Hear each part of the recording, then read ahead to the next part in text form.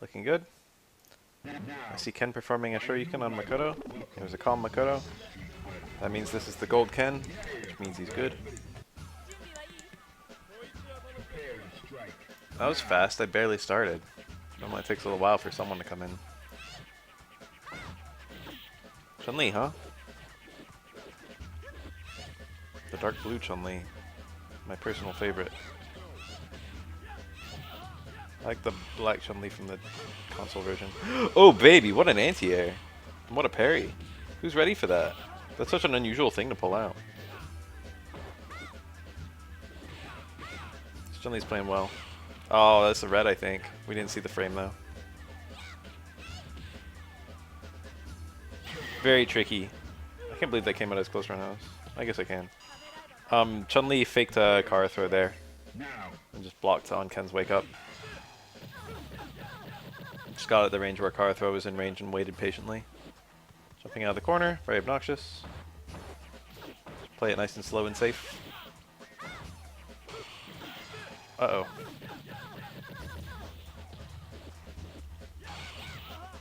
Missed the jump cancel super. That was very important for a comeback. Now she's probably just gonna wait till round 3. Yeah. Got whiff punished actually. Very rare. Hi everyone. Okay. This could go either way. Oh, what a fort. I know that Ryu and Akuma can neutral jump. They can parry the last state neutral jump hard kick and it hits in time. Can Ken not do that? Or is it just hard, or what's going on there? Maybe you don't get an optimal punish on laning. Because I know you have to get like an on the way, you have to get a very high connect jump around house. And Ken's, I think Ken's close normals are a little bit slower than Ryu's. I don't know, because he's got the TC. But Ryu's like close heavy punch is fast as fuck, I think, and his crouch heavy punch too. Very nice. He didn't cancel. Was he afraid because it wasn't point blank? It might have fallen out if he did light DP, I don't know. Ugh. Right when she got the super.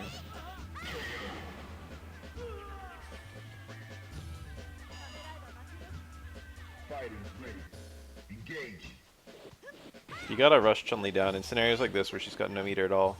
The risk reward is the most in your favor it'll ever be. So you gotta go kinda hard. Chun-Li's hard to approach though. It's not like her neutral's bad when she has no super. Her neutral's no different. Apart from the fact that she doesn't have super punishes. Her super gives her a win con, but like she still beats like probably almost the whole cast in neutral in terms of like ability to land hits. It's just the hits aren't very strong.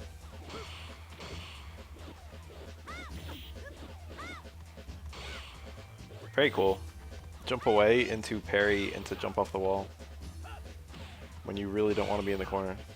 Into your parry into stand jab. Should any players be like. Tricky. Even if you parry that, it's not really punishable. And it's a left-right mix-up because Chun-Li can walk and get on either side of you. Ironically, the 2-frame jab is not that big of an issue. That being said, we've already seen it landed twice this round. She can cancel it to super, but that's the only conversion from it. And it's, you know, it's not a horrible normal, but just light normals are not that strong in third strike, I feel. Most characters are kind of riding their mediums. Or in some cases, their heavies. Very nice. I like confirm isn't bad. That was an air throw, I think. Wasn't it? Or maybe it was a down fierce, I didn't see it. Early air throw is good if you really want to land it. The longer you take to do it, the more likely you're gonna get hit out of it. Prepare to strike now.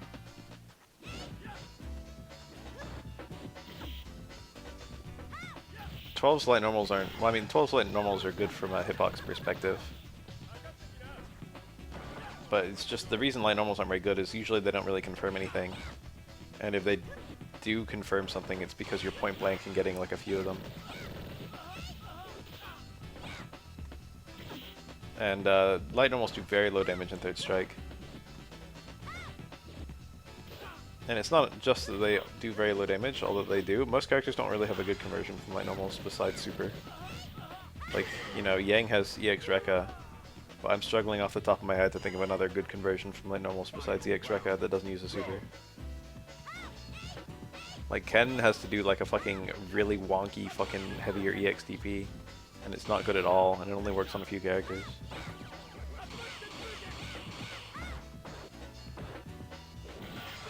If that's regular Tatsu, it's possible Chun-Li can get an air throw between the hits. She can definitely get some kind of normal between the hits. EX Tatsu, I don't know. She just took all the parries instead, which is, you know, not a bad decision. Nice, great confirm. My kill? Wow.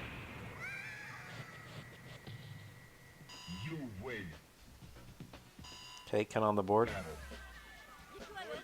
Ken versus Chun-Li is not really that bad, if I'm being honest. Decently entertaining matchup. Oh, beautiful. Went for the double DP. Dropped it. That was one of the starters double DP works for in this matchup. Low forward, light DP. You don't even have to be point blank. Wow, the double parry. What a read. Was he reading, for double DP again? He might have been reading, Azanshu. I think they have a pretty similar timing. Azanshu cancel and a fireball cancel. I think to do that, though, you have to miss out on the punish of, like, a non-cancelled button.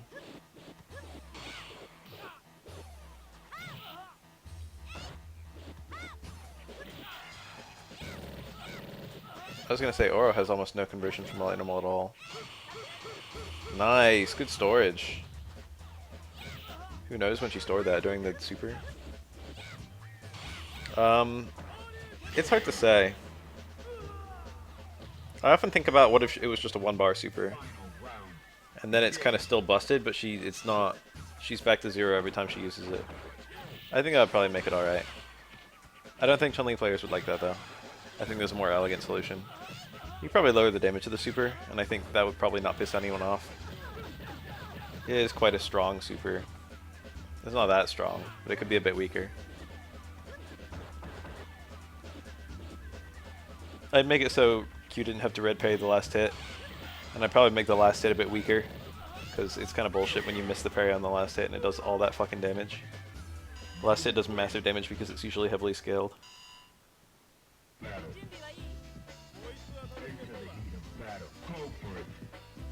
I think her normals is the actual problem, but they're only a problem in some matchups. It's okay for her normals to be strong, they should be strong. Beautiful. Oh. Chun-Li isn't very good at that kind of punish. You have to use bird kick, which you know, probably won't have charge for. Beautiful! Oh, nice.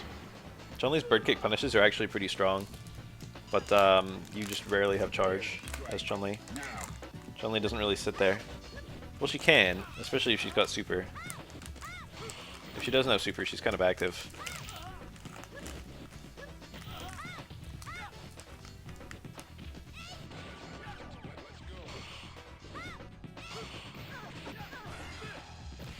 Was that an attempted cancel into your legs?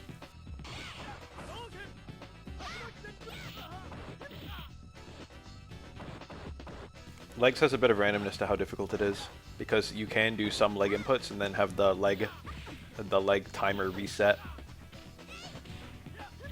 So it can randomly take as many as fucking 9 button presses if you're unlucky.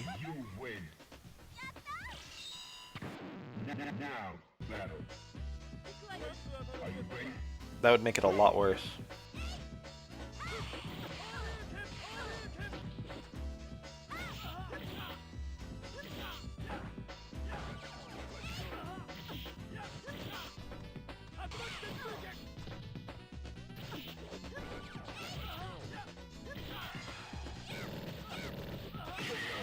We need something that makes Chun-Li more fun. A really good example is the Forward Strike made it so that the EX Kikoken, they just took EX Kikoken out, and then made it basically EX Palm from SF3 to an EX Palm where they bounce off the wall. And that's really cool because Chun-Li has fun juggly stuff with the air down fierce and whatnot. The stomp.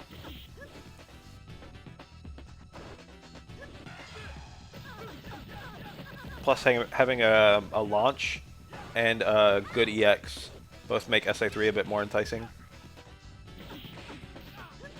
It was a very good change to make her more fun. Final round. Go for it.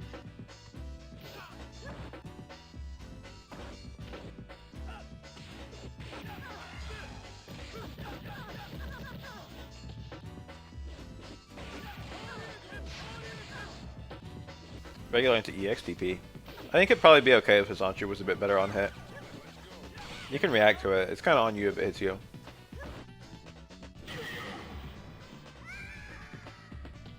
It's so vulnerable to a parry. Prepare to strike. Now. I think it's okay if it's a bit rewarding, but I don't want it to go into like low forward. Maybe low jab.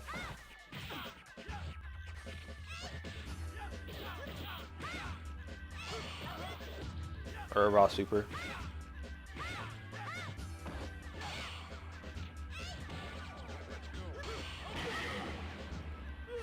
Very tricky. Prepare to strike. Now. What a whiff punish.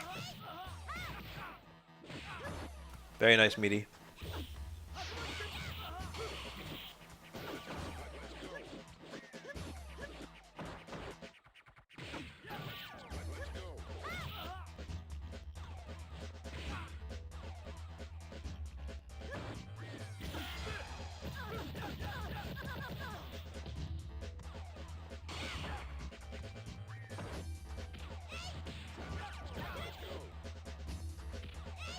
Stored the lightning legs in the throw and then the dash. That was very sexy. Now. You could just do that on any throw. Ooh, fun matchup. Prepare to strike. Now.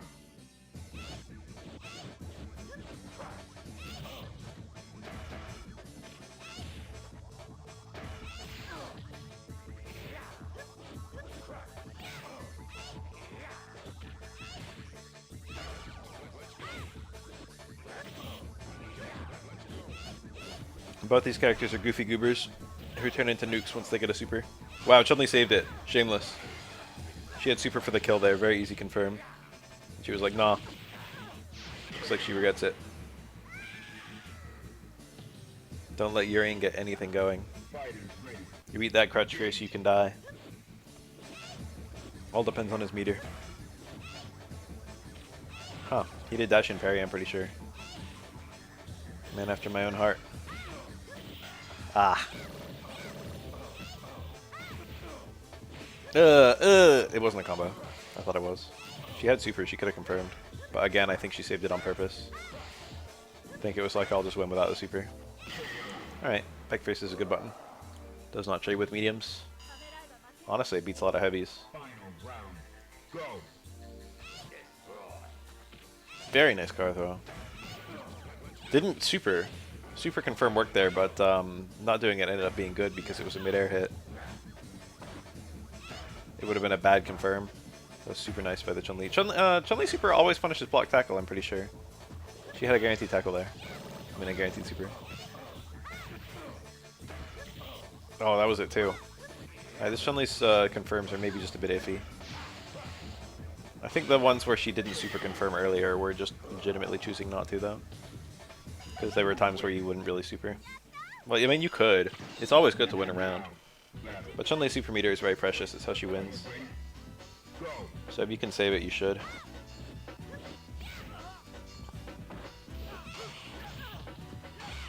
Okay. Okay, that's a Chun-Li punish right there. A bit sad, but you know, you take it. Wow, double DP, he got it. Nice confirm. I don't think he could get point blank there. Maybe he could. Does Chun-Li have any use for EX moves? EX key Koken prior to a super makes the parry mildly harder if you're going for a chip out. EX legs probably has some kind of situational use. I think both EX legs and EX bird are iffy wake-ups. Neither one's great, but both of them kind of can work. EX Legs because it's really fast, and EX Bird because it has some invincibility. EX Bird is the better one, but both of them are kind of not very good.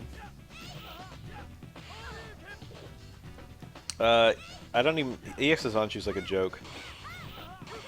Honestly, EX Kikoken's like a joke too. Some of these EX moves aren't that great. But, you know, she's got a good super. So it's not a big deal.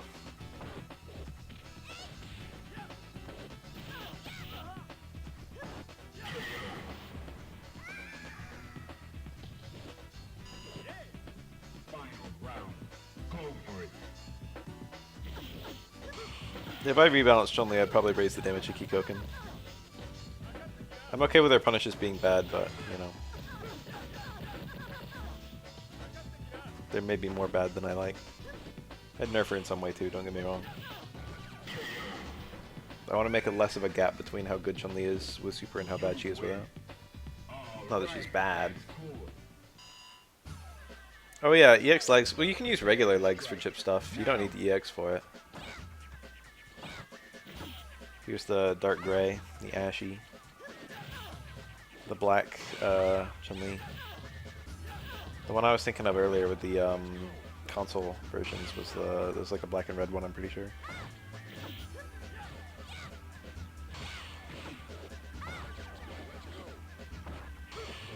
Very nice. The thing about crouch jab is it can be parried high or low, so it's very vulnerable to parries. You don't like it when either of your opponent's guesses work.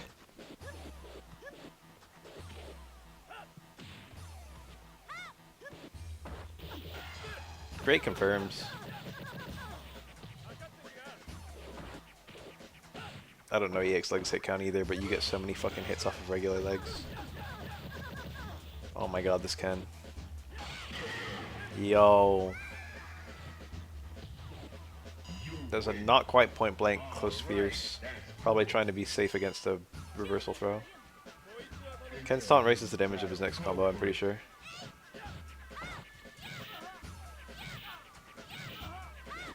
It's tricky because there's like 3 different kinds of raised damage kind of taunts. Some raise the damage of your next hit or throw. Some raise the damage of... Wow! Chun-Li Dizzy without super is kind of rare. Chun-Li Dizzy is in general rare.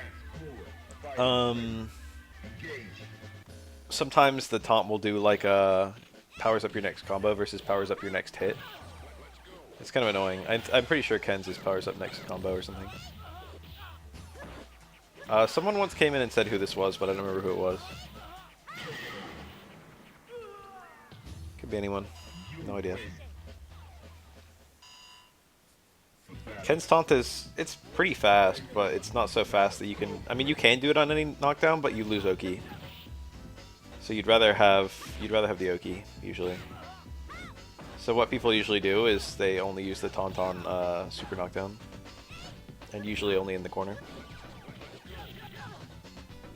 Then Evash. Ken's got one of the better taunts in the game. Nice. What's the chip out? Oh, delayed universal overhead. That would have been pretty unsafe on block, but you know, what's Chun-Li gonna do?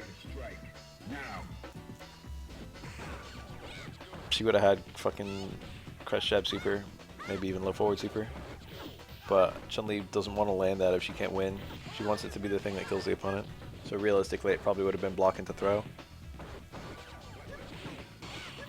Nice.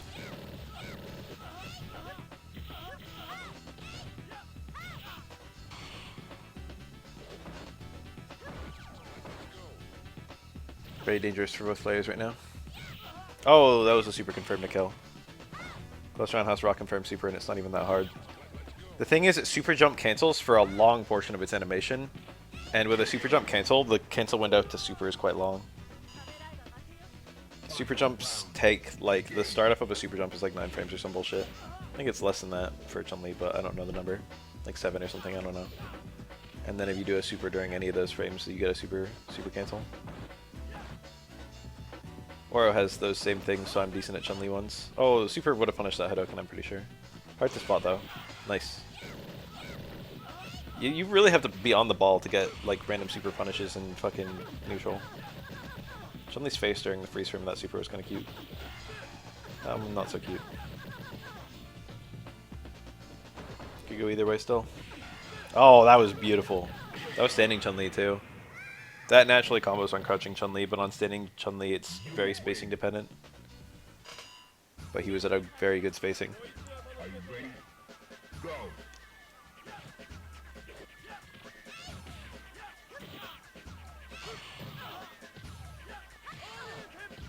Holy hell.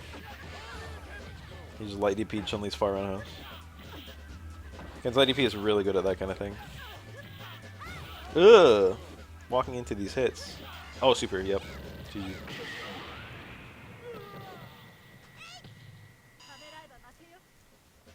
Ken tried to get a whole bunch of hits while she was... She tried to kind of rush her down while she didn't have meter. He walked into a lot of stuff, but also landed a bunch of stuff. Nice. Kakatiki, now there it was. See, he gets the super knockdown in the corner, so he taunts.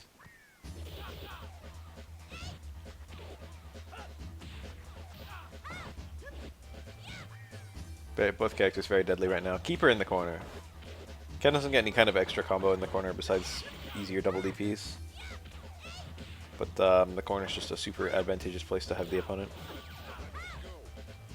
Too low short since the super worked there, I think, but he only did one low short. Very scary. Yeah, hits like that. Ken's lucky that she didn't super there because it would have killed him. Well, it would have almost killed him. She got a confirmed low forward and didn't seize it. That's the annoying thing about Chun-Li. An annoying thing for Chun-Li is that you live or die based on like random single hit confirms you've got to hit. And it's a fairly easy confirm. It's not free, but if you drop it like right there, you take a lot of damage. I'm surprised you didn't super. Nice, good storage.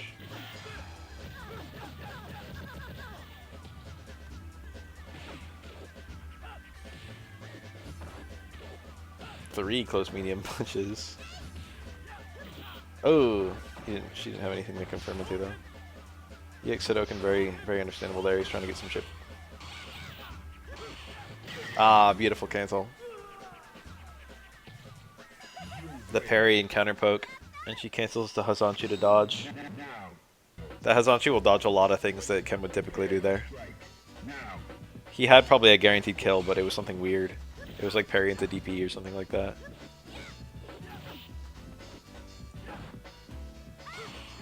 Really? You can get all of them? I thought you needed to already have at least like one or two. I guess if they parry it, yeah, the window is a lot longer. I never thought about that. If they don't parry, the cancel probably doesn't come out, but if they do parry, you've got lots of extra time to hit the button. Chun-Li's bullshit. At the very least, back fierce is actually not a super reliable anti-air. The opponent can beat it coming in, or at least trade with it.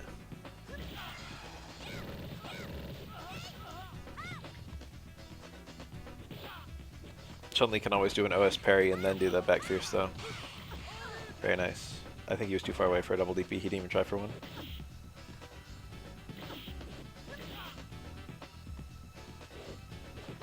Ugh. She won. She didn't have a super when he ate that one low forward. Ken with a lot of meter. That meter's dangerous. Oh! I don't think she can rock confirm Stand Strong in any way.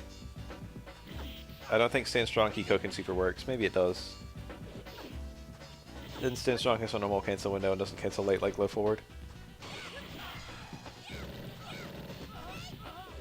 This is very deadly, yeah. Ambiguous left right. Landing legs was very strong there. You can always do the OS parry there, but there's always the danger that Chun-Li ends up on either side then does low forward, which blows up the OS parry.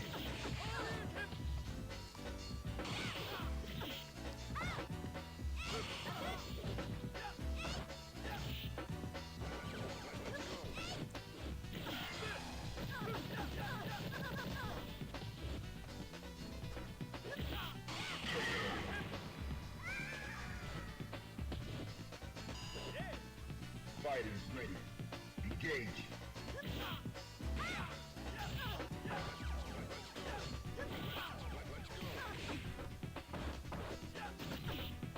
The parry attempts. Wah! Crouch Fear starter. I have no idea how that compares to close roundhouse or fucking back fears in terms of damage. I got no clue at all. People almost always go for close roundhouse in that context. I thought that close roundhouse into super was the strongest starter for Chun-Li. Now. So seeing Crouch Fierce is pretty unusual. Crouch Fierce should be a lot easier since you have to do the super jump cancel for close roundhouse, but most Chun-Li players can hit that like 90 to 100%. Most Chun-Li players don't fuck that up.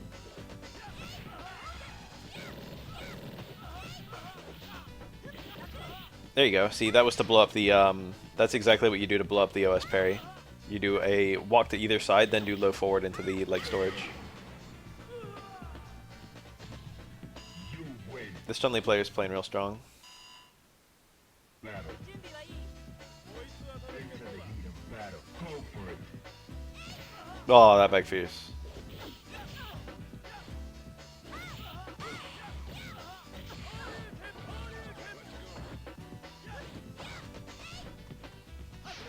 Ooh. He failed to catch her. Knee bash. You need like 4 or 5 hits of knee bash to equalize the damage of a forward throw. Wow. 130 versus 120, what are these mythical numbers? People usually give damage in either pixels or the training mode damage values, which are extremely inconsistent. 130 versus 120 sounds like it's the actual fucking numbers if you like dig into the code. Oh, that's a Chun-Li punish. You almost never see those. Also, holy shit, that whole sequence. Oh my god. What a wash. What happened? We gotta see that again. So Chun-Li has decent punishes if she has charge, but Chun-Li rarely has charge. But here's a scenario with a Chun-Li charge punish. You can see the damage wasn't horrible. I think she actually could have done a bigger version too. And then stomp down Fierce into fucking juggled stand roundhouse was super strange. You can actually do a Kikoken cancel there, or Kikosho. That's one of the little weapons that Kikosho has over SA2. SA2 doesn't work there, but Kikosho does. There's some fun stuff Chun-Li can do in juggles with Kikosho that simply don't work with SA2. Kikosho's not useless, but you'd rather have 2 stocks. If Kikosho had 2 stocks, I think there would be a decent number of people who would pick it. I think SA2 would still be better, but it would be like more of a toss-up. Oh my god. But Kikosho having 1 stock really sucks.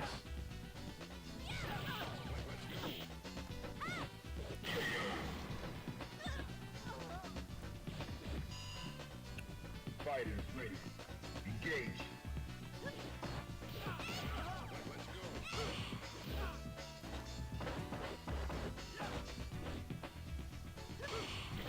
Ah, very nice.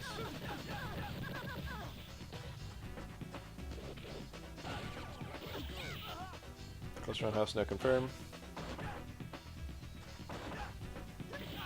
Nice.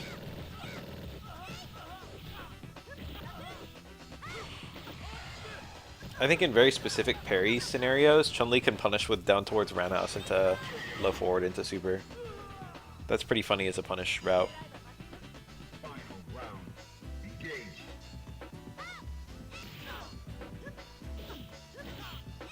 Jump back light kick, I think. Very cool. Or maybe medium kick, I don't know Chun-Li's buttons, I don't know if they're the same hitbox. Same animation. Oh, she got the combo.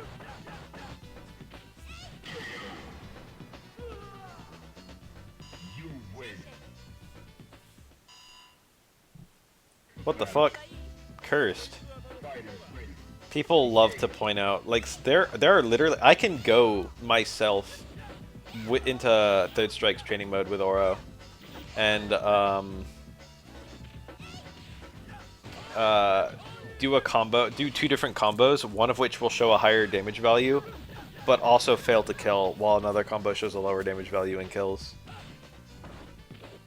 The numbers that they give you in the Third Strike training mode are just bullshit. It's very strange.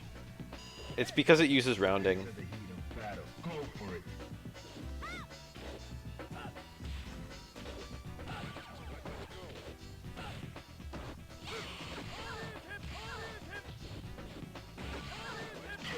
Very nice.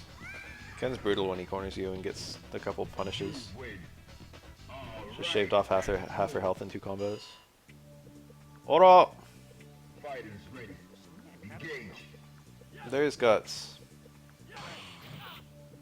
I think the damage values do change for Guts. Like, it shows you different numbers if you do, what the fuck was that? I don't like it. Good punish by Ken, holy shit. Stand forward is typically a very good poke in this matchup, so is low forward. Aura doesn't outpoke Ken, but he can hang. I guess he kinda outpokes Ken. Ken can combo pokes into SA3, and Oro doesn't have anything like that. Are you ready? So that makes parries more rewarding for Ken in a poke war. Ooh. Or attack the throw, but he was outside throw range. Or throw range is okay. I think it's a bit small. With Kara throw, it's kind of better than average. Double jump was a bit awkward. Rebalancing is an interesting poke. Most Oro players don't pull that out. Yeah, you can I think Guts takes place when the health bar changes color. So it's actually fairly easy to tell when it's happening. When you get below like 3/4 health, your health bar turns orange.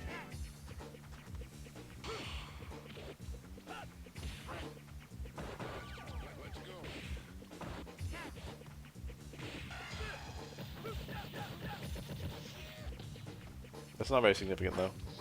Super? I would. I don't like that one so much. Oh, super again. Oh, he did it. Yeah, fuck it. Oh, that's the worst case scenario. He dodged everything. If you're gonna do nothing, you're waiting for that specifically, because that's the thing that almost all shadows do. Oh my god! He could win!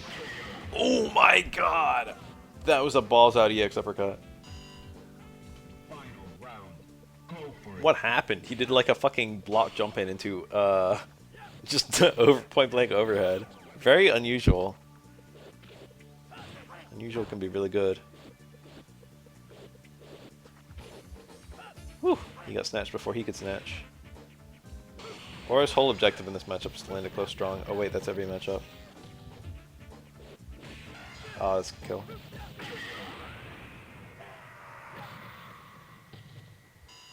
You win. I grind in my sleep. He a real one for that. For real, for real. That's funny.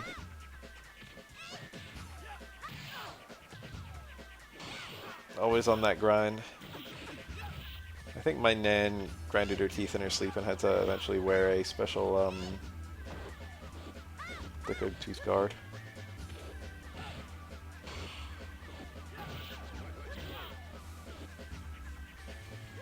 That sounds kind of annoying. When I was a kid, I had overbite, and I wore braces. And then I got my braces out, and they were like, wear a retainer every night.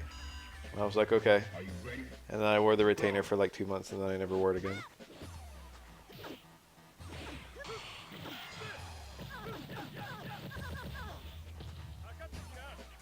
Who here also doesn't wear a retainer? I never see that. I think the EXDP does do more damage than another light DP, but it's like very negligible. But in scenarios like that, where you just want to get as much damage as possible. Are you ready? Go.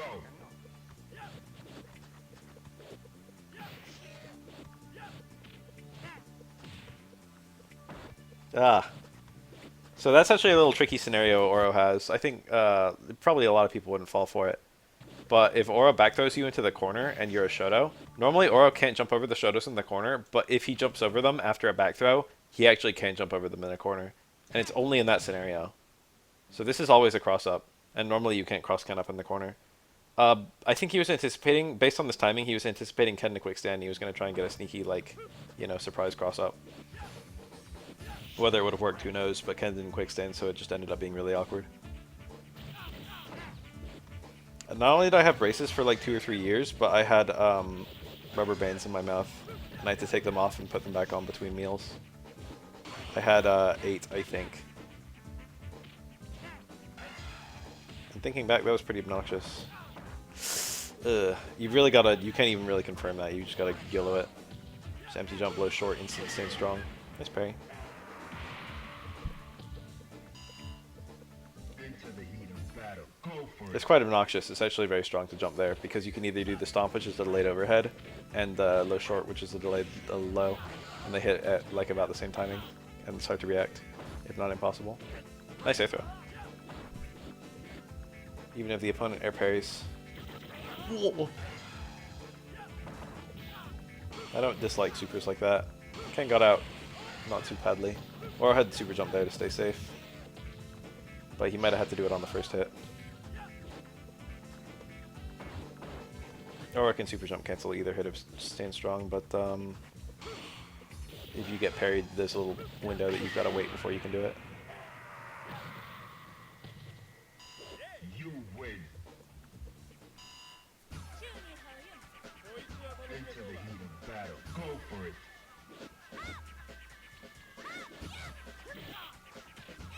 Thinking back on like being in middle school and like swapping those rubber bands, it's like, how did I do it? I feel like my life is a lot easier now than it used to be when I was in like elementary school, middle school, and all.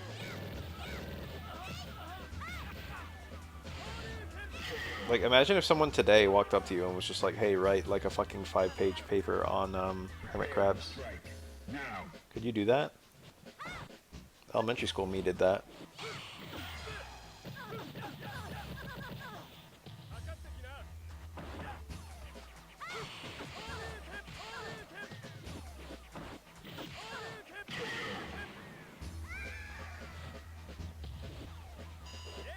All right. That's cool. Final round. Go.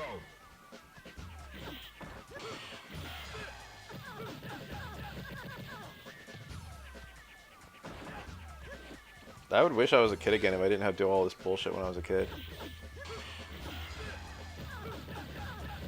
I miss school one bit. School took up like my whole fucking life. It was like 8 hours a day, 5 days a week, and then also like fucking homework. And fucking projects and essays and shit. It's not like you just fucking... I'm glad my fucking career doesn't assign me homework. You win. Are you ready? I only have to write, like, every now and then I write down numbers for my job. Every now and then I, like, write down a sentence and it's just like, damn, I haven't written, like, pen to paper in, like, months. Ugh. That's unthrowable, but it's a balls out read.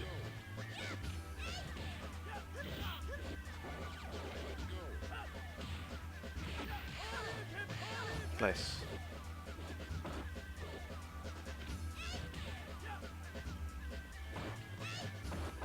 Imagine if you got paid minimum wage to go to school.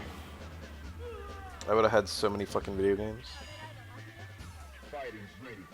Engage.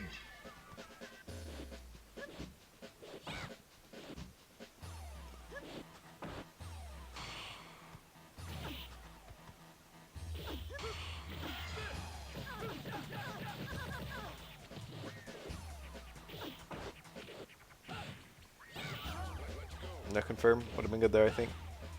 A little bit. No, it's still a winnable round. Now it's harder. It's still winnable. Oh. Final round. Go for it. The first job I had, when I started getting paychecks, is so different. It's so much easier for me to just, like, be like... For me to not care about being there once I'm getting paid to do it. I used to resent, like, being made to do various things, you know, like go to, like, events or go to school or whatever, growing up.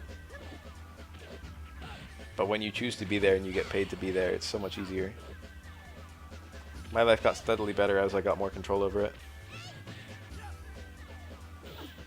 Once I had a car, once I had, like, you know, a job. You win. Prepare to strike.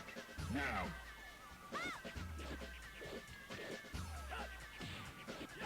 Just going from, like, being a kid and getting $10 allowance every fucking week or whatever. I don't know what kind of allowance kids get these days. I wonder if 10's still a lot. 10 was a lot when I was a kid.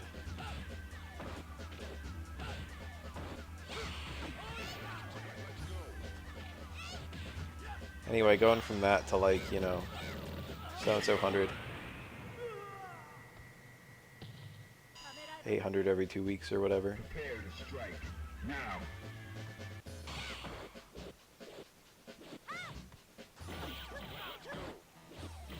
So different.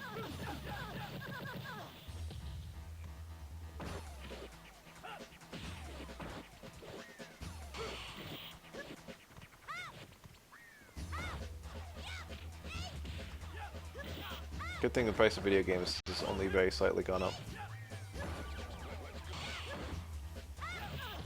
Damn, imagine like a fucking Humble Bundle and shit for like children nowadays. Imagine getting like fucking $10 allowance and you can buy like 3 video games. Because of fucking Steam summer sales or whatever. Kids have it good. I mean, they kind of do, but they kind of don't really, because even when I was a kid I was emulating. So it was kind of the same. Are you ready? Go. $700 allowance. It's like a fucking career, dude. Nice, double DP, he got it. I get those like 1 out of 5 or 1 out of 10 or something. I'm not very good at them. Granted, I don't play Ken. Fighters ready. Engage. Nice punish.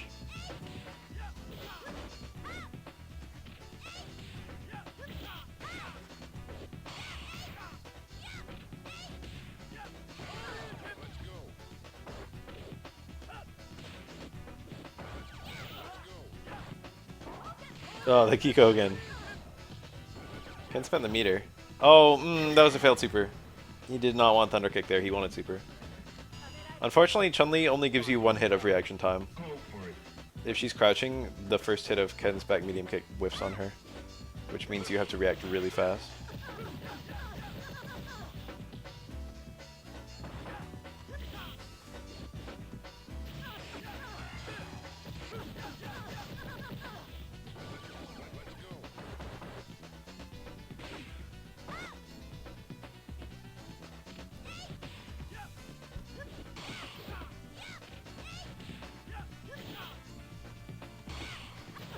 Wow. He met her midair again. Ugh, aggressive. He was in a pretty tough spot if that was parried. Very rare, very unusual to parry at that timing. Fighters ready. But the super punish was either going to kill him or leave him in a position where Chip was a threat.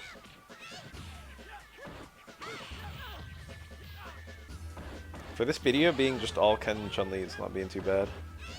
These players are both pretty entertaining. At least in skillful gameplay, and that's what matters. Still better than Yun versus Chun-Li. Are you ready? Go.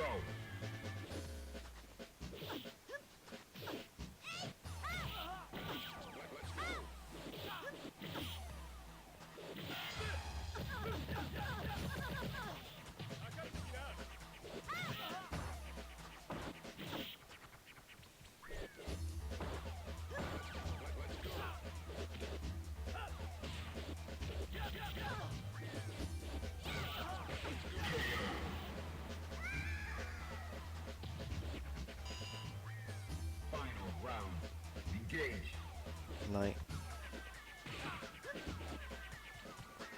I knew 2 or 3 rich people growing up that all had their parents have extremely messy divorces where they both tried to bankrupt each other.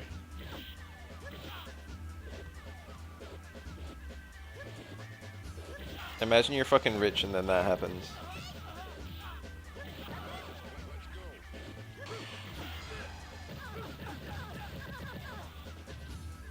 I knew a girl in like elementary school who like my classmates went to her house for like her birthday and it was like a mansion. And it was like one of her several houses. You win. And then I found out that her parents had an extremely messy divorce like Now. a few years ago. Maybe more than a few. Probably like 10 years ago at this point. But I found out recently.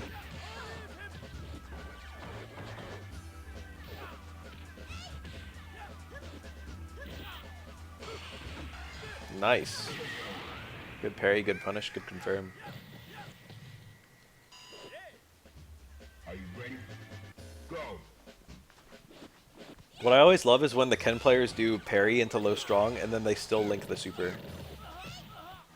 Like, you can just cancel the super in that context. It's already a confirmed low strong. That being said, there's always something like it's just safer to do the confirm, do the link, because it happens later, and just having a second confirm kind of adds like a layer of security. Like maybe your low strong connects, but they air reset out or something. Doing the link super gives you time to maybe pause, whereas if you do a cancel super, you're fucked. Win. Battle. Are you ready? Go. I think I said this before in a stream, but like being a kid and not knowing how much shit costs, and then being an adult and finding out. It's like I remember one time, I don't think it was me, I think it was my brother. We went on a vacation, like a light was left on. And my parents got mad. My dad got mad. And it's like, if you leave like a fucking light on continuously for like, you know, 2-week vacation, you probably spent less than $1 of electricity, probably less than half a dollar. Probably fucking a quarter of electricity. Strike. Now.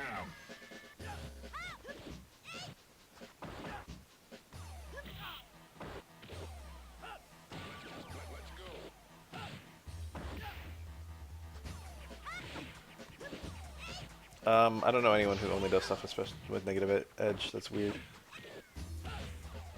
The pressing of the button seems like it would be tricky. It's like, in order to do negative edge, you've got to have a button pressed. Final round. Engage. I'm not up to date on the current price of Oreos. That sounds like a lot. But Oreo boxes are kind of big, so I'm pretty sure I remember them being like 4 at my local stuff.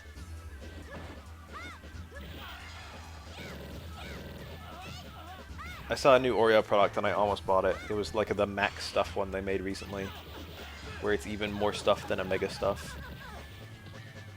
I don't even like stuff that much. I get Oreo thins. But I kind of wanted to know what an Oreo max stuff would taste like. Did he think that was going to kill? He did far strong and didn't confirm. You win. Or maybe it was too far out. I don't know.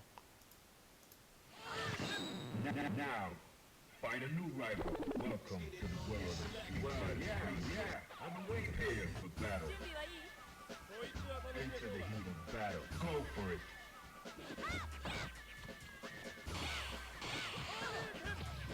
I've had like, I'm that person. Okay, I'm keeping Oreos afloat. You know how Oreo, their whole gimmick is, first of all, they're like a very popular and delicious cookie. But secondly, they introduce flavors where you're so curious you have to try it. You know? It's like, what the fuck does a birthday cake Oreo taste like? I want to know. I'll buy it. Buy 1 box just to fucking find out. That's Oreo's predatory ass marketing. Prepare to strike. Now. Pumpkin spice Oreos? Okay, let's give it a go. I think I liked the mint ones. Most of them I hate. That's the funny thing. Almost every single one is worse than Oreo. Regular Oreo. I think the mint ones were okay. Birthday cake were pretty good. It's hard to say whether they were better. Probably worse overall, but they were interesting. I think there was a red velvet one that sucked. Chocolate, I think, sucked.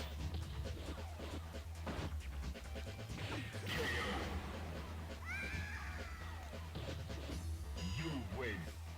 I'm surprised they don't just sell, yeah, like a fucking Cool Whip or whatever, but it's just Oreo stuff. Go.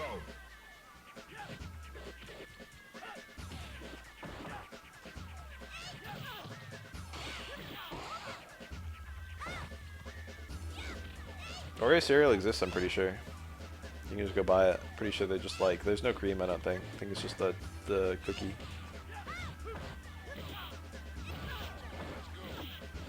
I imagine the regular Oreos are the fucking, I don't know, top seller.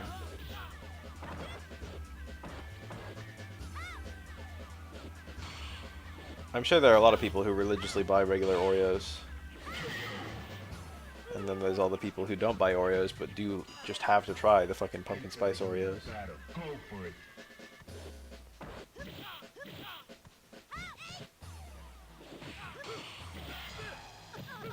I pictured a couple of Oreos in an ice cream bowl and it made me happy. And then I suddenly flashed back to, there's a yogurt land near me. And one time I was in the line and there was some lady, I was like a high schooler at this point, and there was some lady who looked like, maybe like older 20s or like young 30s. But she kind of looked a little bit like a cokehead, and she was with a guy who also looked a little bit like a cokehead. You know? She looked like she was trying to look like a high schooler, but also was like in her maybe early 30s. And she had like kind of like a, I don't know how to call it. The way she was dressed, the way she like her skin looked. Anyway, I vividly remember being behind her in line. Holy shit, what was he going for? He was trying to whiff punish with super, and what he tried to whiff punish ended up being universal overhead. That was aggressive by the Ken. Anyway, I was behind her in line, and she was having her little shit weighed, you know, the way they do it in Yogurtland. They were weighing her yogurt. And she's like, wait, hold on. And she like pushes me aside. It doesn't actually push me aside, but like leans past me. And takes a single M&M mini from the fucking, like, toppings area. And then puts it on her fucking yogurt. And I remember just thinking, like, how on earth? How much was that improved? And also, how much price did it add? Did that add a penny to the fucking cost?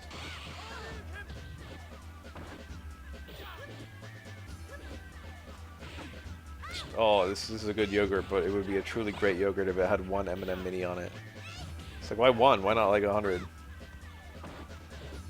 I like M&M minis. I always put them on my yogurts.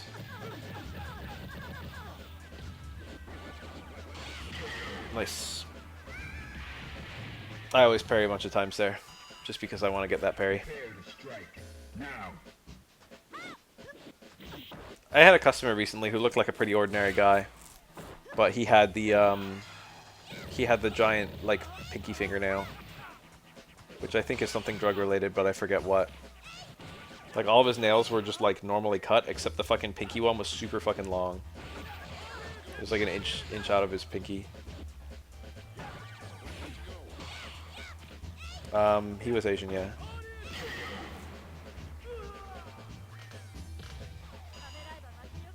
Just looked like a suburban dad.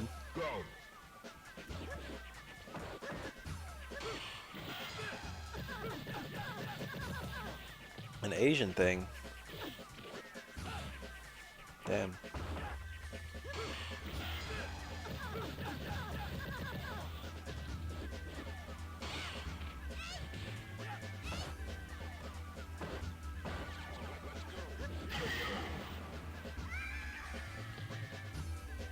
You win.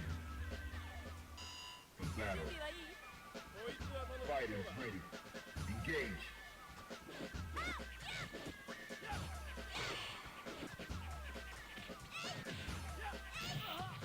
Weird. Interesting. Thank you, Huka.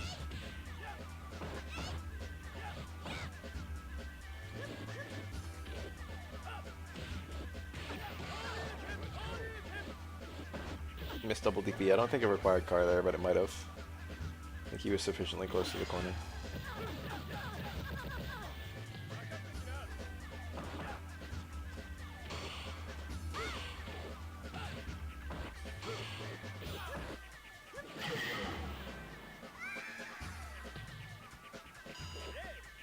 Are you ready?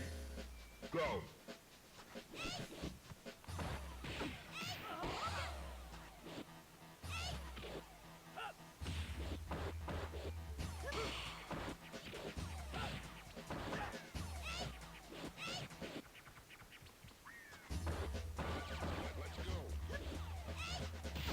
Ah, very scary.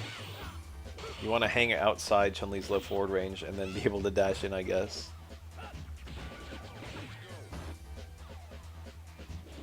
The range Ken's picking is very smart. This Ken player seems real good. I mean, we all know that. Fucking, was that a failed car throw? Or did you want that fucking poke stand forward? That's usually what it looks like when Chun-Li fails a car throw. You get that far forward that sucks. Oof. Technically punishable by super, but very unlikely that Chun-Li would pull it out that fast. Especially from so close. Into the heat of battle. Go for it.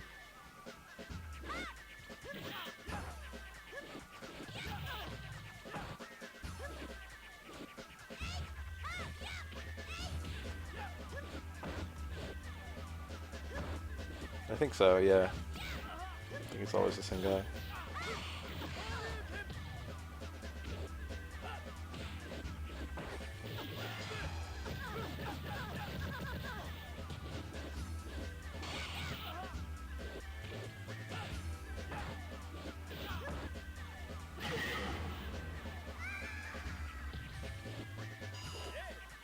Prepare to strike.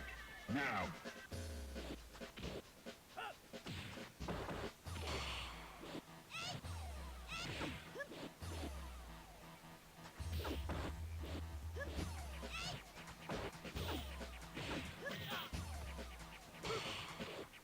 Very nice parry. Wah! There we go. See, there was the close fierce medium DP super that we didn't see that one time.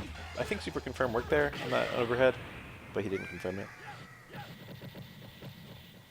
I love seeing that bounce. You win.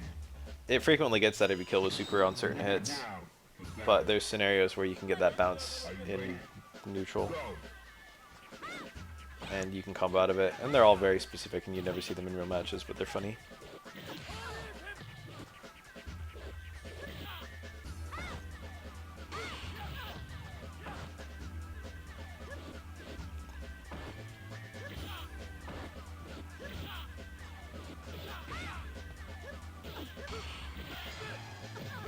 I remember seeing I think it was a Reddit post or something.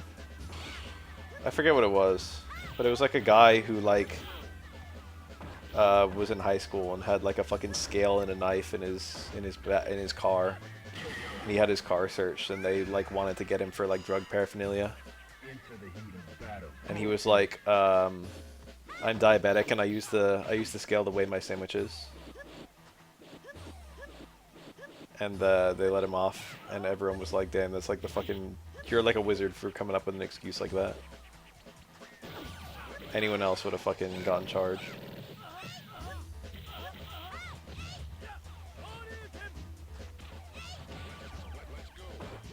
Damn good lie. Oh, nice. Went for a double DP and missed it. Well, in his post he said it was, you know, it was for fucking drugs.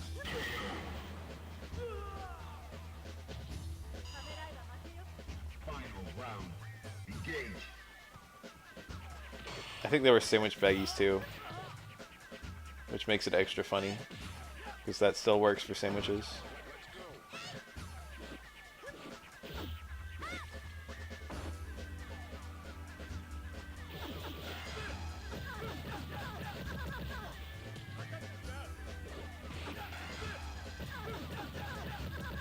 Damn, I haven't had a sandwich in a minute, like a sub.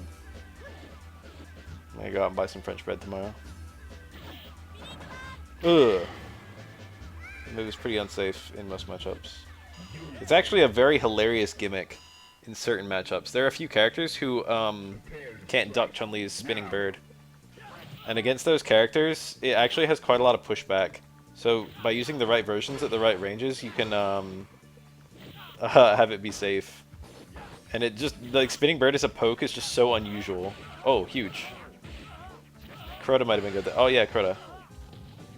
Very intelligent decision. What, the neutral jump? It worked though. All right, that's cool. Into the heat of battle. Go for it. A meatball sub sounds kind of nice. Or some kind of melt. Oh, see, this is what I was kind of thinking he would try the last time. And he actually did it this time. I was thinking like an early, like the jump and stomp gives you the wrong number. And I was thinking about canceling the super early. He missed it. He went for close forward into uppercut, I'm sure of it. And he only got the close forward. What a dominant round, though. 2 dominant rounds. You win. That's like, that's how you cash out in that context. Prepare to strike. Now. That's like your optimal damage in Dizzy. I do that myself. It's light Tatsu, huh? Like a fucking SF3 can.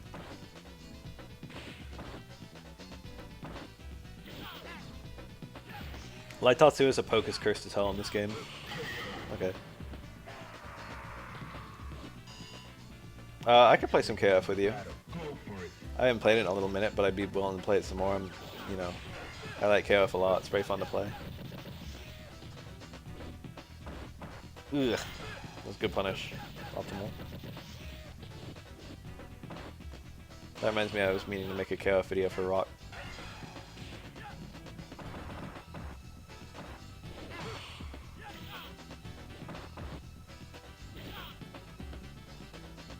Different depending on the character you pick.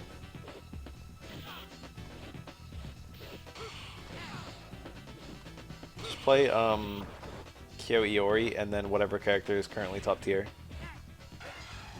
Scores at the beginning of the match.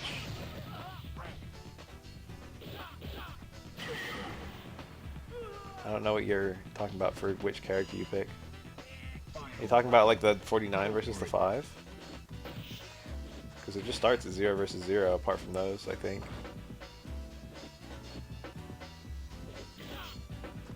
Alright, scores reset every round. That's not based on which character you pick, it's based on win rate. That's how the game keeps track of who's got wins.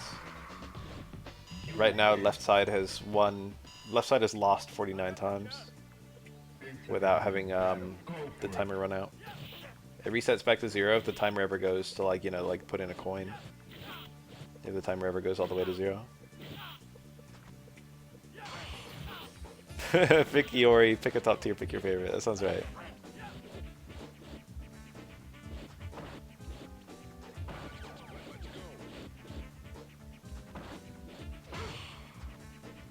Iori seems okay in this game. He's definitely not the beast he typically is. Iori's like almost always top tier.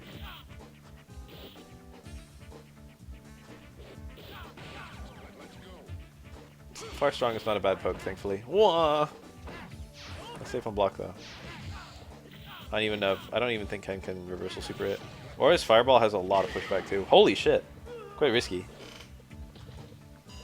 But tricky too, because if Ken parried early, he couldn't parry late. And parrying early, that was when you would typically do that there. Air throw, but it failed. Reacting to someone's jump with a jump of your own and going for air throw is something that's very effective in SF4 and SF5, but is kind of shitty in this game. You kind of want to leave the ground at a similar time to them to get an air throw off.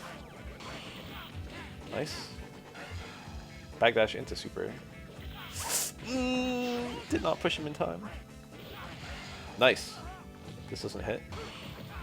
Yeah. All right. I don't like that. Good shit. Love me some more. Win. Battle. Into the heat of battle. Go for it.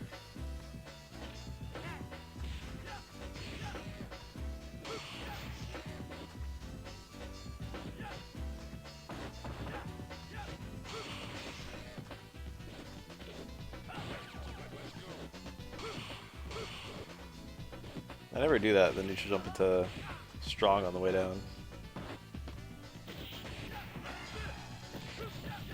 Damn, did you find the bod?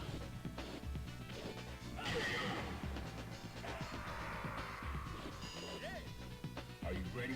I'm gonna see some Necro and some Yang down the line. Where are they? Oh, I don't see him. see Aura, Chun-Li, and Ken.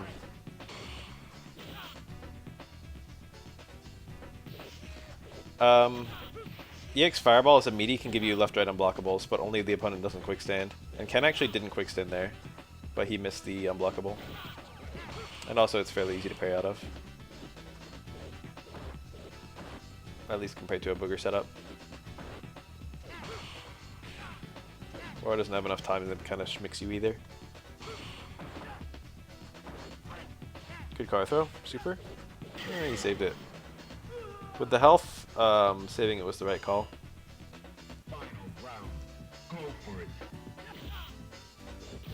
At the same time, Aura really doesn't need all this meter. You kind of just need meter until you have at least like 1.5, and then your meter doesn't matter anymore. You can start wasting it after that.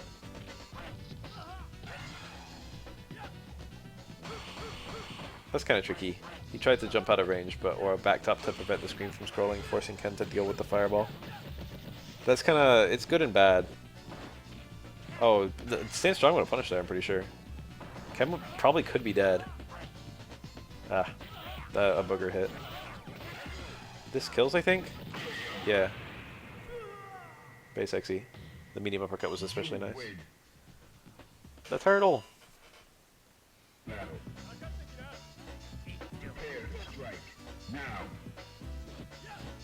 Usually people juggle roundhouse there, but medium uppercut's a little bit stronger, and also, I think, faster. Nice, the double low poke. Oh, that was low parry into Stand Strong. Ugh. A little awkward by Oro and Ken. Yeah, empty jump into low parry on landing. Very common because Strotos make you land into low forward. Double jump wasn't horrible. Wasn't great though. He got out. I do that all the fucking time. Dash in into dash out on wake up and then far forward. It's very good as a kind of poke, as a throw crush. Oh, close forward. This is a hard knockdown. What was that? Very late low meaty. That's nothing wrong with that. A lot of people wake up with a low block into high block. That kind of stagger timing. But it kind of seemed like he lost like Oki time by like only going for the low late, you know what I mean? Like he could have had 2 mix-ups, but he only had 1. But in order to get that kind of delayed low timing, you gotta do something like that. It wasn't horrible, it was just, you know, didn't pan out. Okay, really good anti-air. That's what top level anti-airs often look like. Fade away into low poke. Surprisingly effective against everything. You gotta be kind of discerning though. You need a very discerning eye for anti-airs in third strike. Nice low tech. Low strong as a poke, you don't see that one too much. Super jump out typically there. He chose not to. Oh, nice car throw. Super. Yep. Alright, get some kind of mix. Alright, the mix did not pan. Ugh, don't cancel. Don't like it. Nice confirm. Mora's dead. I'm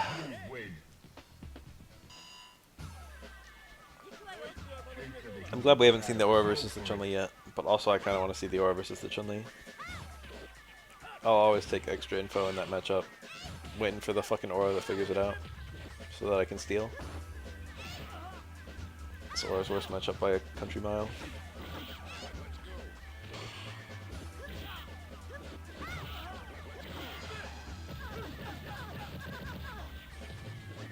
Lead universe overhead. Aw.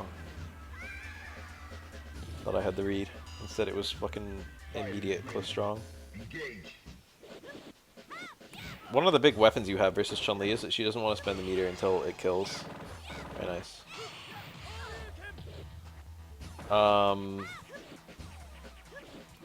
So if you've got like a massive life lead, like 60 or 70% versus like 5%, even if you can do unsafe stuff and she won't punish you with super because she wants to save it.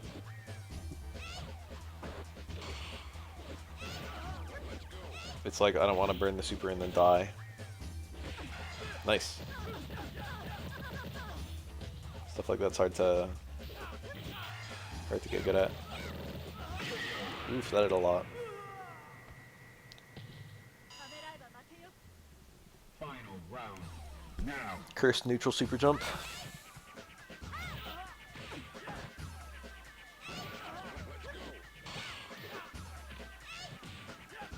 Here's a fun change. If I rebalance this game, I'd make it so Chun-Li could dash cancel the last hit instead, like fucking Makoto. And you have different juggles.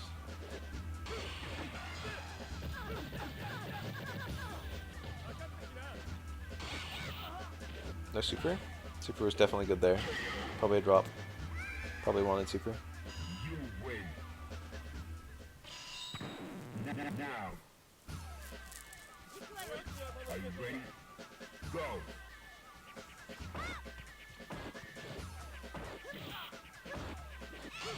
Yeah, very good.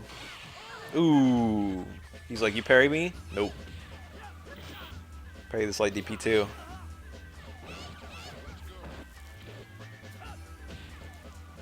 Ken's light DP is so good.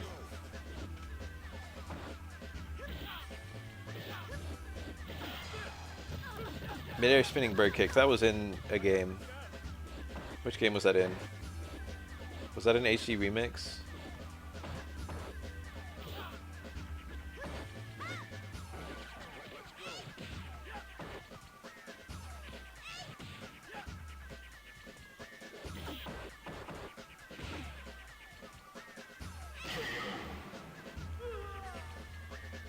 I feel like there was a game where you could only do mid-air spinning bird and it couldn't be done on the ground. And so every time you did spinning bird, to get like a spinning bird on a grounded opponent, you had to do like an instant air one. It was some bullshit. I like remember that, but I can't remember what game it was.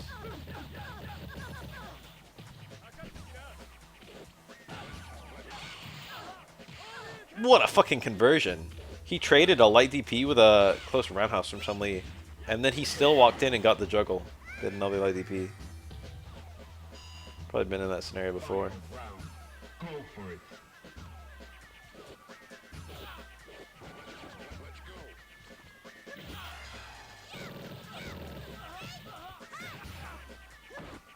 EX Uppercut Booger, I know a couple setups versus a couple characters, but the vast majority of the cast I don't know what to do.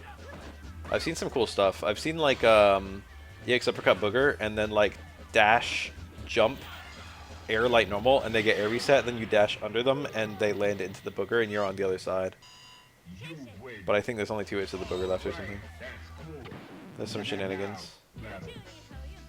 There's also that dash, it's like dash neutral jump late roundhouse coming down, and then EX fireball as soon as you land, and then you get like a hard knockdown into an EX fireball unblockable, which are not that great, but it, you know, is something you can potentially work with. Or has a lot of really weird unblockable setups if you lab. I was in a match recently, I think. A Fightcade 1. Who was I fighting? It was like on that recent stand when I was playing Fightcade. I did a double booger setup. And someone was like, what the fuck was that? Oro has like free unblockables if he uses 2 supers, but normally you'd prefer to use 1. But in almost any Oro unblockable, you can just do 2 supers. And that makes the setups a lot easier, and also more reliable and also stronger. It's like bounce them off a booger and then instantly do another super. And then that gives you a hard knockdown and like, you know, 7 hits of fireball to work with. Although they're kind of hitting at the same time, so it ends up being more like 4 hits of fireball. Which is still more than you normally get. The sub. Here we go. SA2 versus Chun-Li. That's the new school. What is this? There's a psych out tactic. Trying to make him think he wasn't playing. Look, what the fuck? Huh? I didn't know you could do that. She just raw fucking low forwarded under the fireball. I thought that required Chun-Li to hit you.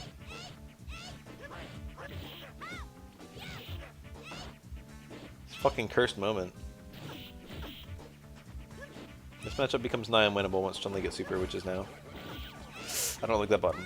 Far forward in this matchup, Chun-Li ducks, and her low forward goes under it. And her low forward can clip you, and if her low forward clips you, you die. When Chun-Li gets super, I only poke with like low forward. He's making it work though. Don't throw fireball. Jump back stomp I like. Just build some meter. Not too much of a risk. Oh! Was that a car throw? That was a great parry. That was like the dream parry. He's really making far forward do some work. Super here's good. Yeah, he did it. Worst case scenario. Into the heat of battle. Go for it. Ah, there he goes. Back fierce. That's good against Dora's pokes too. Ah! No super?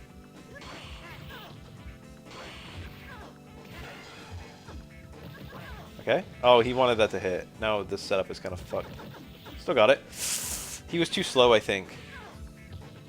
Why not the juggle? That was nice, though. He played that super well. Final round. Now. Okay, okay. This Chun-Li could be crouching a lot more, and I think she'd be doing better for it. I feel like Chun-Li can just super out far forward. There are other characters with worse supers that can super that on reaction. Okay. Very nice blocks by the Chun-Li. I'm pretty sure crouching Chun-Li, the overhead just whiffs. I could be wrong. The instant overhead, I mean. Ugh, that was a super confirm. That kind of back fierce. Yeah, uppercut super. Oh, it would have worked actually. That looked like the who's that? Who? I don't remember who it was. The Chun-Li player. Ricky Mara or something. It was like the fucking there's someone who like MOV. There was like an unusual wake up. It's MOV where you block for a few frames then hold up forward. And it blocks meaties and dodges throws. It looked like that's what the aura did.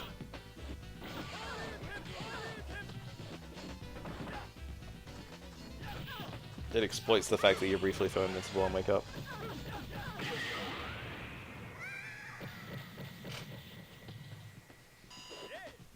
Prepare to strike.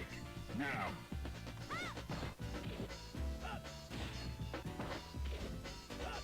It's a very top level wake up option. Very nice.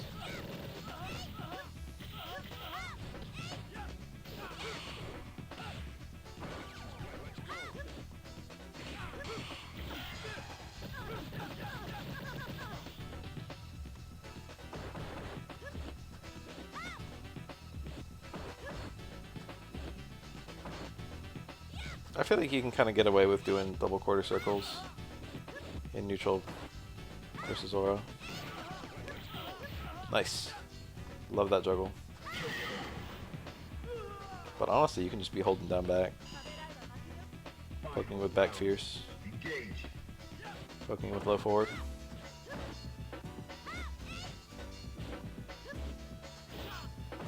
It's like any given one of Chun-Li's pokes is hard for aura to deal with.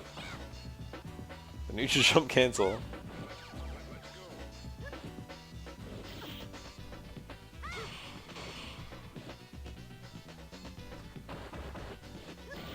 Nice. He had like almost full HP and now he's down to half. Chun-Li lands one hit on you and she just kills you. Oh, GG.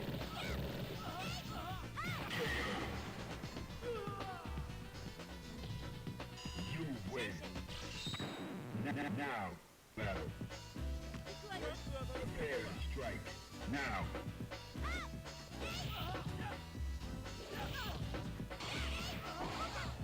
Very nice parry, very nice punish, very nice anti-air.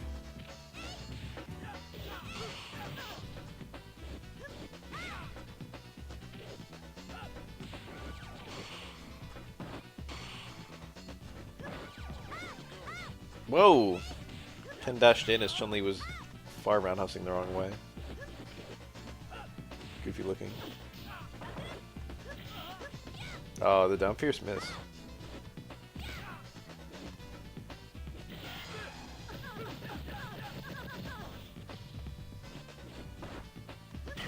Nice. Meet in midair. Low risk, high reward. Fighters ready. Engage. It's not so low risk. I guess Ken could have done like an air EX Satu and just killed her. But, you know. She was at low enough health that any sufficiently good read was death. Nice. Good parry.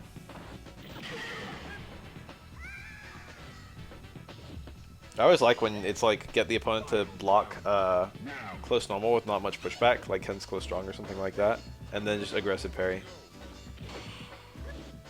Air throw would have been different.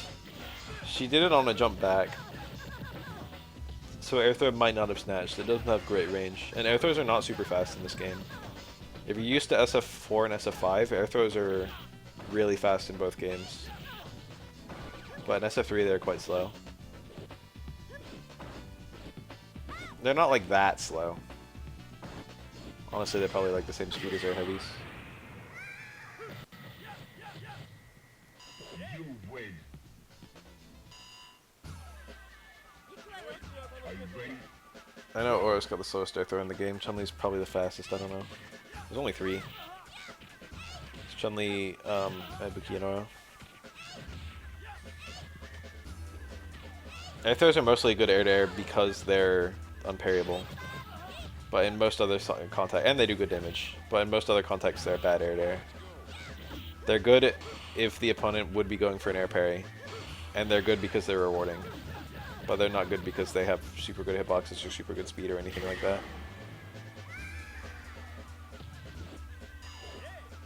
Prepare to strike. Now. I had a comment in my SF5 how to play Kami video, where someone corrected me that Kami does in fact have an air throw. I've had that comment like 3 or 4 times now. It's kind of funny every time I get it. And every single time I'm like, well, she does have an air throw now, but she didn't when the video was made.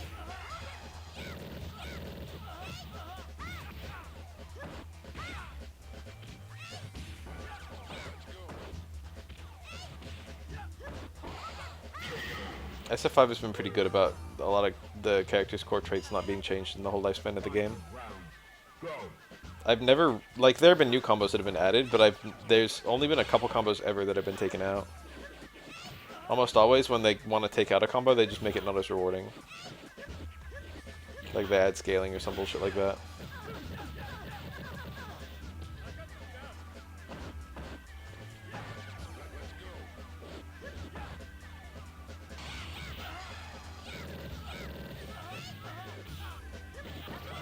There's the OS parry blow up. It's just a good mix anyway. It's kind of a good mix. There's always the possibility, if you, regardless of which side you go to, low parry is parried the same way, straight down. So the real versus fake cross-up kind of doesn't matter if you're going to be going for a low. It kind of still matters because you instantly cancel to lightning legs, which still has to be blocked the correct direction.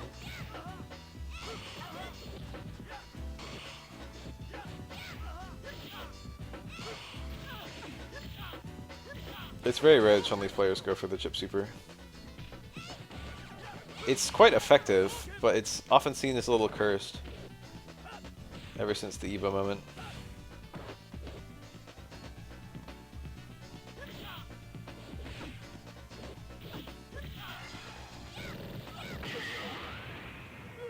It's just because a lot of people have labbed that parry, even if they haven't labbed other parries, just because it's such a famous parry.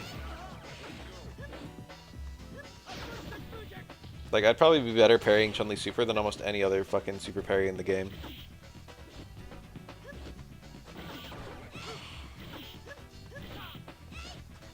And it's not a crazy hard parry. That's something that people often don't mention.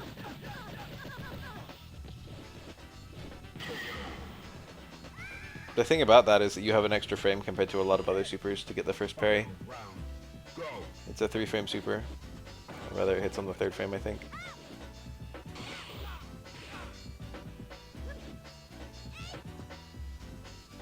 So it's 2 frames post-freeze to get the window, I think. Which is, you know, it's not free, but it's not super difficult. And then we get the first parry. Most people know the timing, yeah.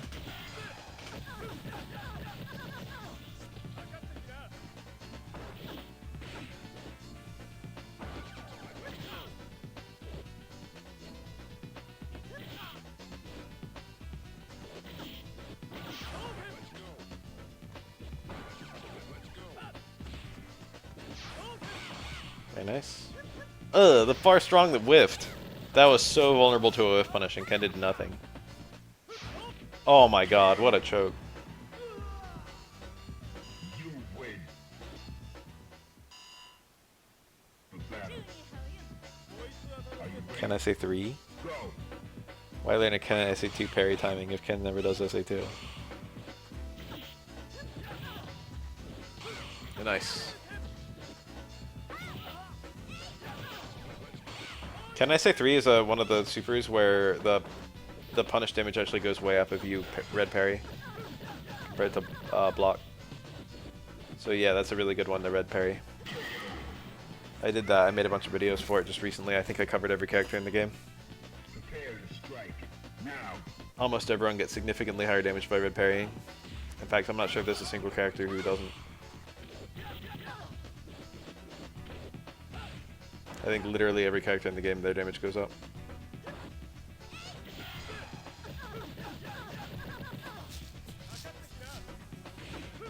Some of them are pretty hard though. So did Dead OS. He like did fade away, low fear, super cancel, and it only barely built the meter. I think that was the Dead OS. Into the heat of battle. Go for it.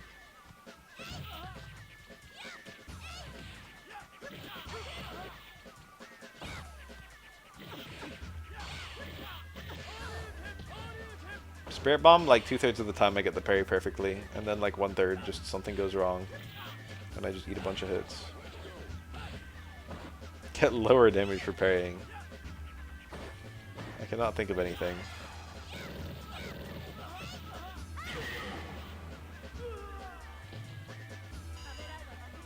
Maybe there's something where if you block it, it pushes you out of range, and then you get a jump in, like Alex SA2. Where you, but if you parry, you still get a jump in on Alex SA2.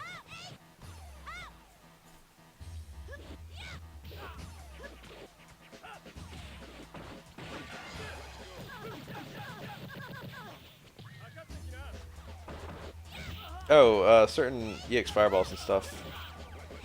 Or certain just point blank fireballs. There are certain fireballs where if you parry them, they're actually fairly safe. But if you block them, they're unsafe.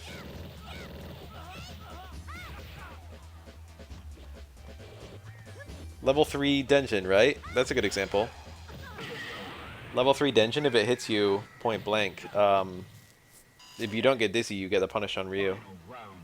Go. But if you parry, Ryu's safe.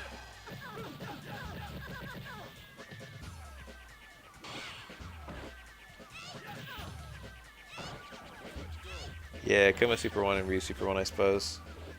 Both of those are technically unsafe on block. It's kind of hard to get a punish on both of them, though. Depends on your character. For both of them, you want to parry the last hit, I think, for optimal punishing. But going for the red parry is kind of scary. Oh!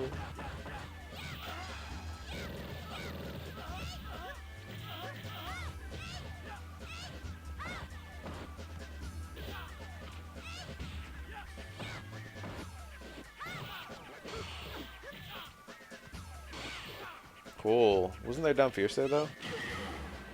Or something? Anything but fucking jump jab. Maybe she parried anticipating EX Tatsu, because that would be a very typical thing for Ken to do there. And if Ken did EX Tatsu, she'd have to do something really fast in order to beat it. Hence jump jab. So I guess that was an intelligent decision. Dudley's mash show that I always forget exists. This is a cool matchup. We got new players. Oh, very nice parry and punish. Very aggressive. This Dudley's playing super aggro. Oh my god. Super aggro. Prepare to strike. Now. Ugh.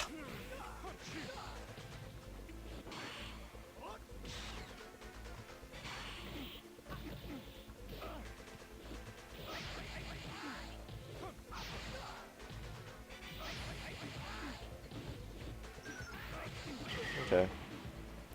Dudley has a decent amount of high execution stuff.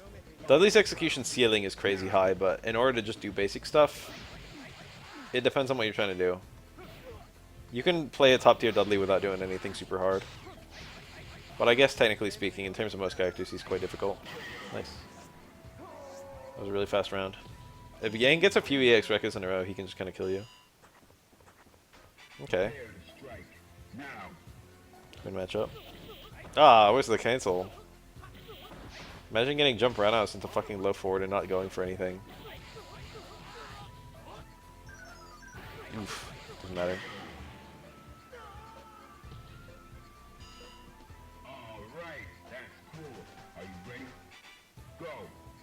That whole round, Yun got fucking half a super bar. Oh, ooh, oh! These dizzy bars. EX Rekka dizzies. Watch out, watch out, watch out.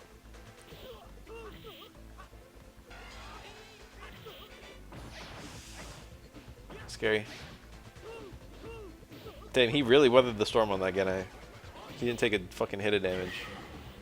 Brutal. Well, it depends on what you count for bnbs. Because I would consider Dudley like EX Machine Gun Blow into repeated light machine gun blows to be a bnb in the corner. And that's quite difficult. Maybe you just call that optimization. You can always just do like EX Machine Gun Blow into towards forward uppercut. Or like one light machine gun blow into towards forward uppercut. And that's not very difficult.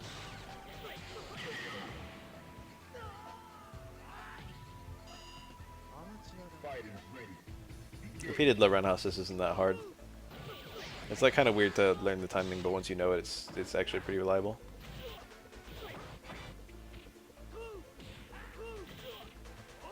Over at the super is quite easy, as long as you piano.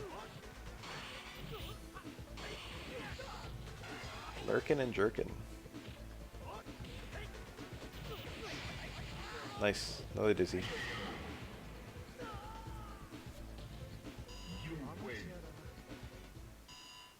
I think Dudley has a way to make it two frame links instead of a 1 frame link. Right? I think he's got a 3 frame somewhere. So you can go into the 3 frame and then link Stand Roundhouse. Which is I think a 4 frame. That 4 frame heavy with decent range was like the fucking cornerstone of Dudley. Stand Roundhouse is so blessed. It's like Dudley's best normal. Yeah, you can get away with not doing anything hard as Dudley and third strike.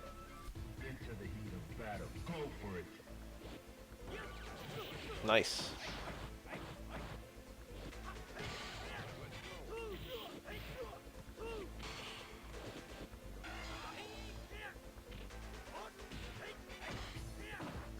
That's probably safe. Look like a nice spaced shoulder. I mean dash punch.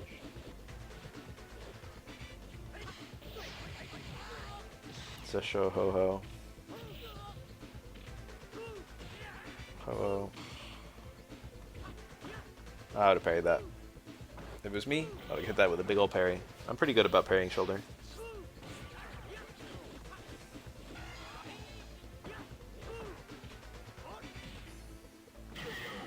Okay. Fade away low forward into Rekka.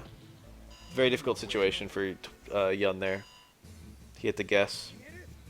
Because it was going to be cancelled to a chip out. Low was the more obvious parry direction, but it could have just been raw EX Rekka, which is probably what he read.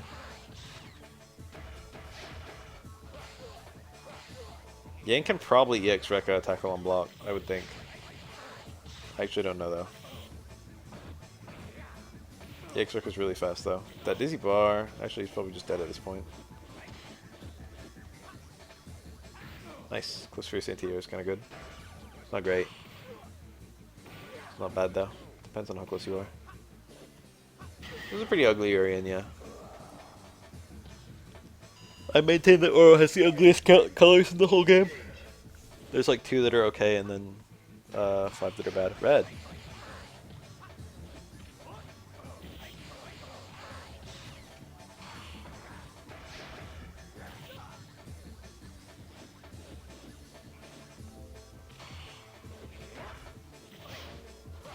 Oh. That mirror's doing nothing too. That was probably a heavy tackle. Oh, this is good. This is good. This is an ideal scenario. Ooh, Yang's recoil animation made the second hit of Crouch Fierce whiff. That was cursed as hell. Optimal. I think that's mid-air hit only, and he did get a mid-air hit there, so that was super good recognition by the Yang player. I think that's mid-air hit only. Close forward, walk in, close forward, uppercut. I mean, super jump.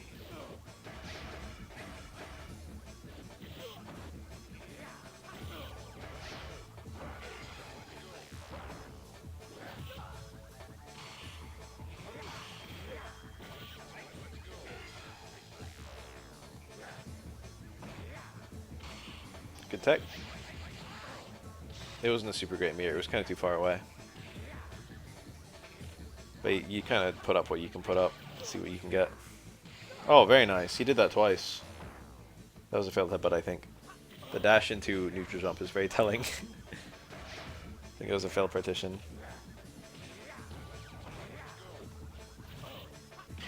Nice headbutt.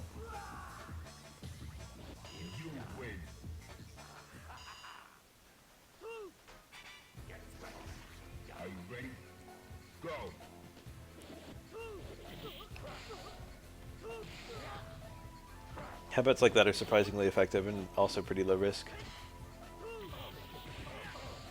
Empty jump into headbutt is actually pretty obnoxious, because it'll catch someone taking a throw. Ah! He wasn't sure what he parried. That's the dream. That's like the most practical thing that can happen in a Yun Gene to lead to you kind of getting a big twist on him. If Yun is very rewarded for going for overhead in Gene, just to try and open the opponent up. The really good Yuns don't even really do it. They just go for repeated lows into walking command grab. This is the safest way to play it. But you know, it's good to get some overheads into towards medium kick. And if you parry that towards medium kick, it only hits once, and Yun can't cancel it early with other attacks. So you actually just get a punish on him.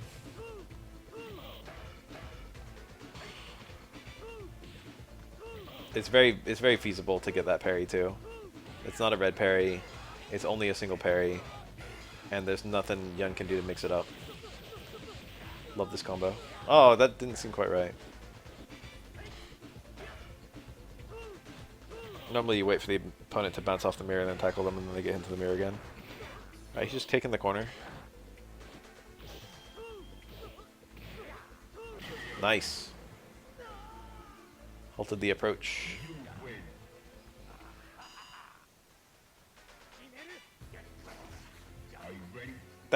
I think that's good, yeah. That's safer on parry too. You get very little time to parry and punish that after parry if it's like perfectly spaced. And you're often out of range for an overhead, for a throw punish too.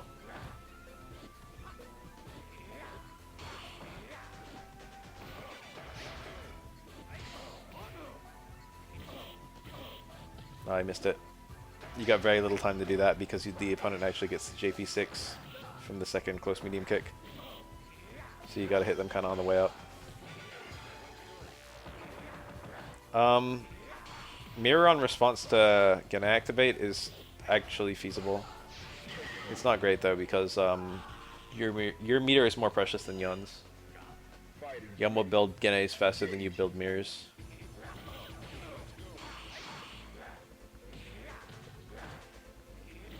So you really need your mirrors to do more work than his Genes do. Which is actually feasible because typically Gene, we like to, talk about how busted it is, and it is busted. But, usually Gene just leads to like, 30% or 20%.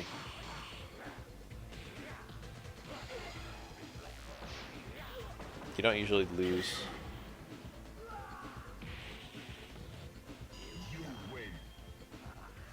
From Gene. Prepare to strike. Now.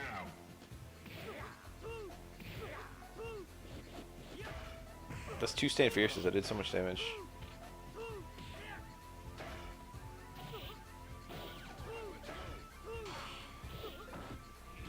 Oh no. Very optimal starter. He didn't get anything though. Could have been huge. Love that ender. I love just seeing up kicks. I love Yun's up kick animation. I don't know why. I love seeing when Yun players do up kick combos. That mirror placement ended up being horrible. He wanted it to barely hit Yun after it kind of came all the way back, but it was actually still not hitting him. The difference between a terrible mirror and a great mirror is pixels. Love this. This is huge fucking damage. That was a great pickup. He literally got an anti-air tackle that did 70% into a fucking wake-up mix-up that did another, like, 20%. Anti-air parry into tackle, you literally just have charge and then hit forward as the opponent comes in at you and then hit kick. And if it hits, you can pick up, on most characters, an EX tackle right afterward. And if you hit the corner, you get 2 more tackles.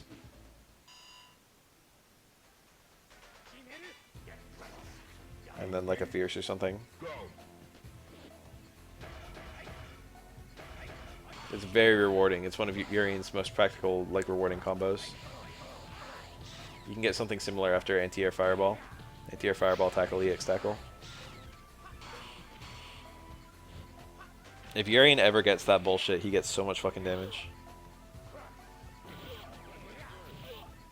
And you'll hit the corner, like, most of the time. Because of the ridiculous corner carry of anti-air tackle. And the ridiculous screen presence of EX tackle. Like, unless you're cornered yourself, it's a good chance you're going to hit the corner. EX mirror? Yep. Very smart. He had a surplus of meter. And that was almost a guaranteed kill.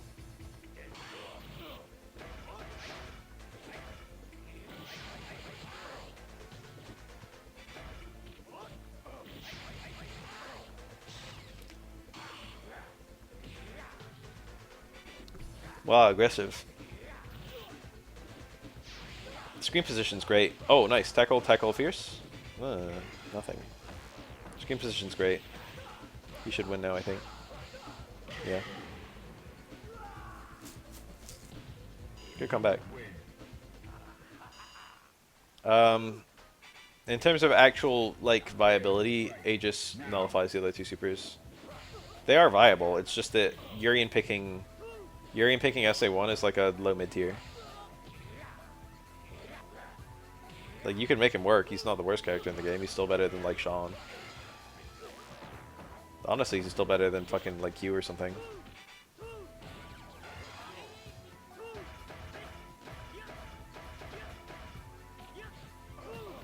Most of its value comes from,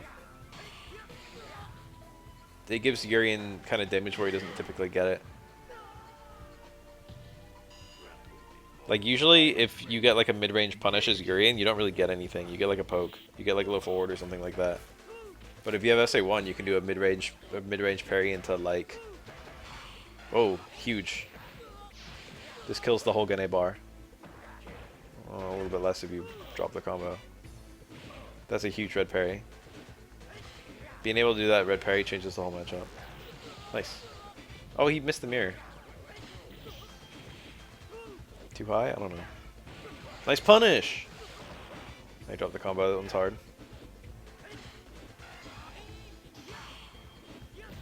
I like that parry. I was anticipating him to try and shoulder under the mirror. That parry still would have worked for that. Knee drop. Interesting wake up. Mirror there was so good, I can't believe he didn't do it. He really did tackle into nothing. Tackle into mirror was so obvious. Probably a mistake. Probably wanted mirror.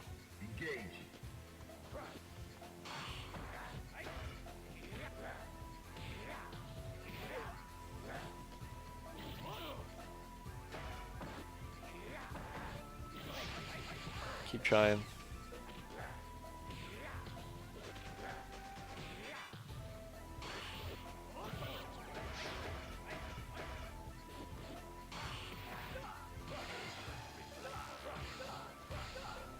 That was a failed tackle for the third one. Those are hard to do. Repeated tackle combos. Honestly, it's harder than tackle, tackle, headbutt. Going for a third tackle.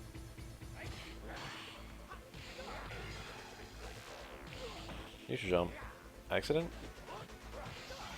Optimal. Beautiful. Oh, he missed the last hit. A lot of Urians just end with Stand Fierce. That looked like a weird little partition. I think it was just charge storage, it wasn't a partition.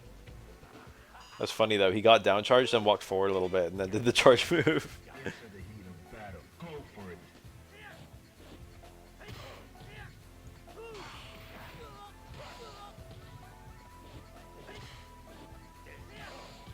Nice whiff punish actually, that was super smart by the Yun.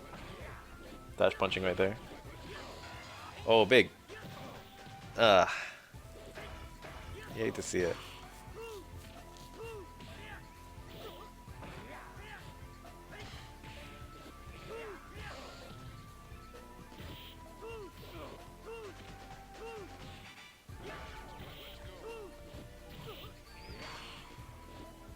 Oh, he activated. I was wondering if he was gonna save it.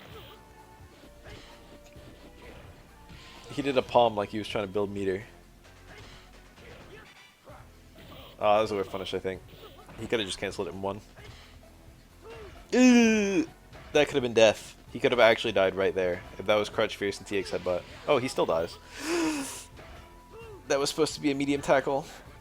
He got fucking stay medium kick. Ugly.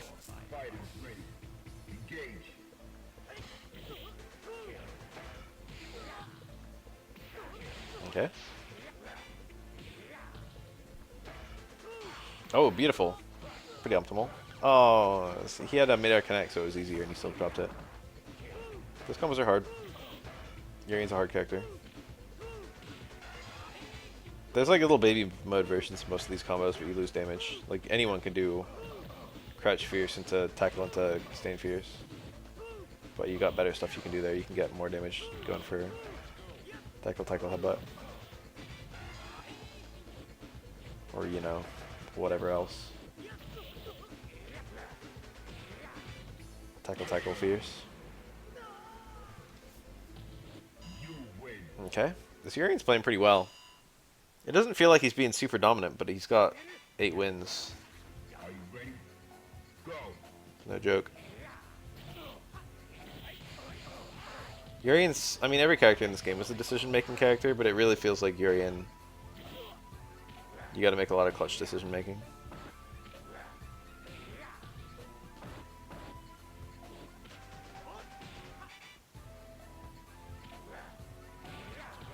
How's Urien in SF5? He's cool.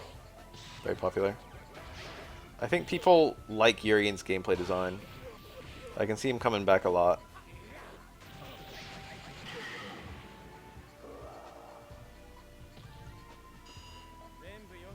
Are you ready? Go. EX tackle was probably possible there. Red. I've been going for that red parry myself. It's actually very easy. Urien's towards Fierce Overhead is quite reactable. And most Urien players will look for it at the end of like a pressure sequence with mirror.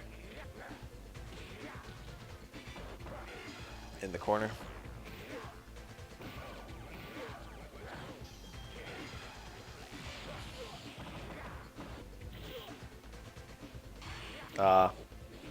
Not too risky though. Very nice. Initial jump medium kick. Final round. Engage. I've pulled that exact sequence before. Every Urien player just fucking does tackle if they see that you're gonna land on a fireball. It's like, well, either he'll eat the fireball and the tackle will combo, or he'll parry the fireball and then the tackle will catch him off guard or some bullshit. But no, you just parry both. It's very easy. It's the only thing Urien can threaten you with. The fireball can be parried on reaction, and then the tackle is just an easy read. And it can also be reaction depending on the range. That was probably a punish. From very low connects that can be safe, but that one didn't look safe. Blue can, always like it. Very cool.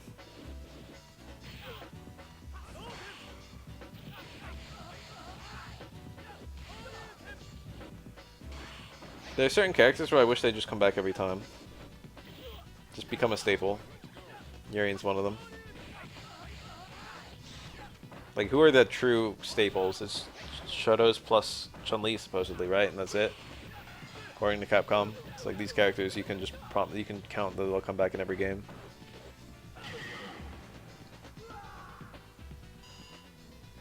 Prepare to strike. Now. I want like core characters to the franchise, but I don't want it to just be the World Warriors. Yeah, Geef and Guile seem to have quite good appearances. Probably, you know, staples at this point.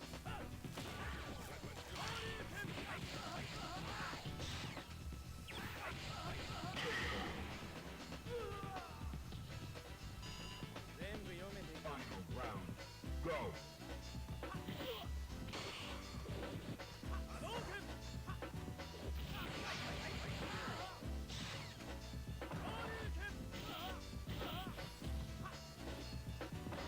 Honda was cool in SF5. I will defend Honda. Honda's not my least favorite World Warrior. I hated Honda in like ST and like SF4 and Alpha, but SF5 Honda is actually pretty neat. Probably fucking Dhalsim is my least favorite.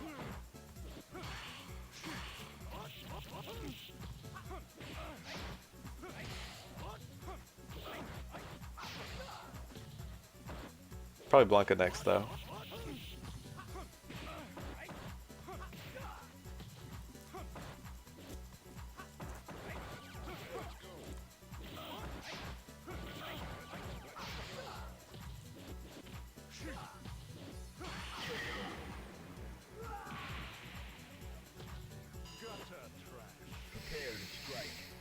Sodom was not super duper interesting, which I think works against him. He'll probably get a cool overhaul, the same way Birdie did.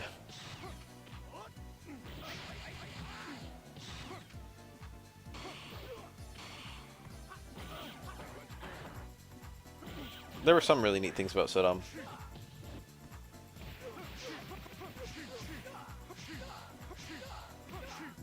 Nice little salvage, drop the combo.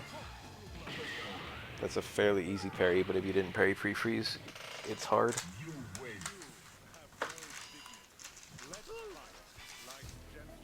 Fight is ready. Engage.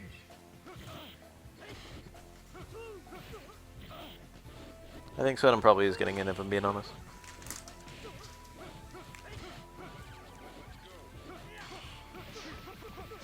Like, unironically. This whole time that I've been sitting here, I've had Doritos Locos Tacos sitting next to me. And now it's time to eat one of them.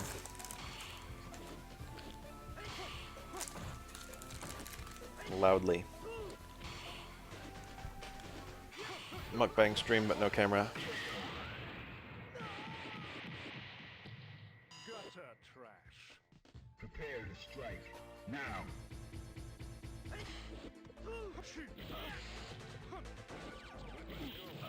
Mukbang stream, but instead of getting 30, I got 2.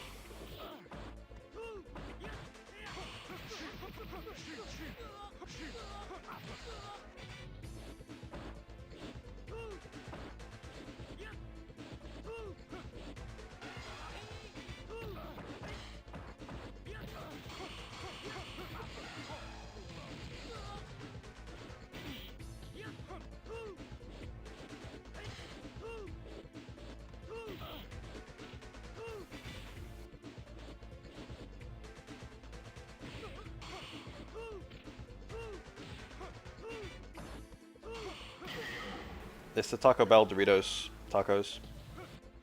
They're like a product. It's a taco made from Doritos, I guess. Let's fight. Like into the heat of battle. Go for it.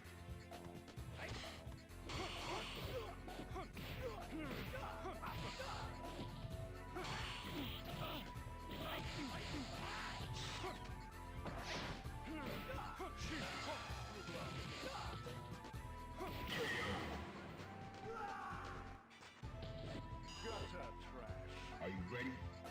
Go. I like the level 1, level 3 in CA system in SF6. That's pretty cool. Keep the long animation supers nice and exclusive.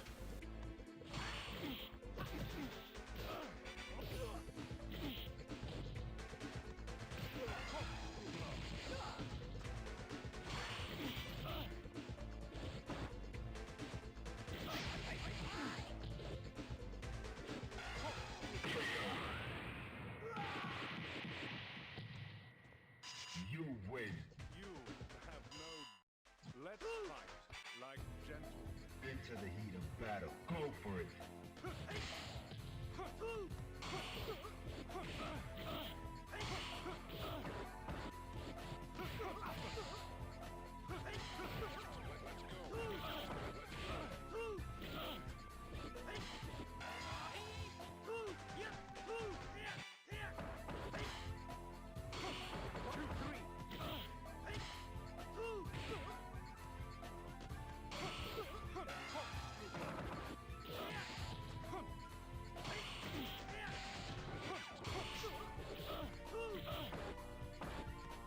I think the spirit of Dudley is pretty much intact between SF3 and SF4, gameplay-wise. Character-wise, I don't really care. SA2 Dudley doesn't have... Stalking 1 is a big deal because EX is really good for Dudley, particularly EX Machine Gun Blow. But also, SA2 Dudley is the only one that doesn't have a combo from overhead, which is also a big deal. Because 1, having a combo from overhead is really rare, and it's a very good overhead into a very good super. But 2, having a good overhead super also makes his low super very strong. He has a true mix, and both options lead to super, and both are unreactable.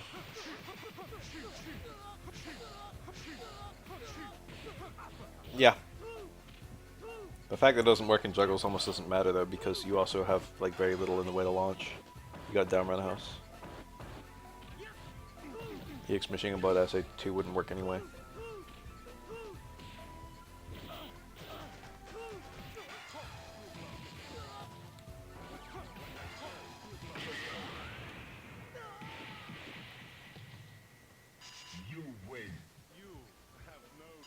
It's not that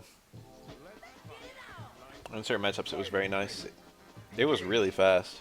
Like, you could potentially punish a Sonic Boom with it, which very few Ultras could do.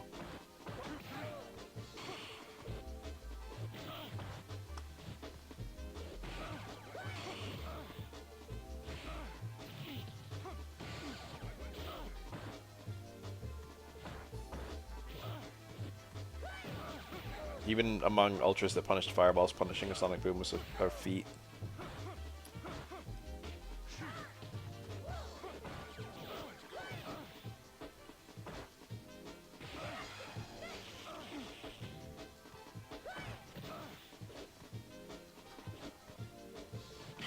Ah. Didn't SA2 have more stocks in Second Impact or New Generation? Or am I making that up?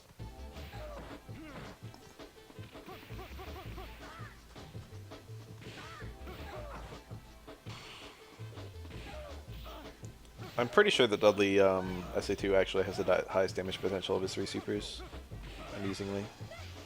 Like, I think Dudley has a couple touch of deaths that I'll use SA2, and he has like no touch of deaths with SA1 and SA3. He probably has a few. That's not a huge deal though. Cool juggle. Necro's playstyle is super unique and very fun, and Necro as a character is kind of neat. He's almost like a Darkstalker. I don't love or hate him. He's pretty cool. I like him more than, like, I don't know, most characters, I guess.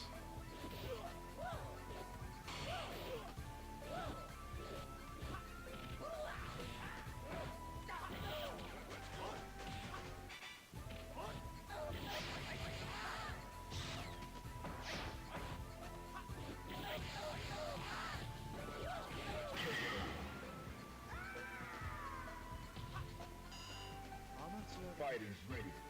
Engage.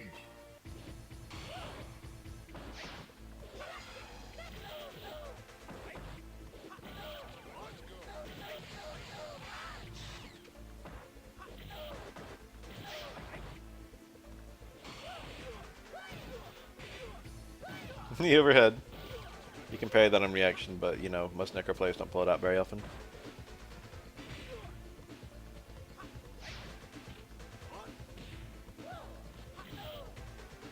Elena Super in 4 is quite good. It's just that EX is so precious in that game. You'd much rather have 4 EXs than you would having a Super. But Elena Super is 4 frames with enormous range, and you can do some really weird stuff because of that. Into the heat of battle. Go for it. There's like a lot of ranges where you can just punish like Shoto lift forward fireball on block. Healing is okay. It is worse because you don't get it for free by taking damage, but that just means it's not broken. It doesn't mean it's bad. Honestly, Elena can pick healing in any matchup. It's not bad at all. It's a bit unusual these days. I feel like I very rarely see it. It's not bad. It's definitely not bad. It's fallen off the map a bit. It used to be more popular.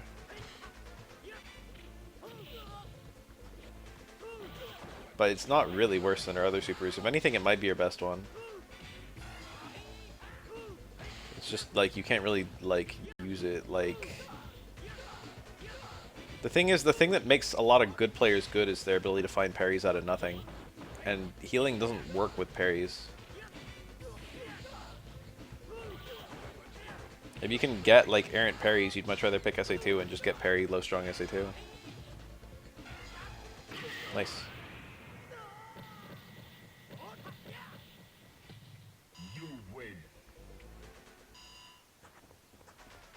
Fighters ready. Engage.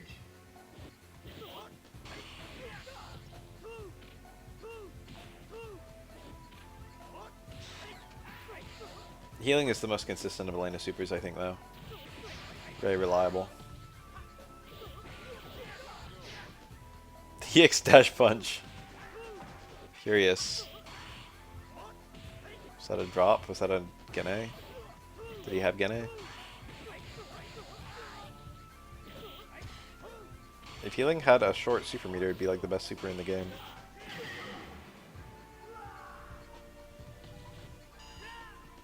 Into the heat of battle. Go for it. Huh, is that two different posts that got merged together? I'll make an update video for my game pretty soon about the way the combat works. I'll show off some of the things I was going to do versus what I've got in the combat now. I had a couple whack ideas right at the beginning with combat. And some of them I just couldn't make them work, so I just ditched them. It differs from my original plans, but it feels more fun the way it is now. I'm very flexible with the combat. I don't have like as clear of a game plan of how I want it to be. I just want it to be kind of technical and interesting. You win. Prepare to strike. Now. One of my original mechanics in my game was after you got hit, you had to hit back to kind of like pull back from the hit. And if you didn't do it, the hit would do... Well, originally I was going to have it just kill you. And then I was going to have it do double damage. But I had to make the impact freeze super long. And it just felt really unnatural. Nice pickup. I don't play any platform fighters. I do like watching Melee though.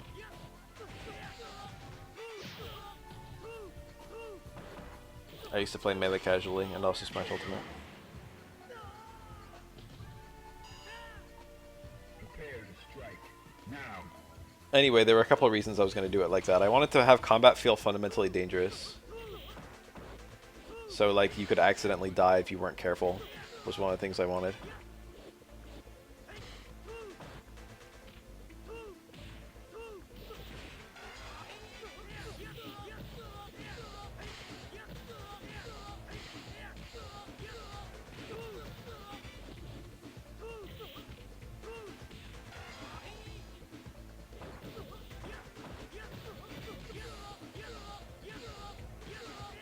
And then there was a couple other things. You win. Now. Fighters ready. Engage.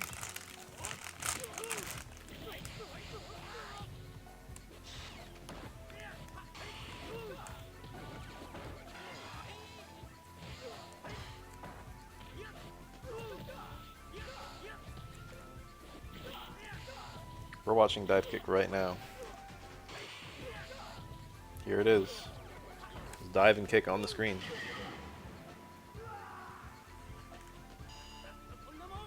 Into the heat of battle. Go for it. True.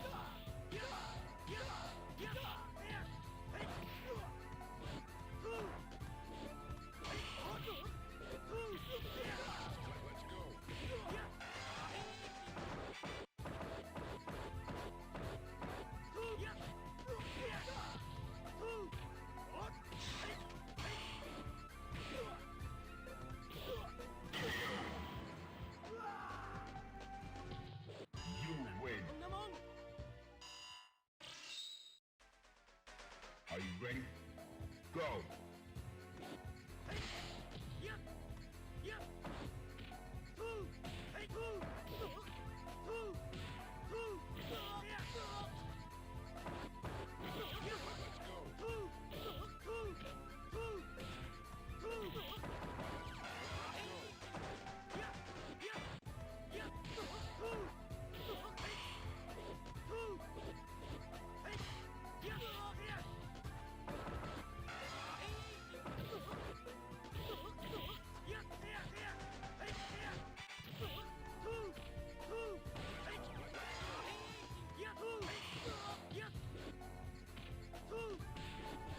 I wonder what Martin's doing right now. Remember the Martin leg saga? What was up with that? That whole thing was just strange. Into the heat of battle. Go for it.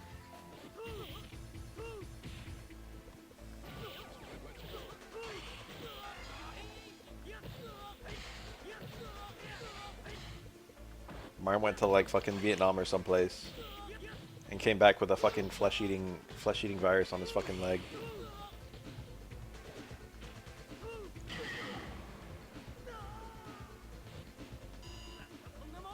Final round. Now. And then played in a tournament like that. There's a pickup there, I think. Low forward activate on crouching opponent.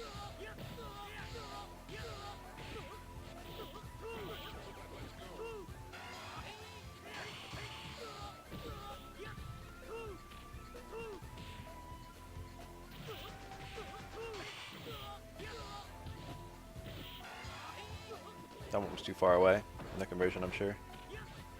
Dead.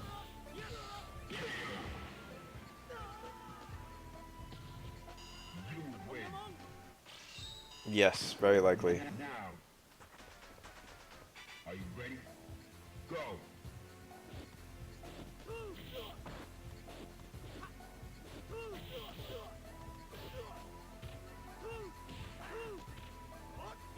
I think Martin retweeted a multi-blood tournament recently that he was like going to. Did I say Martin? I meant Mycross.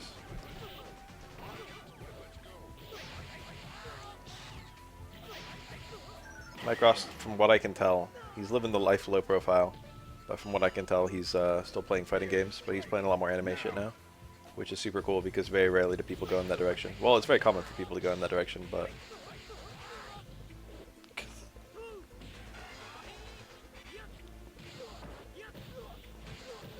oh, he got the universal overhead to stay short, but failed to get the conversion.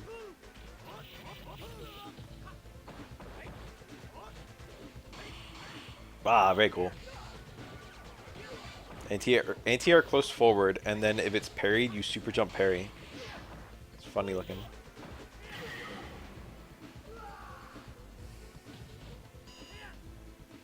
Final round. Go.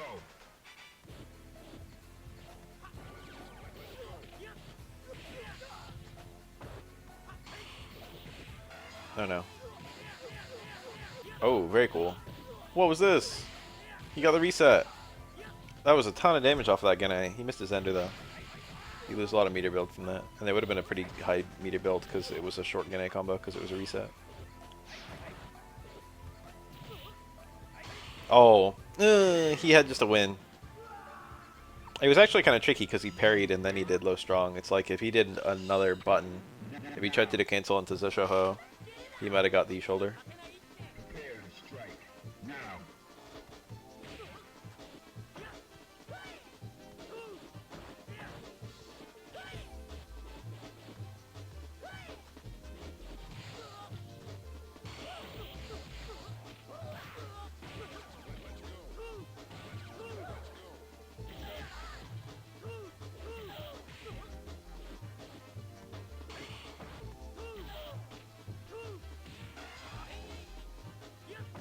Set a fake out, meaty towards fierce, and then when you recover, you're further away than grab range. That's super obnoxious. Does that just, yeah, punish this? He did it. EX shoulder rare footage.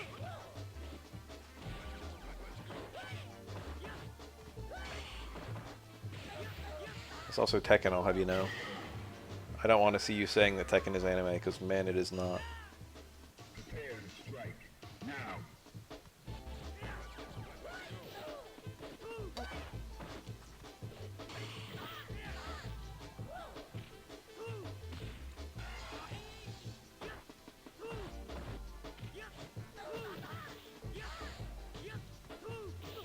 Nice. Great confirm.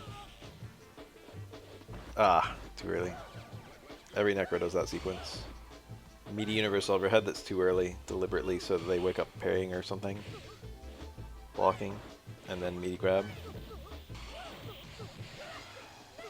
Yeah, KOF is actually probably the second most popular fighting game, 2D fighting game series, but you wouldn't get that impression in America. In fact, I wouldn't even be surprised if it was the most popular. But again, you wouldn't get that impression. You go to fucking Mexico, Korea someplace. Brazil. It's probably all they play.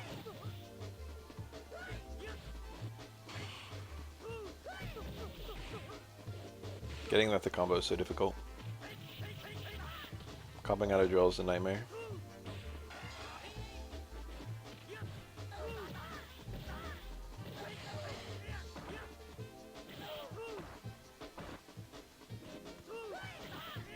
Very nice.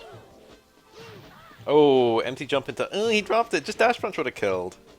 He went for optimal. I'm scared. Dash punch kills here. He didn't even go for it. Alright, well, the Necro squeezed out a win.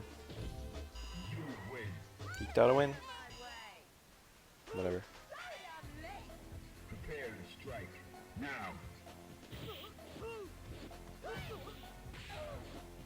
A lot of the sprite work comes from New Generation, and a lot of the people didn't like New Generation. This game was actually famously unpopular when it came out. It was seen as like a huge blunder by Capcom. Both of these are New Generation characters, so all their sprite work was done immediately. He wanted back short there, I think. He got neutral short, and that's like not a good button. A lot of people hated the gameplay.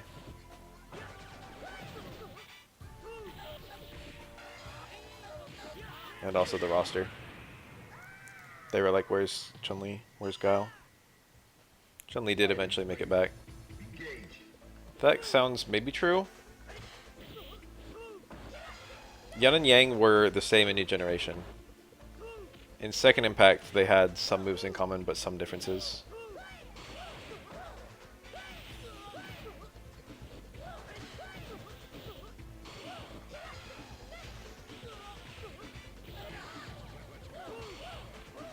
New Generation is a bit of a mess. Someone made a video about it that was quite enlightening just recently. One of my followers. I think I retweeted it. He went like, he did a deep dive into New Generation's mechanics and then each character. You can probably find it if you search it on Google. I mean on YouTube. Why do I have to find it for you? Someone link this man this video. I'm sure you can find it. It's like an hour and a half long. I don't think I had mad infinites. It did have a few. It had really good ones on Twins and Ibuki. Rhea. That's the one. I couldn't think of it. I think he had like a little picture, a little profile pic on YouTube that was Tewi. I feel like it was Tewi, but now I don't remember. Cue someone to come in and say it's actually pronounced Tay. Wow, look at all the fucking 12s. SF3 probably found it.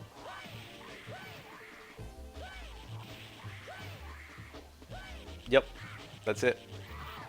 Good shit. Anyway, you'll learn so much about New Generation watching that video. Is electricity that good in this matchup? Holy shit. Are you guys watching this? This is like me versus that Necro player a little while ago, where I got smacked. He just did electricity when I jumped and made me look like a fool. Electricity actually seems like a really good reply to air dash stuff. Because you can't parry after an air dash. That's super obnoxious. Does 12 actually have to play a ground game in this matchup? Damn, is this actually a counter pick? I thought 12 was like made to catch Necro. That's not quite true. 12 is the 12 is the prototype or whatever, and Necro's the base or something.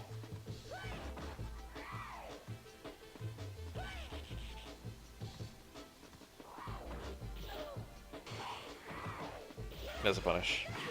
That move is quite unsafe if blocked that close. Well, it was nice to see a 12 on the screen briefly. The thing is, 12 has a lot of matchups that are just like surprisingly awful. That's what happens when you're a shit tier. But I didn't think that was one of them.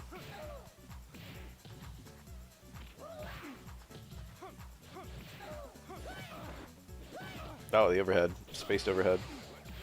Oh, I'd love to see it.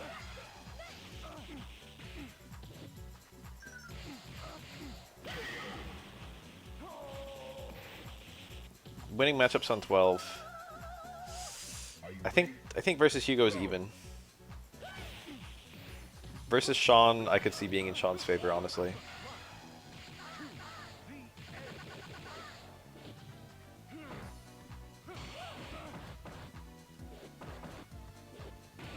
I used to think SA3 Sean was worse than it is. I used to think it was his worst super.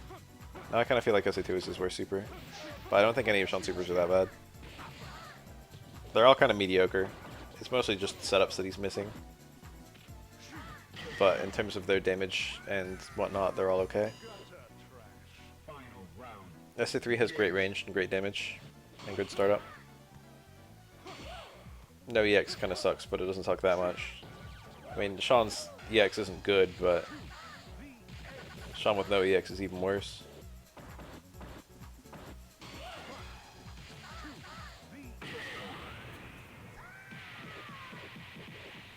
It's a tricky situation, the Sean EX situation. It's like you want EX Tornado, but it's not like EX Tornado is even a good move. It's just like an Ender, and if you don't pick it, then Sean has no Ender.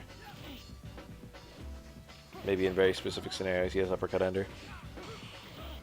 It's so annoying when a lot of the parries you get as Sean, you can't even just do like medium punch into uppercut because the uppercut falls out. So you have to do parry into walk in into medium punch into uppercut. Nice parry. Thunder Kick is a really bad move for exactly that reason. That's why you never see Ken players do Thunder Kick. Dizzy.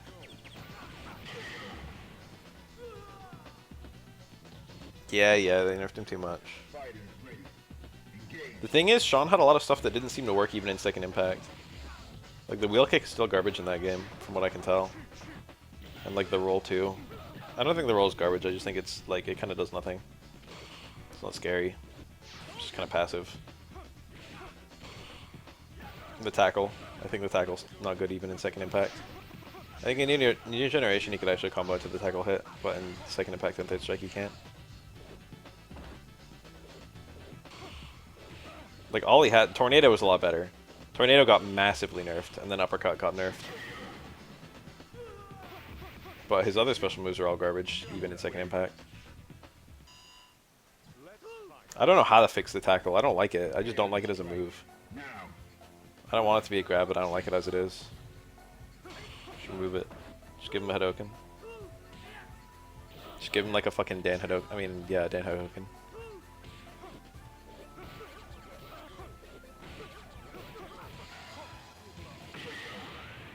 We don't know they've met. Maybe Sean just heard about Dan from Ken. Actually, I'm not even convinced that Sean and Ken have met. I mean, Dan and Ken have met. Ah. Whoa.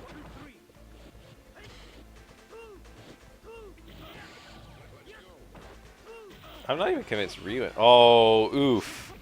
Oof. That whole Gene timer.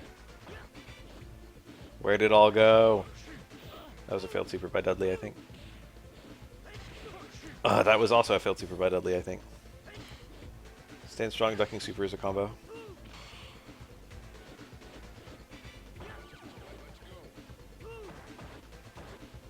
We know that Dan has met Sagat and Goken and Sakura and Blanca. Those are his canon relationships. Anything else, I don't know. Maybe, maybe not. Good save by the Yun. He should have lost like twice. Final round. Now.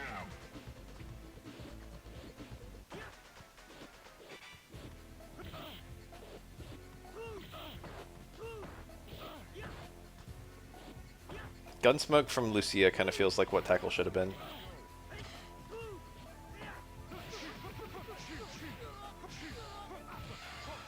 There's quite a lot to that move. It's very interesting. Nice. I love Dudley's fucking cheek dragging in the wind on that super so much. It's like a fucking bulldog.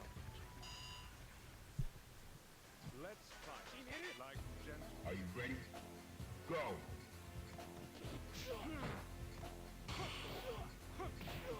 Lucia, I'm afraid, has not so great odds.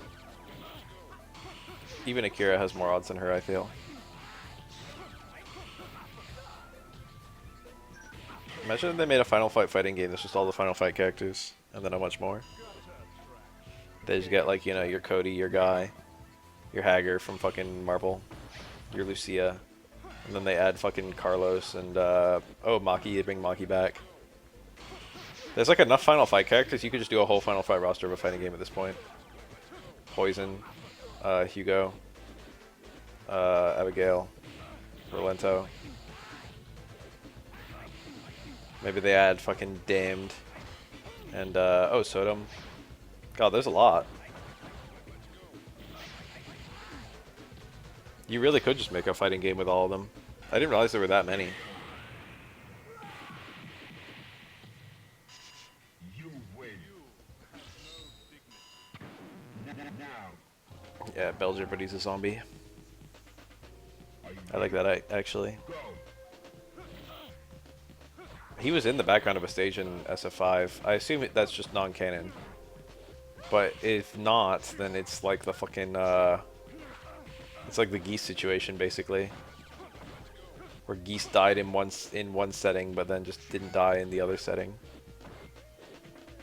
There's just a split at some point between the King of Fighters timeline and the fucking Art of Fighting timeline.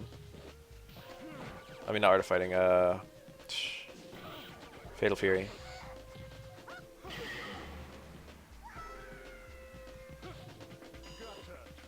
Into the heat of battle. Go for it.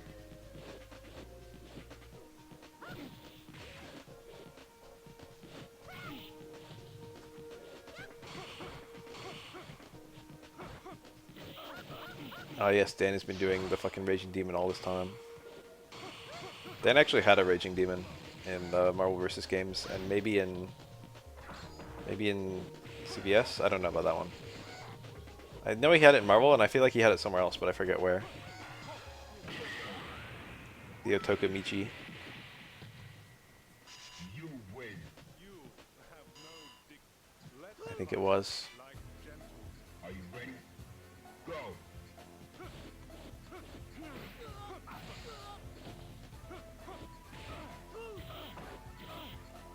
In Marvel 2, I think it was the strongest super in the game, in terms of like just spending the one bar and getting the damage.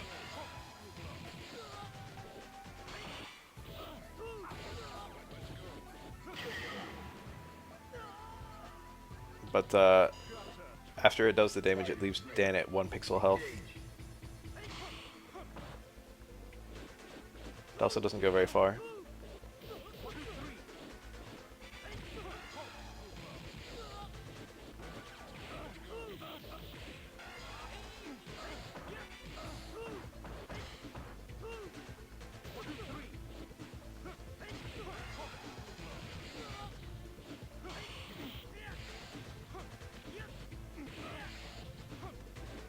I remember going to one of my friend's house like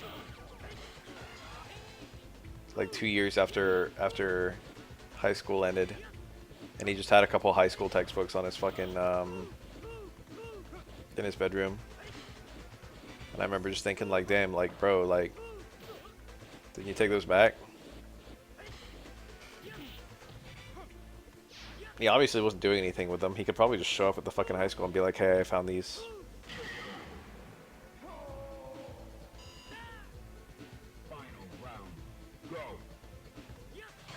I remember being in school and having textbooks. Once you're in college, you gotta buy the fucking textbooks. Or do what I do, which is steal PDFs.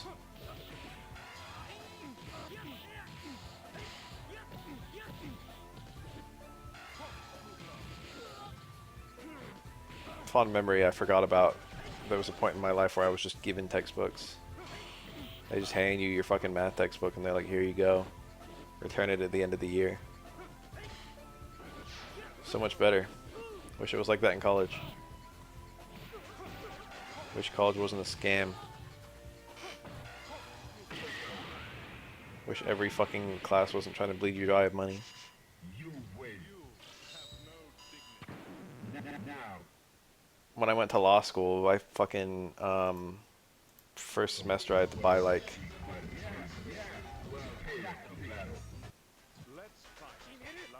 $500 of law textbooks. It wasn't that much, but it was like 200.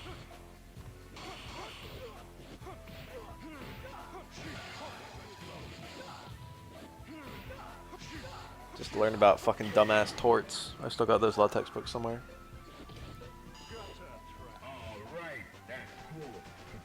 Torts were neat. I had a good time there, even though I didn't stick with it. Obviously the point wasn't for me to have a good time, but I did have a good time. There was also contract law, which was kind of neat. My contract law professor was really funny. I remember one thing in particular. He would like he gave us really funny ways of like, he had a really funny way of teaching us. Because he would use ridiculous examples. Like one of the ones I remember vividly was he asked us what would happen to us if we were just walking down the road and there was someone with a puddle in their like front yard. And there was like a fucking child face down in the puddle and the child was like, you know, drowning. He's like, what would happen if you just stood there? And you just watched the child drown. Would you be arrested? I say one.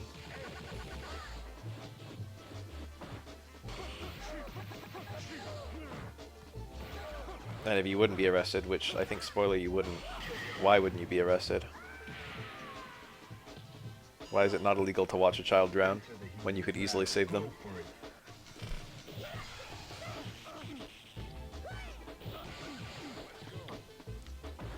That was like his lead into the legal concept of duty.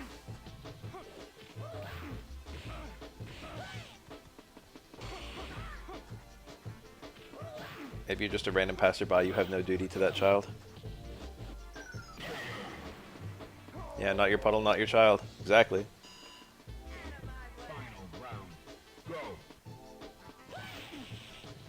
They can't arrest you for not being a good Samaritan.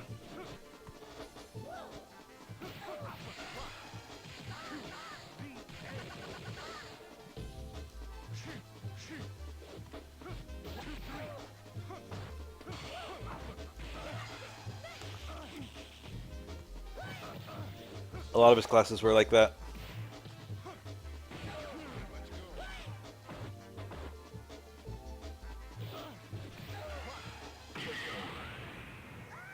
There were a lot of surprising things about the way the contracts work, and he would always focus on the surprising parts. There were a lot of things I kind of remember about it. Contracts with minors are pretty neat, because if you make a contract with a minor, there's no legal. It's legal for a minor to break a contract, but not legal for an adult to break a contract with a minor.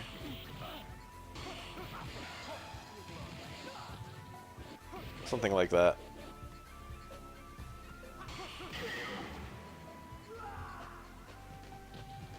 I remember we had a long lesson on attractive nuisances in one of my classes. I don't think it was contracts.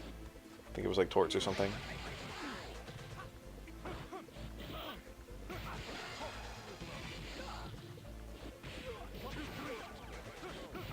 Attractive nuisances are a funny legal concept. Like, what if you have something dangerous that is likely to attract children, and you don't fence it off? Like, if you just have, like, a fucking trampoline next to a bed of nails in your backyard, that's not illegal if some guy just fucking gets onto the fucking trampoline and lands on the bed of nails. But, a child is likely to jump on a trampoline even if like, you know, you're not legally allowed to fucking trespass and get on the trampoline. And so you have a duty to just fence it off so children can't reach it. That's something called an attractive nuisance.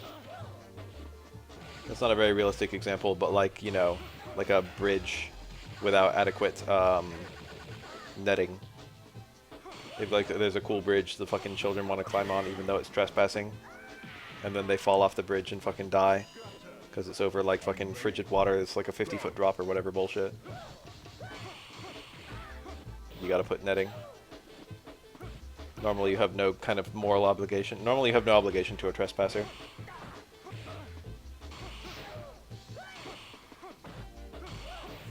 Yeah, pull with a fence. That's a very reasonable example. Pull is a good example of an attractive nuisance. So is a bridge, so is a trampoline.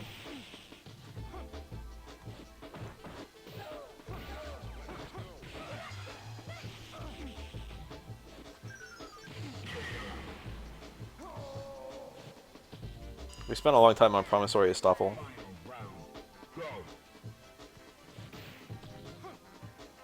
We spent a long time on, in contracts on, the concept of making someone whole.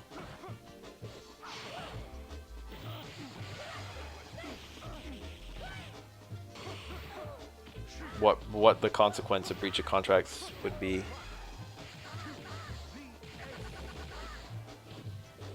Pile of lead.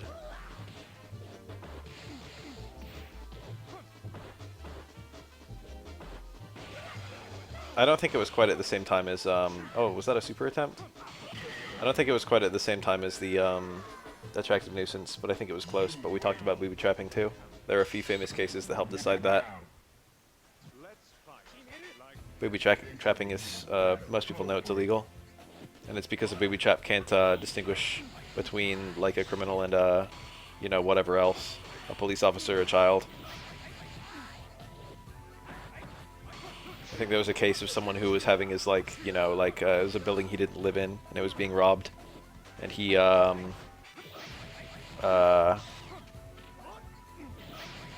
like, lined up, like, a gun that, like, fired a shotgun once you opened it or some bullshit like that. And then, someone got shot by it, and then there was a big legal battle on whether it was legal for him to have that. This happened a while ago. Most of the cases you study are landmark cases that led to, like, you know, kind of like standards in law. One of the coolest ones I remember was, it was, I don't remember the outcome of it actually. It was a kind of joint, it was a civil case where there were two fires started accidentally, and then the two fires merged into one, and then the one fire destroyed someone's property. Destroyed like a railroad or something like that. And the railroad tried to sue, and there was kind of a legal battle on who was liable for the fire. That's a really famous legal case, but I don't remember it. Reading legal briefs is kind of fun.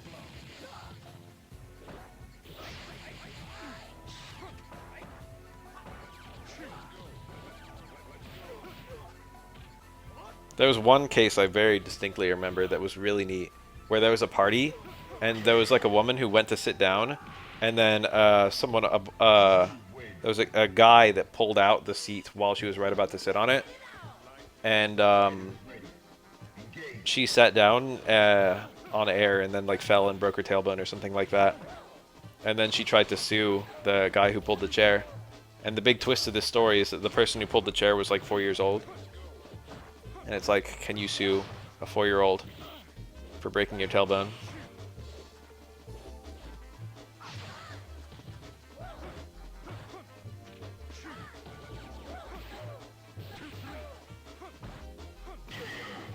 I think the answer to that question was no. I think that they found in the she couldn't sue either the child or his parents. There was no way for the parents to reasonably be able to prevent that from happening. It was just like a, you know, a random one-off, like, wow, that sucks kind of moment. There's an age that you're typically seen as kind of being able to understand moral consequences. It's not 18, it's younger than that. I don't remember what it is though. It's probably partially determined by jury. Oh, nice, cool combo. Slipping, jab, jab, strong, ducking, super. I love seeing stuff like that. Now, Hi. fighters ready. Engage. I would have liked to keep doing that law school stuff, but my grades were too bad. I didn't try my absolute hardest. I think if I did it nowadays, I'd probably be able to do it. I was kind of still in my old college ways and not in my new college ways. I've changed as a person since then. Nowadays I get all A's. I know how to apply myself. There was a time when I didn't really know how to do that. Whoa, did you get it? Engage.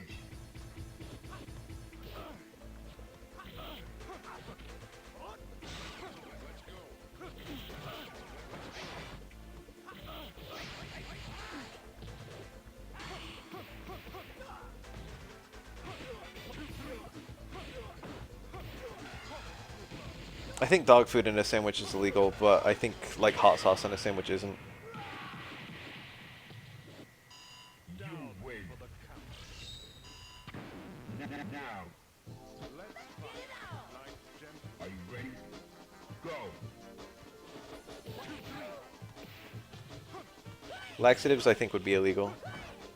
Unless you had like a doctor's note that you were taking laxatives, and I don't know, that's still like very hard to get away with. If it was in a drink, maybe. If it was in a sandwich, probably not. You might be able to get away with it if it was in a drink. It has to be believably that you put them there so that you could take them. Are you ready? Go. Putting laxatives in a sandwich is very irregular.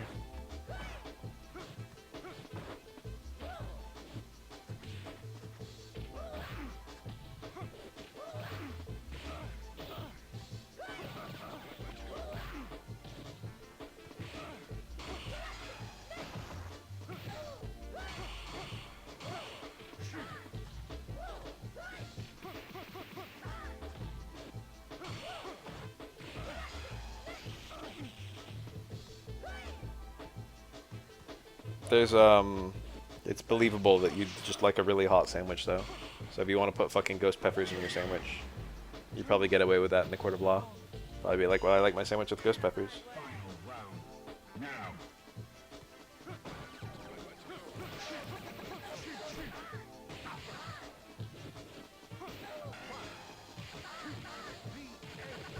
Hi. Ah, they cancel into the unparryable attack. Sneaky. He did the juggle. I think that usually lowers the damage of the fucking grab.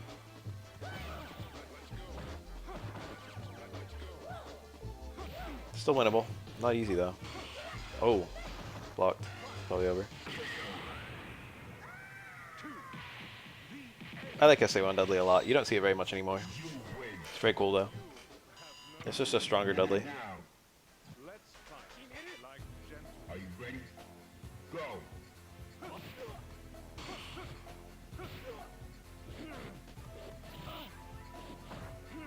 Everyone always says that. Not a criticism. But there are so many people who are just like, you know, I watch your content all the time, but I never show up to your streams. It's probably because it's 5 a.m. right now in fucking California, and 8 a.m. on the East Coast. So if you're an American viewer, good chance you're not fucking here.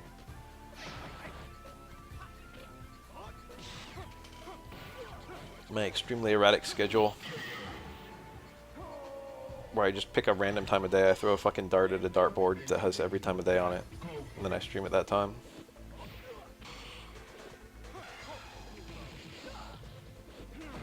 I have no bad balance in the works, but I've got plans for like 2 or 3. I want to do Yang in SF4. I want to do a couple supers. I want to do Super Makoto and Super Hakan at some point.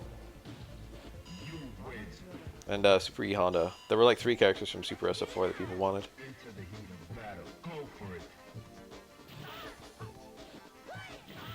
Someone wants an Omega video on DJ too. I'm gonna do that eventually.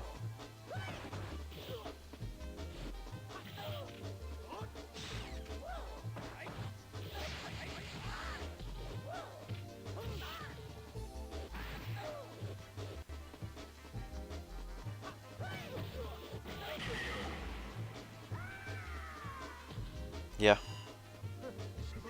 Most people don't know anything about Super Makoto is the thing.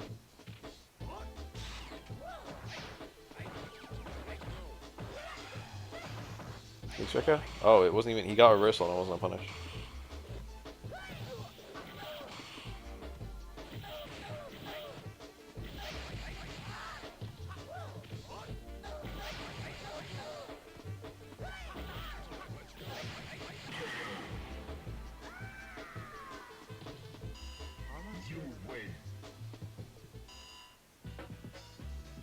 I rewatched the Sagat video recently. The cool thing about my bad balance videos is I can watch them and they're just as good when I watch them as they are when other people watch them.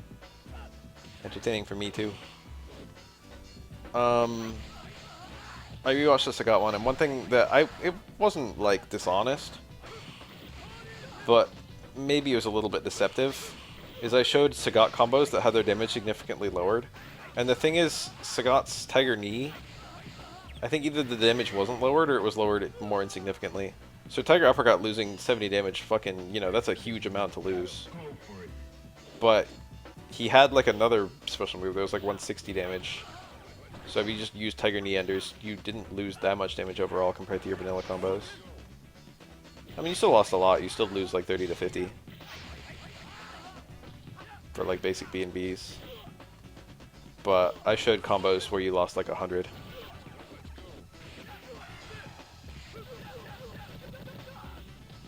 The thing about ending with Tiger Knee is it's much more restrictive, because you can't go into, like, you know, Tiger Knee might not get both hits, and you can't go into Ultra.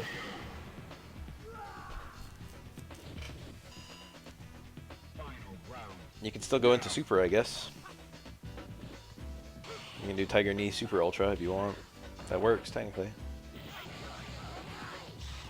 So that's the forgotten character when it comes to Super Ultra.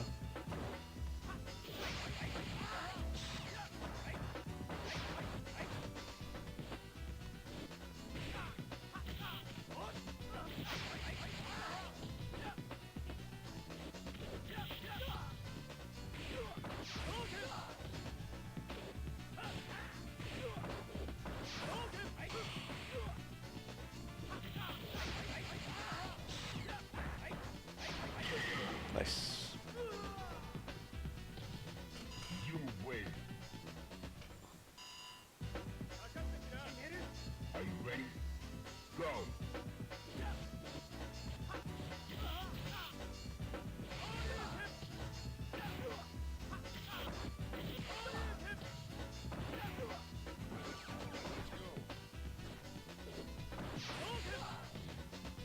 My programmer's hard at work on my game.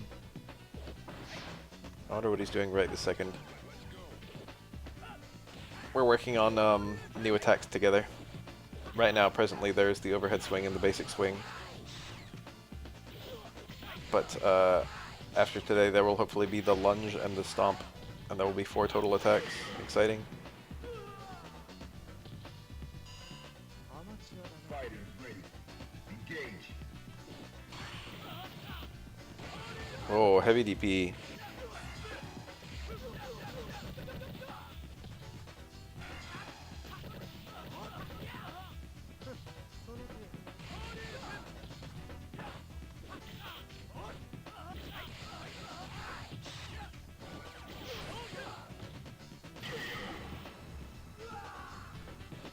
Dive kick is beginner friendly.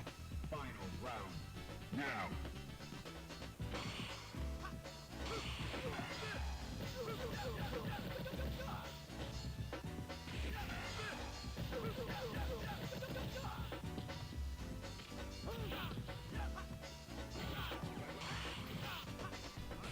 Wow, dash in into Hadouken.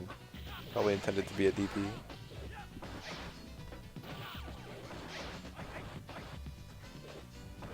MK games, maybe.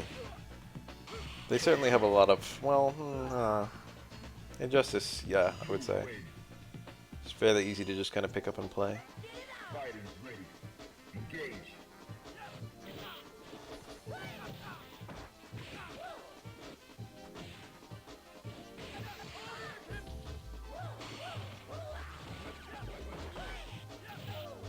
I remember labbing Lobo in Injustice 1. And then MKX came out, and I was like, wow, fuck this game. For me, it's MKX from here on out. I consider MKX a masterpiece, honestly. It had such a long lifespan, it's hard to believe some of the end stuff was the same game as some of the beginning stuff. Remember Summoner Quan Chi?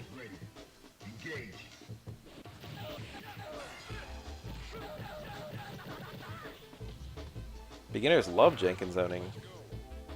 Those are the two of the things that beginners fucking adore. A beginner loves a character who literally just fucking does sword flip whenever he's close and gunshot whenever he's far away. Oof.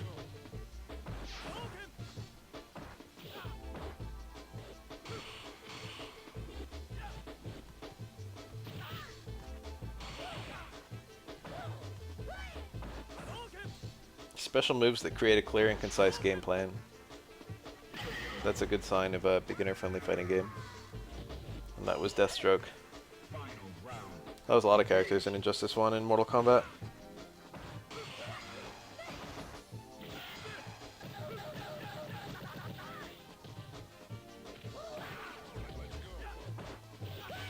Nice. Dizzy? Ah. I think he taunted because he thought it was Dizzy. No! He got the stun and then hit light kick. I'm crying. He moved his own Dizzy. I was gonna lose because of that. That would have been a kill combo. That was it. He just had to attack right away, but he thought it was gonna be Fireball Super or something, maybe. Oof. Huge fucking oof. You win. Are you ready? Go.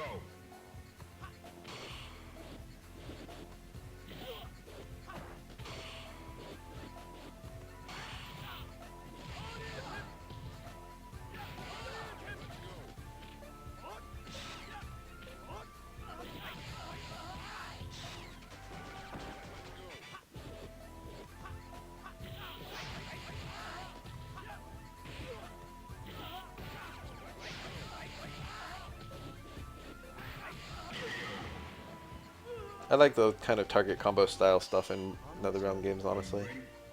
Go. Where you've got like 8 different kind of combo sequences, and then your normals, and that's it. Your special moves. I think it has a very good blend of Tekken style combos versus Street Fighter style combos. It like blended them the best way you possibly could, I feel. Where you kind of do a Tekken style like button combo sequence and then a special cancel. That feels very good.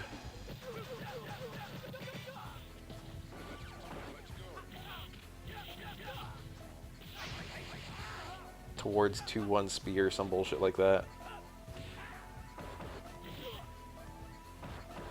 Into another 2 attack sequence into like fucking, I don't know, teleport.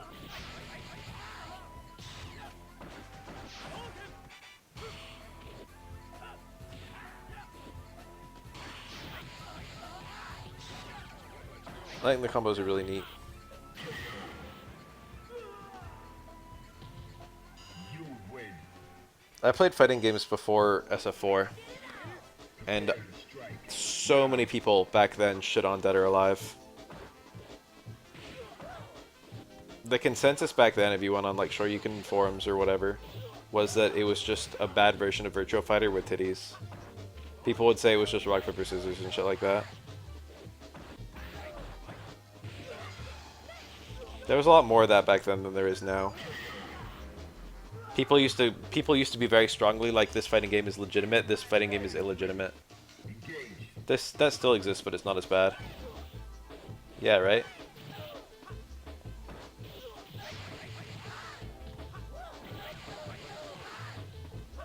People used to dunk on Soul Calibur as well, even though Soul Calibur is like, you know, very celebrated in terms of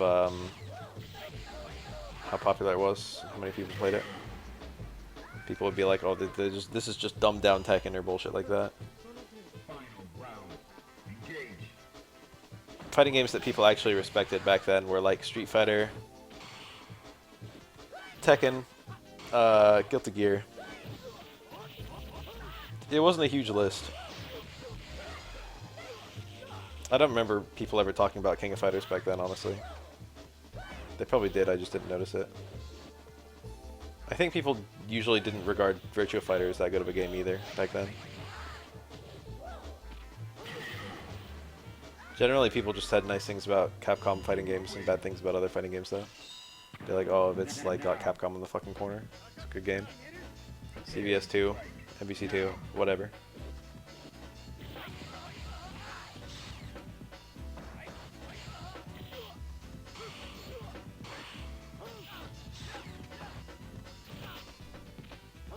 Now most fighting game series have had like at least one good game where people kind of tried to meta game it.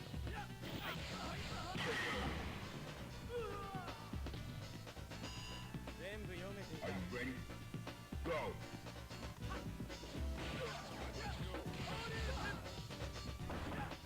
I think I'm ever gonna make another BlazBlue. I want like a Strive, but for BlazBlue, honestly. I want them to kind of back up a little bit and make the game a little simpler because I'm a brainlet. Kind of streamline things a little smidge. I don't want to Strive. I want an Exert for BlazBlue.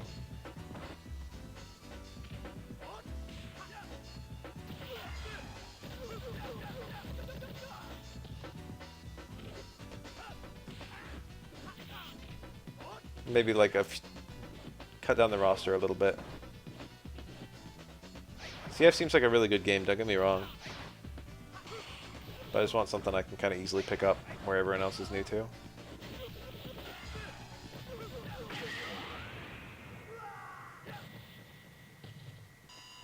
You win.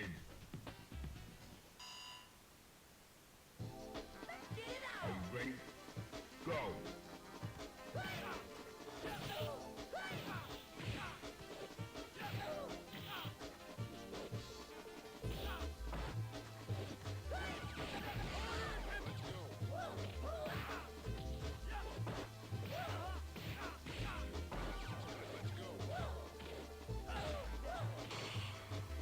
BB Tag seemed like a really cool game to me. Unfortunately, a lot of the characters I like in that game seem to see no play at all. I also have that with BlazBlue. A lot of the characters I think are super neat, just like don't get touched. And then anytime I watch fucking competitive footage, it's just like 9 Izanami fucking Carl. It's like always the same characters. Who's the girl with the stick? I can't think of her name. She's Chinese. Prepare to strike. Now. Her name isn't coming to me.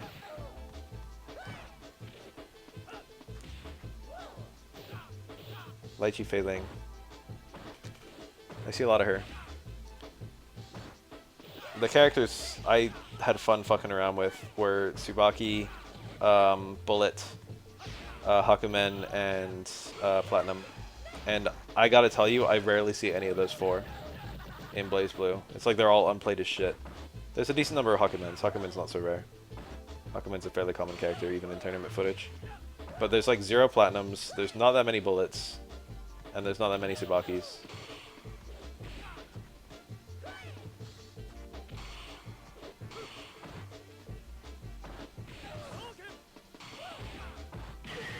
Wow, red parry attempt?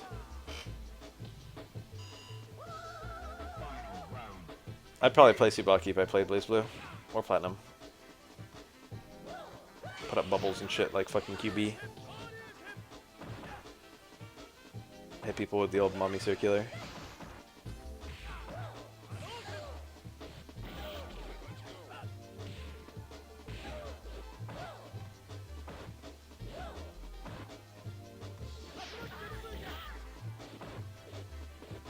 Tempting. I think I have CF. I'd have to lab some combos. I don't want to go in with no combos. You win. Now. That game seems super neat if you're good at it. Are you ready? Go.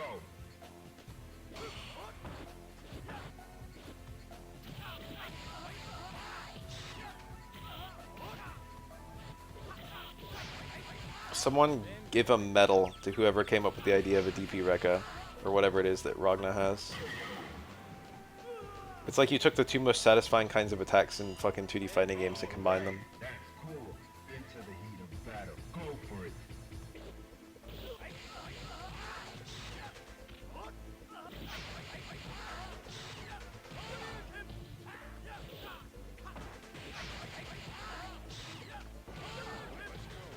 Both those neutral zones, it felt like there should have been a parry. Yeah, yeah.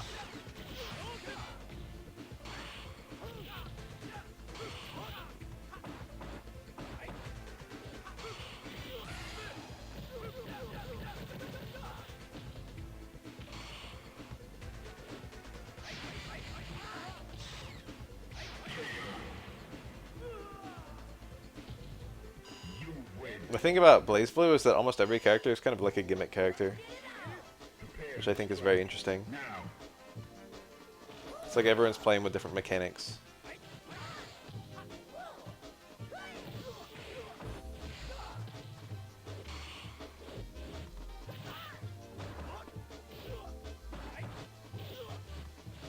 I think it's one of the most interesting games to look at a character's kit and then look at how pro players play them.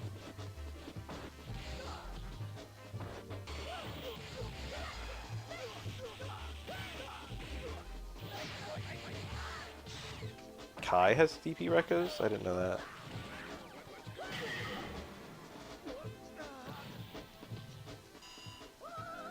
Fighters ready.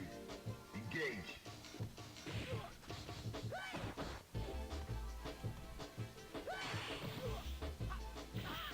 Ragna's HP drain is kind of cool.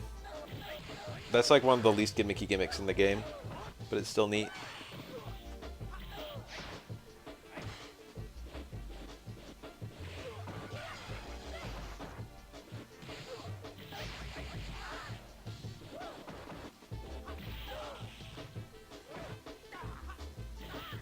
Very nice.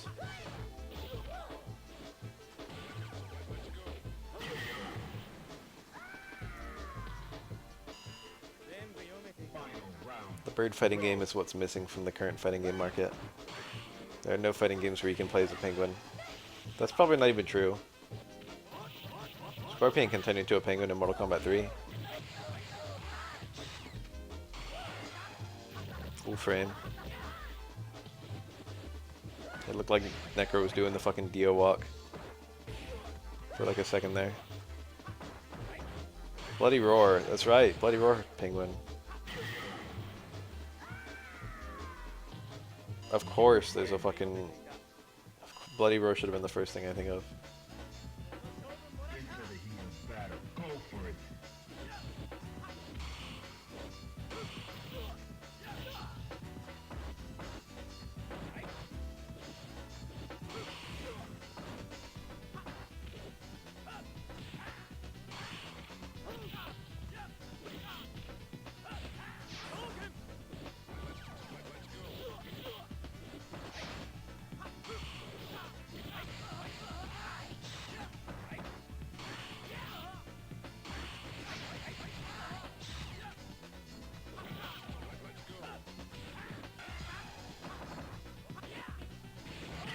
Nice punish.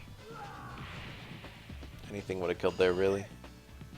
He could have done a Tatsu combo if he wanted, I bet. Whoa! All those cool parries! And then edgy jump throw.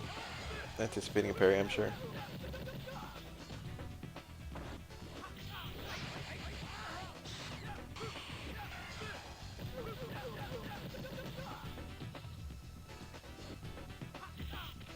MC jump, backdash, low strong.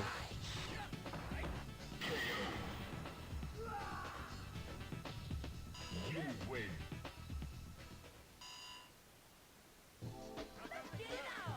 Prepare to strike. Now.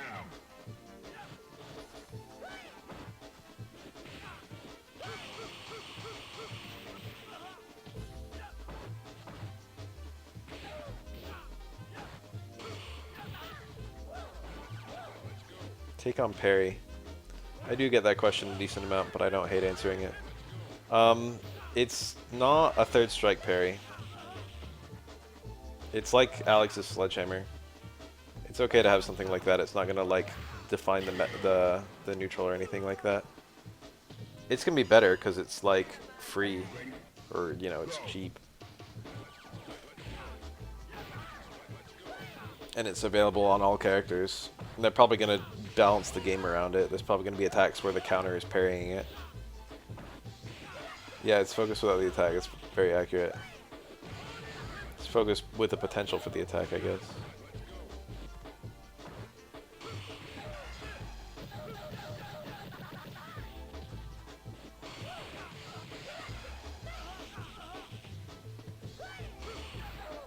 Focus with potential for the dash.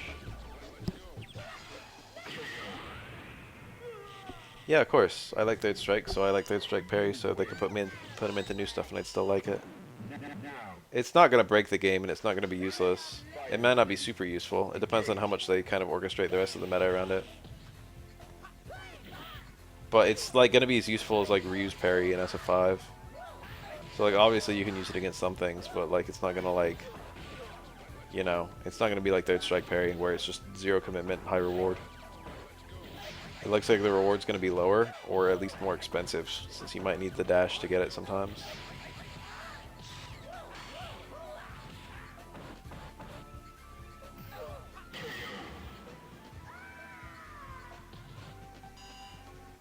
Are you ready? Go.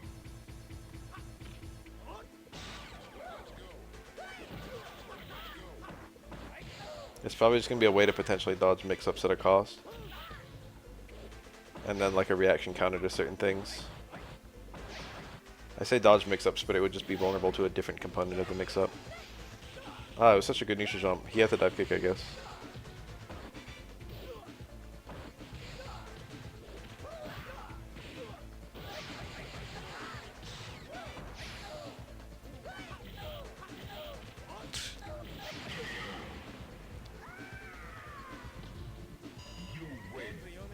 What if there's no invincibility and your only way to kind of be invincible is a drive point attack?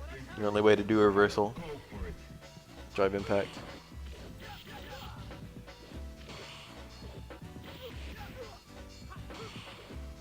Drive impact reminds me a little bit of red focus, which everyone was kind of like, oh my god, this is going to break neutral. And then when the game finally like released red focus, it was like, oh, it's no one uses it ever. People only use the combo version of it.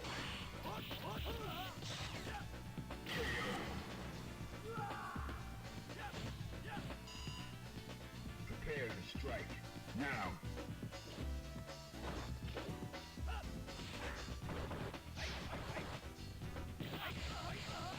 I think in my video I compared it to Shadow Strike and KOF 15, which is good but not broken. And someone said it was even more like something else, but I forget what the something else was.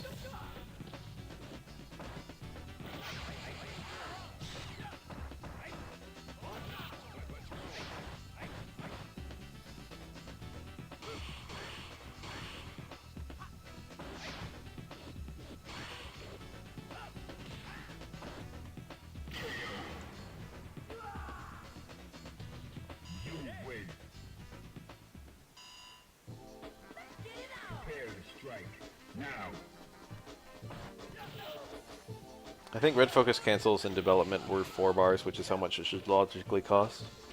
But that's too expensive. I made it 3 bars before release. Red focus cancels were super neat.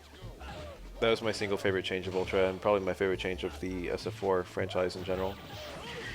Over the whole lifespan of all the balance patches, that was super neat. Are you ready? Go. Adding a new combo route. Almost every character had some way to do it, but usually it was just kind of like a very situational thing.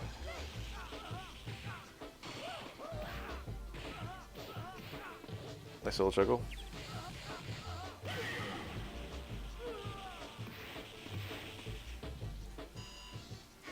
Final round. Go for it. If you parry the drill, it starts going backward, goofy.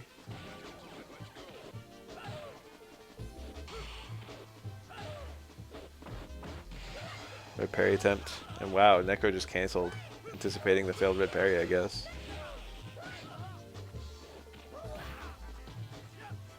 I mean, it really depends on the character. There were a lot of characters who loved using it.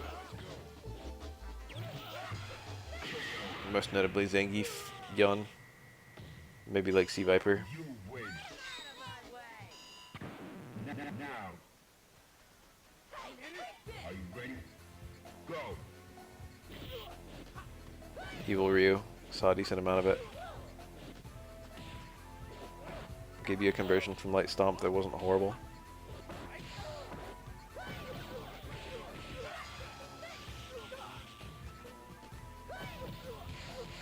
The only other conversion from Light Stomp was FADC forward, which was plus fucking 3.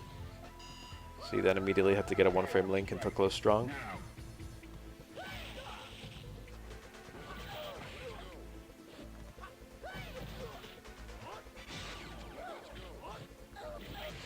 Or even, dare I say, a 1-frame link into crouch jab into another 1-frame link into Stand Fierce.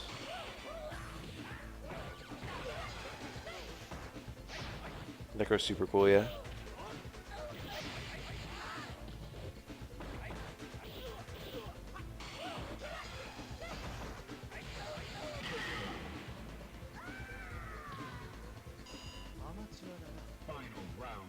Red Focus gave Evil Ryu super easy full connect Ultra 2 stuff.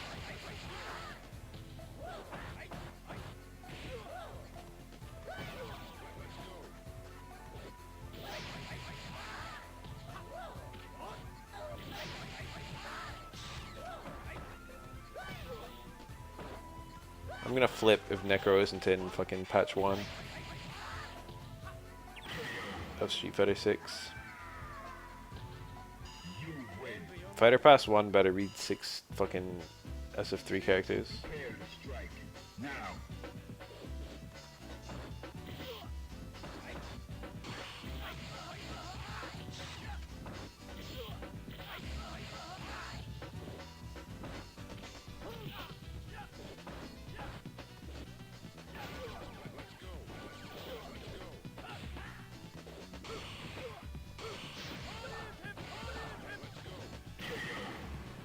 Tekken 6 didn't have all the characters in one game. I guess it kind of did.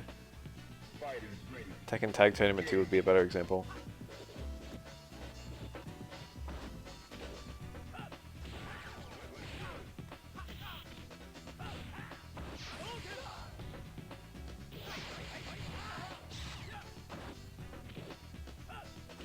Or Smash Ultimate.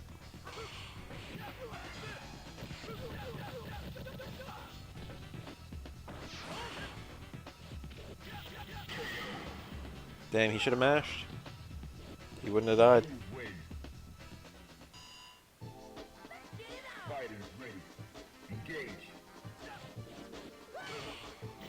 Was that really a punish? Parry far staying fierce into dash in.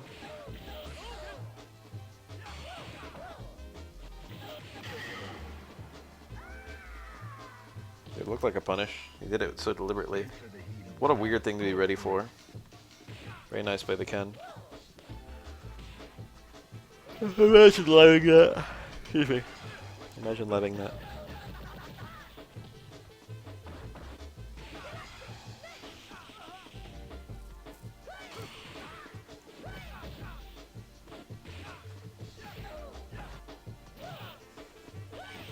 Is he? Oh, he held it.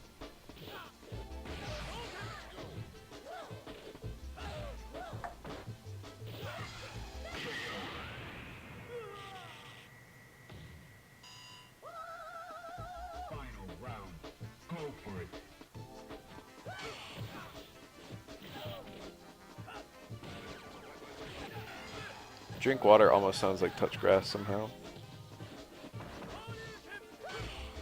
I get the feeling when I watch these Ultra replays, these players play each other a lot. There's a lot of stuff about the gameplay that suggests that.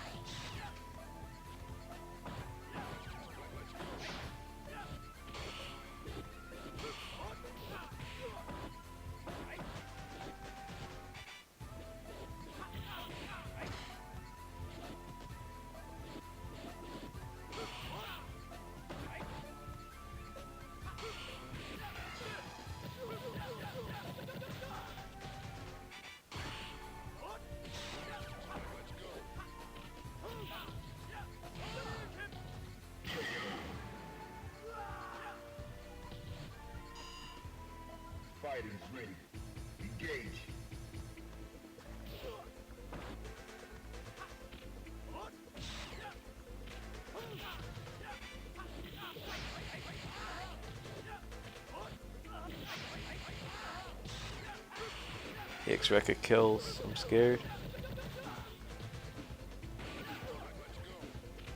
I'm not scared anymore.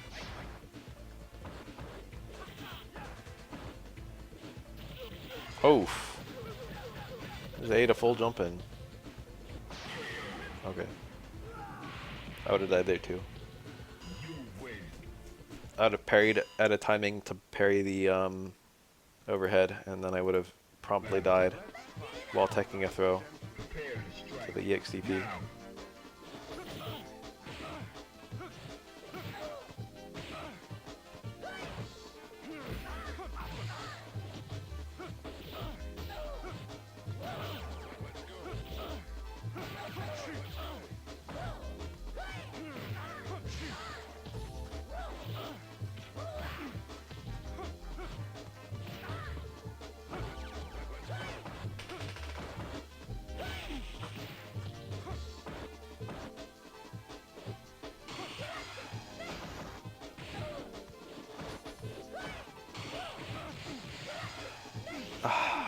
You missed it. We were literally talking about that exact thing, how hard Dudley combos were earlier in the chat. I don't want to go over it all again. You're fucked. It's a very reasonable question, but I'm not going to answer it.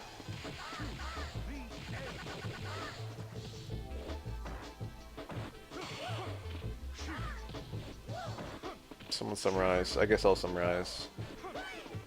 His hardest combos are some of the hardest combos in the game, but he has easy versions of most of them.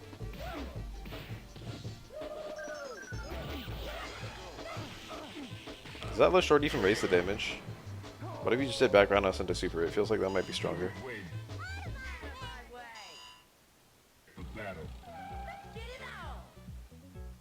Are you ready? Go!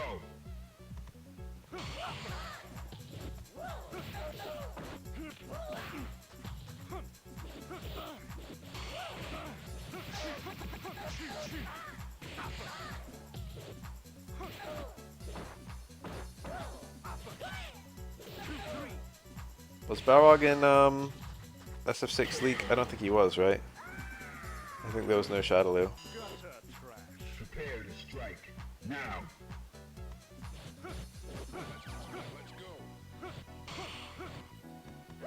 Watch Ed have charge moves.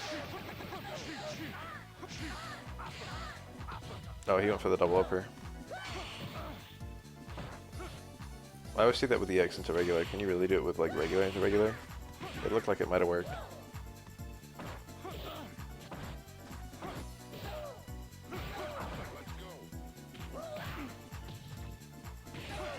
Nice.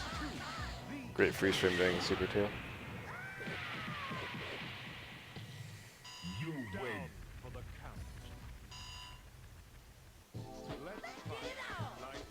Fighters ready.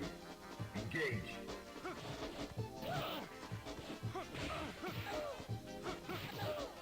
Barlog. I have a vivid memory of playing MapleStory in like 2004, 2005, and I called the enemy Crimson Balrog, and someone corrected me to say it was Barlog. I was like, no, it's Balrog. And he replied, I remember this very distinctly, he replied, no, Balrog is Lord of the Rings, it's Barlog. Into the heat of battle. Go for it.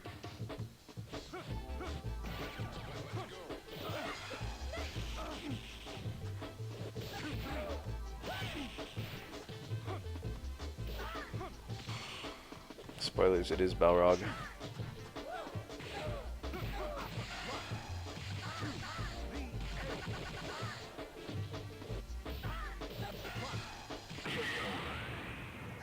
I think that's especially funny because he knew what the reference was, and yet still thought the name was different. You win.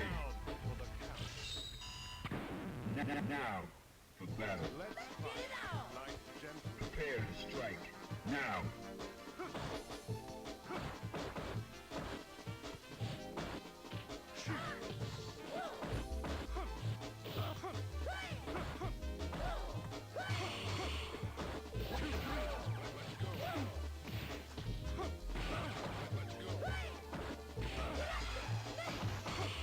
The red parry on the last hit. He didn't even get a punish. Imagine going for it and getting that parry and not even monopolizing. Huge Sag. Oh no!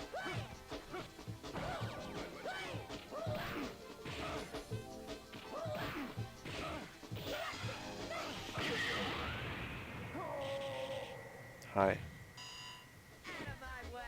Fighters ready. Engage.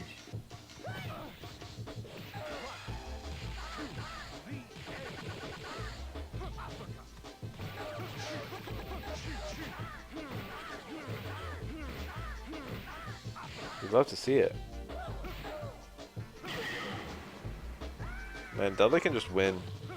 Well, someone on Twitter liked my SF3 Robbery tier list, and I forgot I made that until I saw that someone liked it. I had Dudley very high on that. He was top tier. I ranked the characters by how likely they were to rob you. Oro and Makoto were obviously top 2, not in that order. And then Chun-Li, Dudley, and Urien were the rest of the top tier. Those characters can rob you blind. All they need is one hit and some meter. My man really went for fucking universal overhead.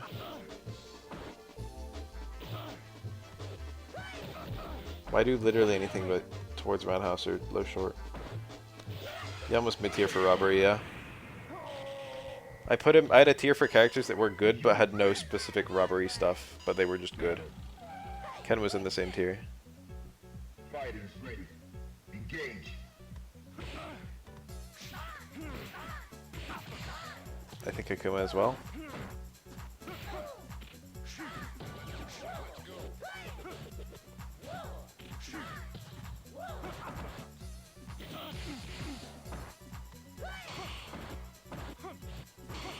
That was the top tier and the mid tier. Between those two, the high tier was characters who could rob you with just like really high damage super. Hugo was not there, yeah. So it was like Ryu. All the characters with like a kill you instantly kind of super. Q, I think, was in that one.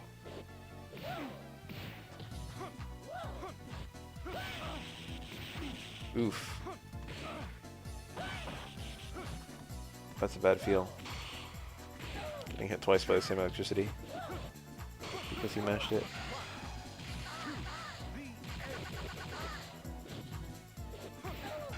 Hugo can rob you a little bit. Not the best in the game, not the worst in the game. Better robber than some characters. Now. Are you ready? Yeah, Makoto was top 1. Makoto can rob you better than any other character in this game. Followed closely by Oro.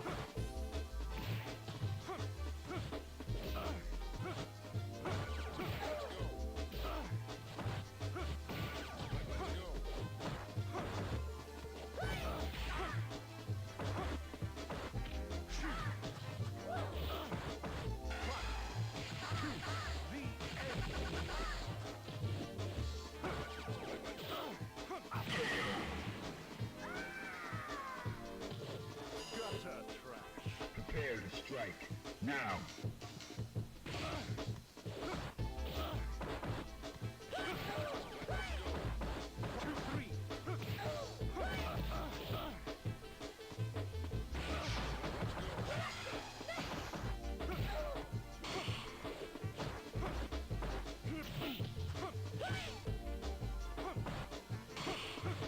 Ah.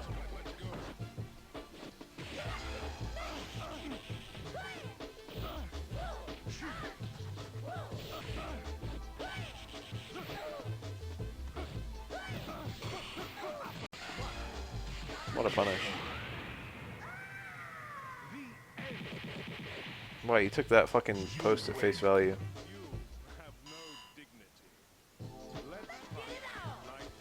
Into the heat of battle. Go for it.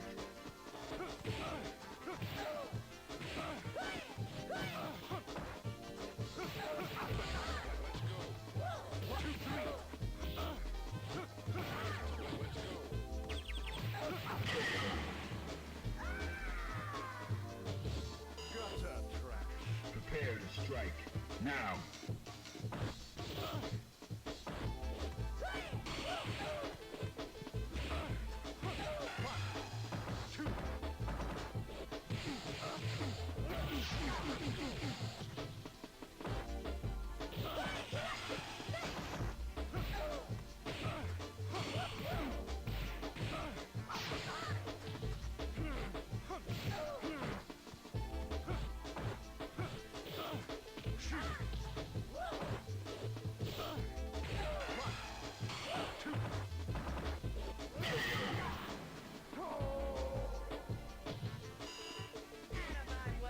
Doll Bison is a really common and popular request. It would be pretty neat.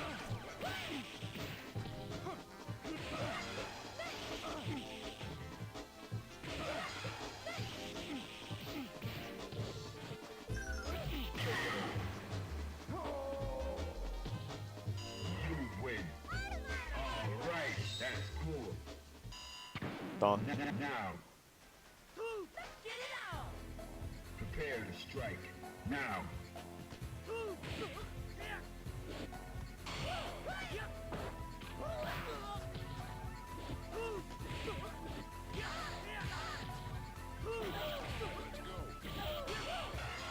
Uh-oh.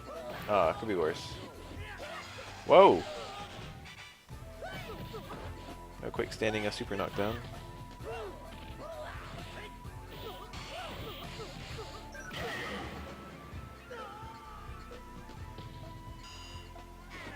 Are you ready? Go!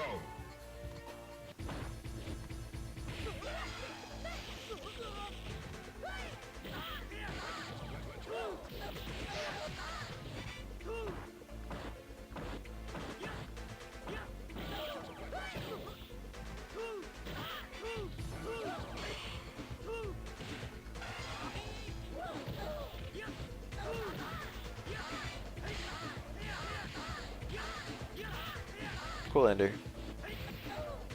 Look at all that meter.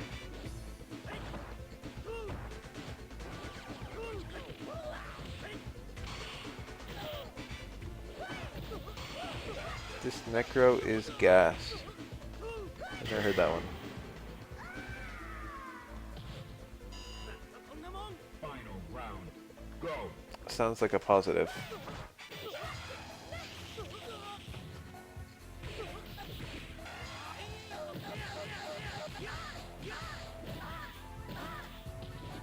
Plus medium kick reset worked. Even the Yun seemed surprised.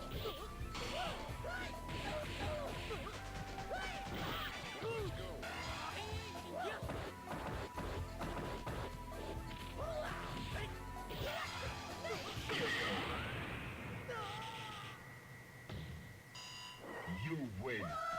This Necro fucks with his dick. Now for battle. Fighters ready. That could mean anything.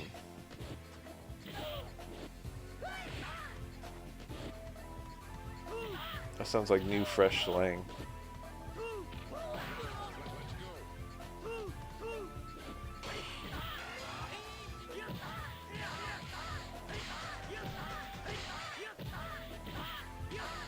That was like a car close medium kick. That was cool.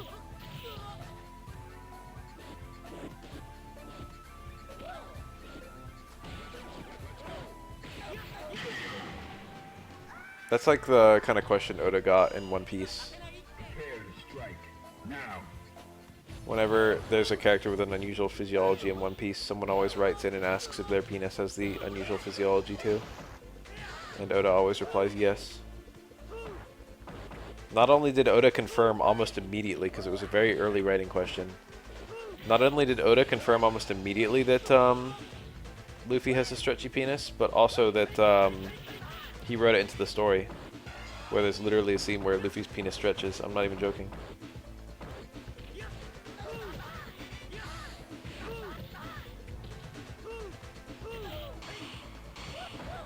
There were a couple other characters who people asked about that too. Like someone asked if there was a character with a male version of Robin, a male character with Robin's powers, whether they'd be able to make a penis grow out of things. and pee out of it or something like that. Prepare to strike. Now. Someone asked whether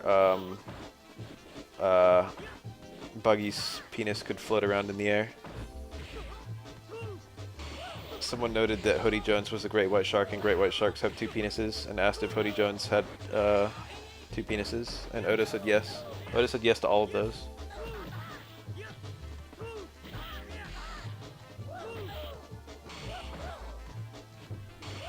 Oda is actually genuinely truly a man of the people. He knows what everyone wants and he delivers. One Piece has just been non-stop delivery.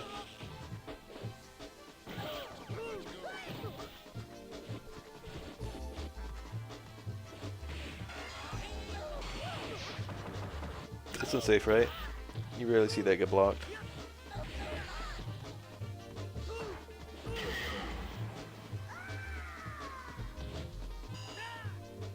Are you ready? Go.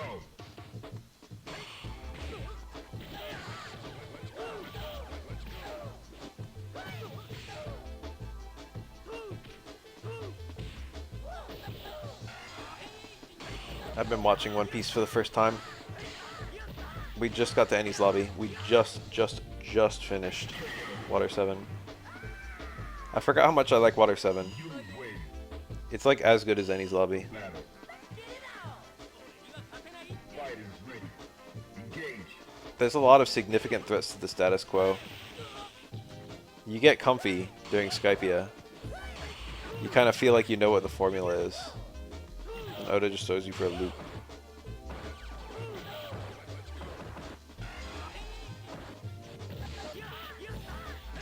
Anyway, it's my first time watching it. I kind of hate how slow-paced it is. I can't imagine someone who's only read the, or only watched the show and never read the manga. Like, it takes like a few minutes to read a chapter. Engage. And if you make a whole episode out of one chapter and then it takes 21 minutes to watch it or whatever, it just makes it so slow. People already complain about how long One Piece is, but then the primary means of people experiencing it is makes it even slower. There's a shitload of flashbacks too. There's like a bunch of flashbacks that don't happen in the manga that happen in the anime. It's frustrating watching the same flashback in like 2 or 3 adjacent episodes. It's like, fuck, I just saw this. Like, something happens in one episode and they flash back to it in the next episode and then they flash back to it in the episode after that. It's like, fuck off.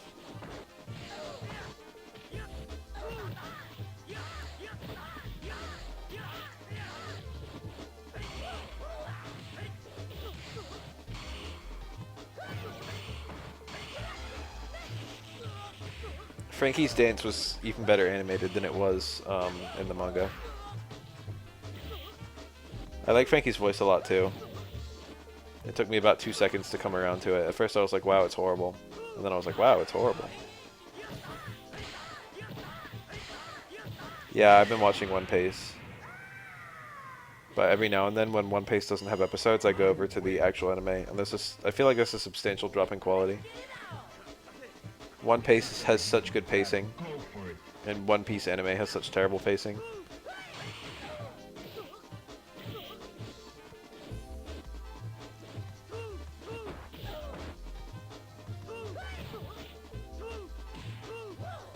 Water 7 is the final arc that's incomplete. Everything after that's just done.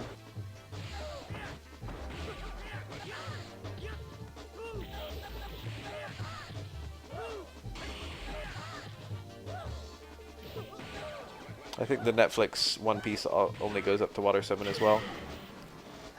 And it used to only go up to like Skypia and only go up to Alabasta before that. Ready. Engage.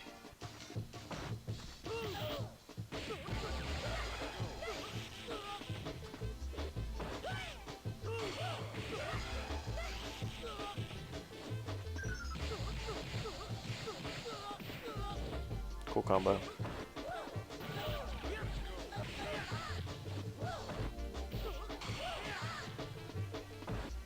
I'm watching it with one of my friends, and we started watching a filler arc, and we literally stopped because he was just like, I'm not interested in this.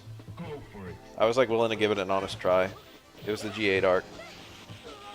I instinctively hate filler, but people said that that was like the best filler arc. It's also the longest one. It's like 13 episodes or 10 episodes or something.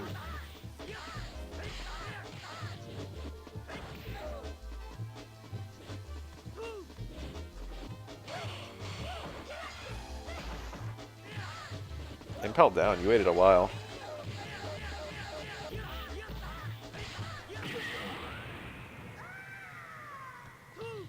I took a long break from One Piece and came back during Impel Down. And it was kind of weird because there was like a dead zone in what I'd experienced for a little while.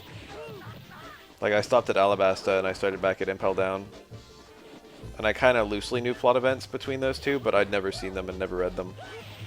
So there was like a little period where I was reading like chapter 600 or whatever, but I'd never read like chapter 400 through 500 or whatever. Chapter 300 through 500.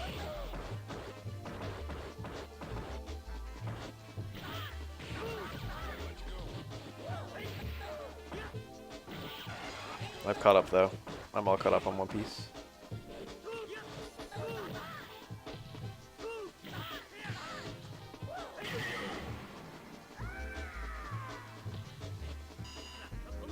Into the heat of battle. Go for it.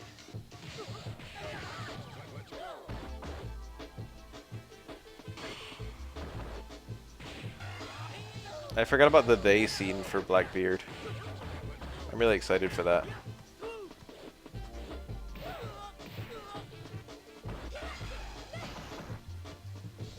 That's one of the best scenes in the whole thing, I feel. Blackbeard sitting there on the ground. The dreams of men will never die, or whatever.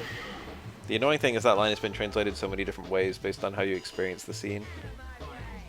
There's like, the dreams of men will never die, men's dreams will never die. Men's dreams have no end. Stuff like that. It's like, fuck, just give me one translation.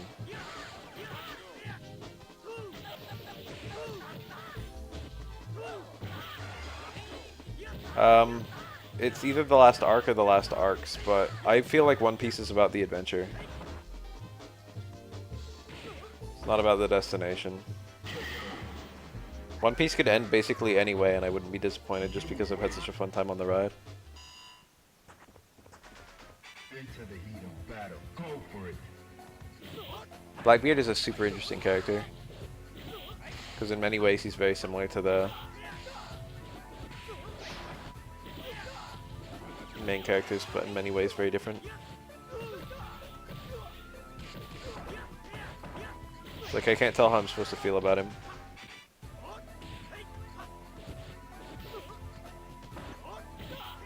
Nice.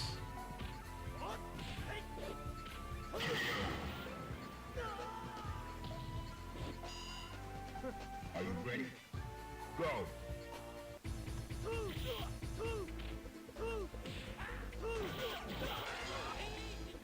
Very strong starter. Easy mode combo.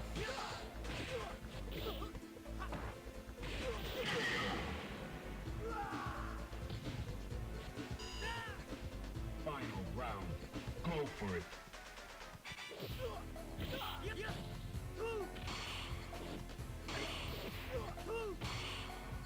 I don't know what to think ever since post time skip.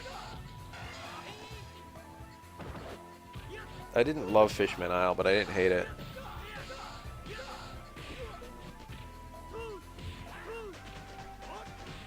Punk Hazard was kind of cool. What else was there?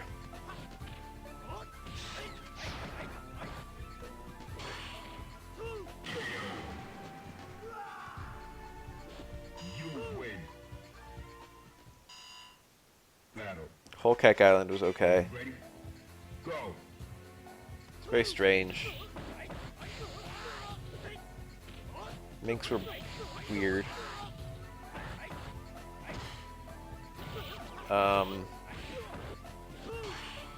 I've liked Wano. Wano's good.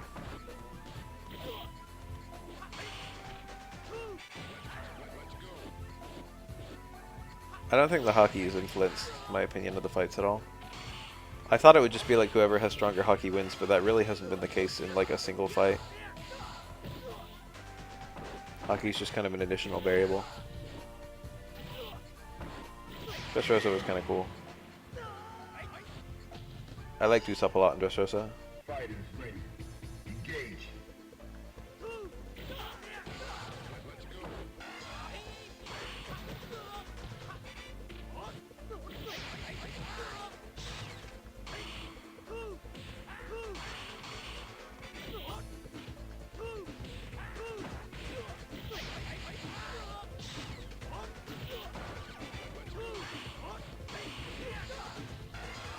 Zoe, I think, was kind of bad. Yeah, the Minx.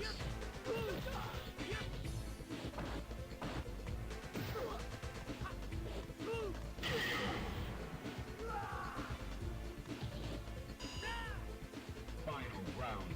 Now.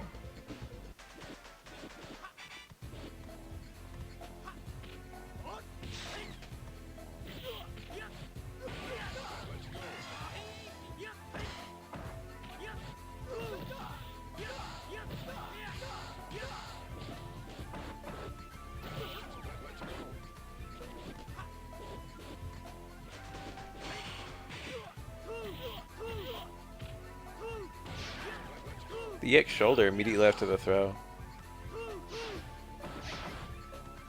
Oof.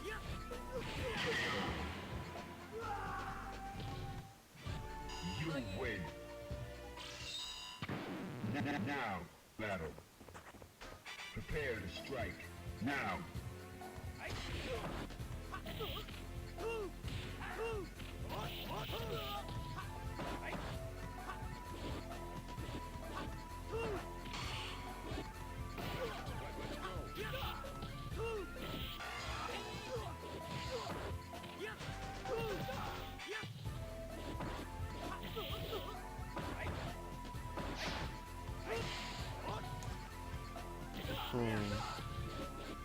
I want to be at something better there. Like close medium kick shoulder. Close medium kick towards fear. Nice. Prepare to strike. Now.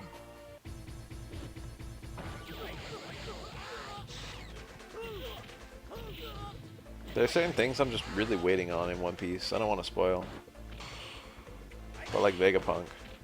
I feel like it's going to be tits whenever it actually happens.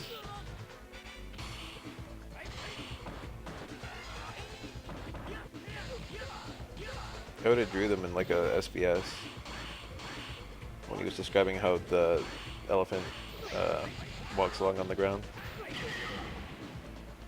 Its legs go all the way to the bottom of the ocean. Final round. Engage.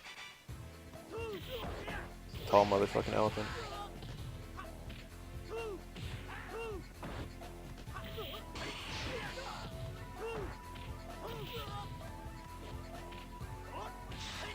Yeah. The red. Nice red. Imagine getting a red parry and then just getting a throw. Probably optimal though. Get him in the corner. Oh, there we go. It was towards Fierce after close main kick. I'm doing alright. I got literally nothing I need to be doing right now, so I'm streaming. Living the life. You win. Battle. Prepare to strike. Now.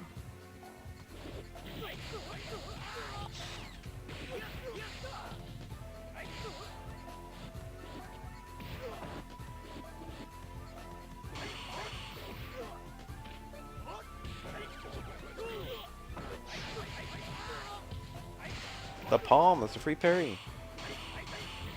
Nice. Is there some kind of re-corner here? He did one.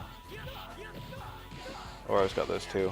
Oro's kind of lose so much damage, almost not worth it. You just carry the opponent to the other corner instead.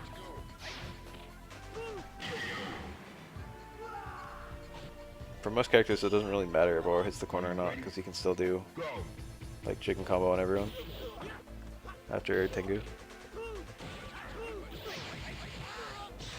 I haven't picked Tengu versus Hugo in a long time. Somebody thought of that.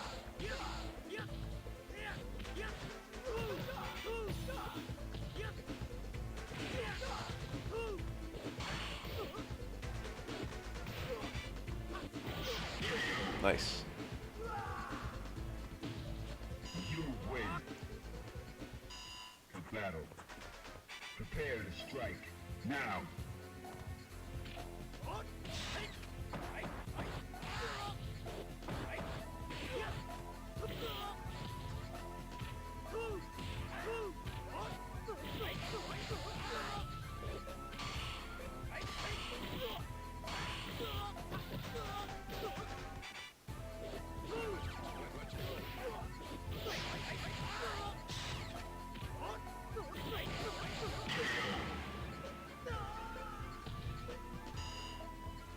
Into the heat of battle. Go for it.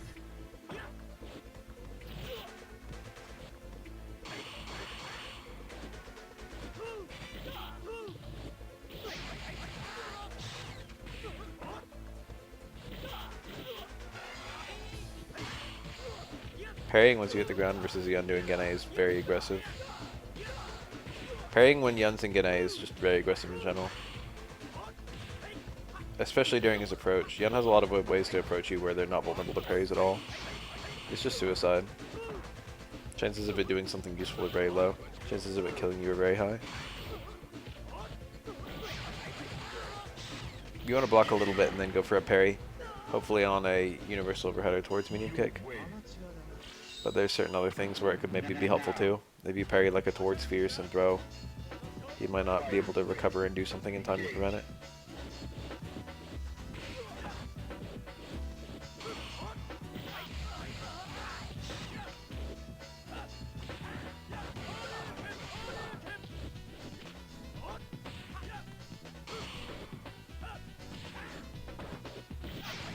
I think I will buy a bike today. When is Walmart open? I'm gonna buy a bike from the Walmart.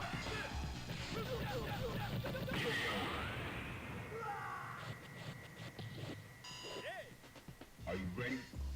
Go.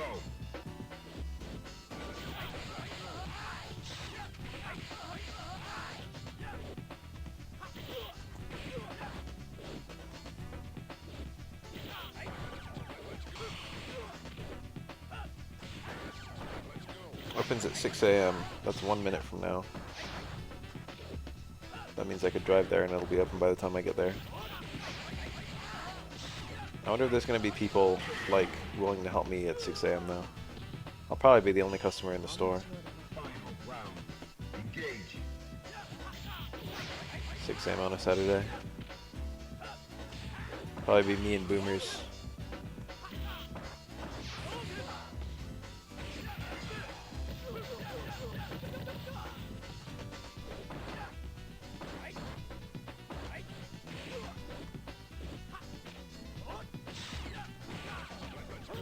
We charge for them, but we put them out back for sending back, and people drive to the back of the store in the middle of the night and steal them all the time, and we don't do anything about it. You win. So it's like I won't give it to you if you ask me for it, but if you steal it, I won't report you, For it. as long as that's all you steal.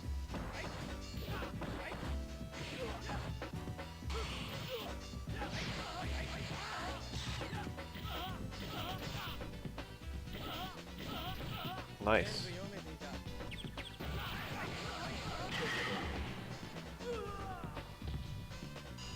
We're supposed to charge for a wooden pallet if they buy enough of something that I have to sell the pallet to, but almost never do we actually do that. Yeah, we charge $10, so not expensive.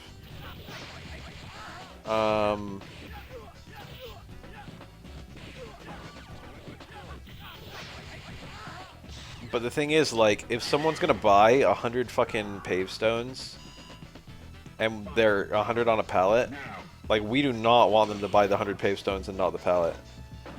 Having to manually unload those would be like hell on earth. So almost never do we charge for the fucking pallet if they're buying a full pallet of product.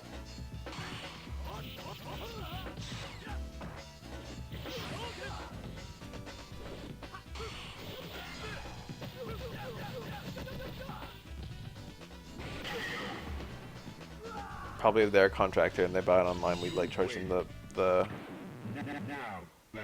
pallet price. And if they choose not to pay for the pallet, we probably just give it to them anyway because it saves on man hours.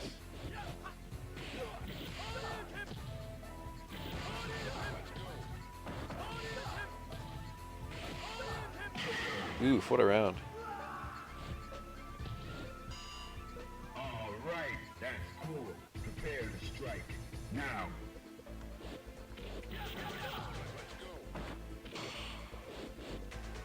Nice.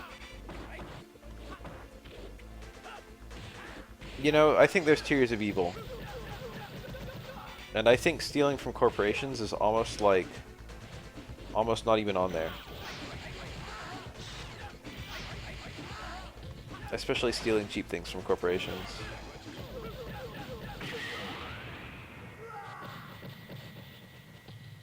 You win.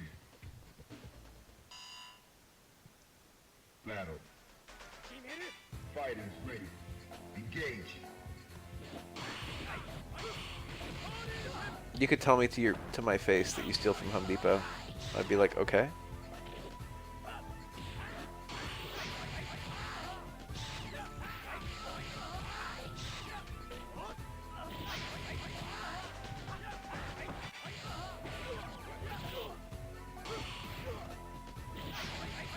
You could tell me you stole like fucking $50 of pellets from Home Depot over the course of a few months. And also you dropped a single plastic cup on the ground in a park, and I would be more upset about the cup. Be like, why would you do that?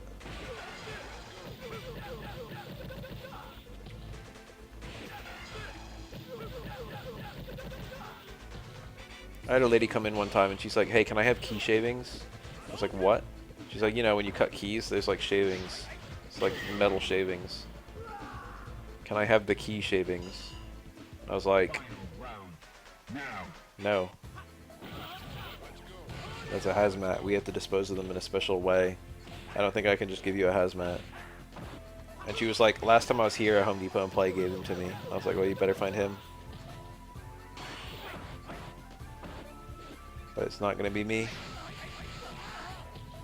I get that a lot. People are like, last time this happened, there's something I'm not supposed to do. I always just say, like, find that person and get them to do it. Nice chip. You win. Now. Fighters ready. Engage.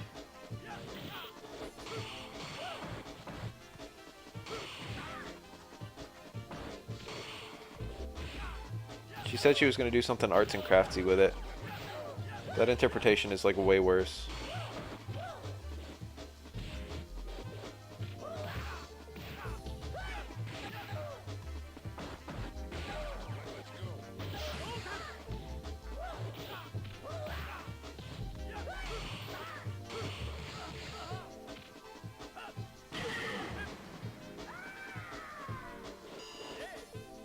Are you ready? Go.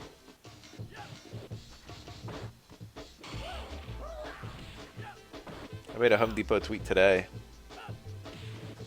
You guys may have seen it. It's a fake story, it didn't happen. It's what I want to say, but I don't say because I don't want to get in trouble. I get that reply a lot, and I was trying to think of a clever comeback, and that's what I ended up coming up with.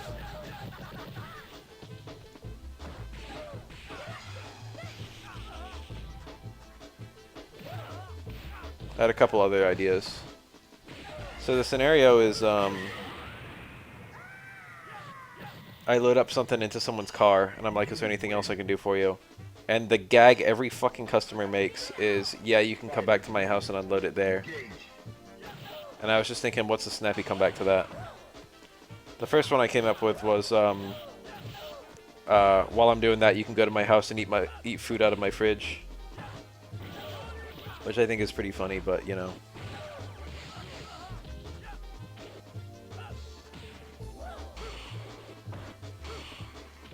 And then the next one I came up with is the one I posted. You can come back to my house and unload these for me. Reply. Yeah, maybe while I'm doing that I can mow your lawn and take out your trash. Maybe while I'm there I can mow your lawn and take out your trash. Nice parry, nice punish. Yeah, I get that probably once per week.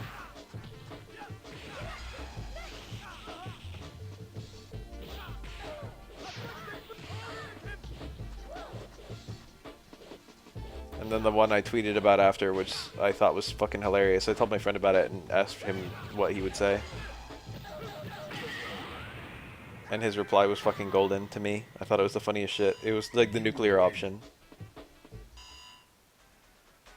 Customer says, yeah, you can come back to my house and unload it there.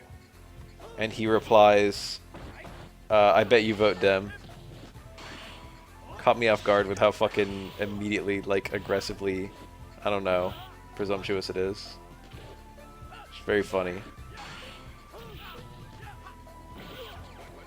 And one of the reasons I thought it was so funny, which I also tweeted about, was that I think it would piss off a Republican or a Democrat to hear that.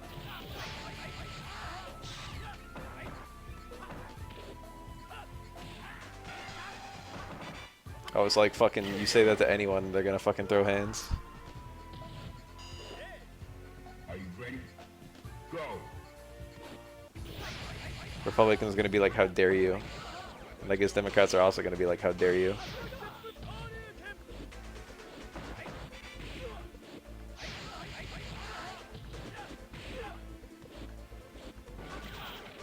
We were having a laugh about it.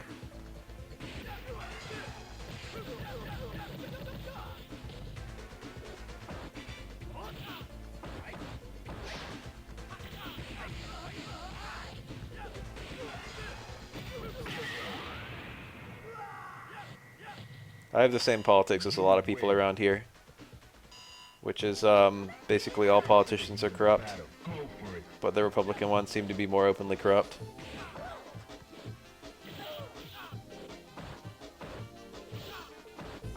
I think that's the most reasonable stance you can have in America.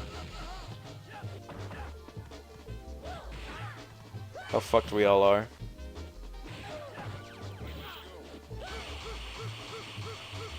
Ooh, look at him bounce.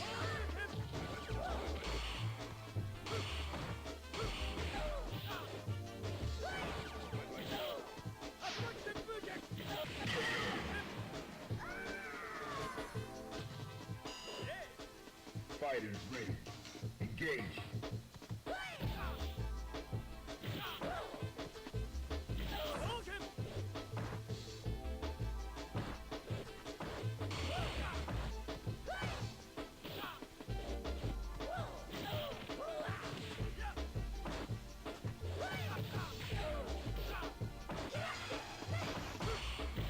Nice.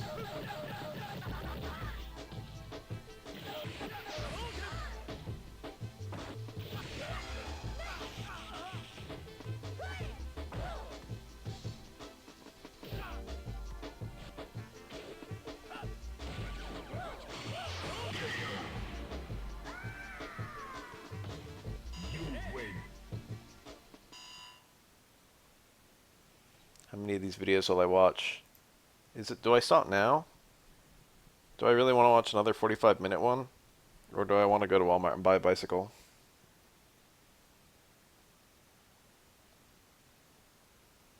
I hadn't used my last bike in a long fucking time and it kind of got, you know, we threw it out. Got rusty. Dusty and rusty. It's true, but also I've got other plans I want to do this evening. And by evening I mean morning since it's 6 a.m. Spiritually an evening for me. Nah, it's never like a 10 to 15 minute one.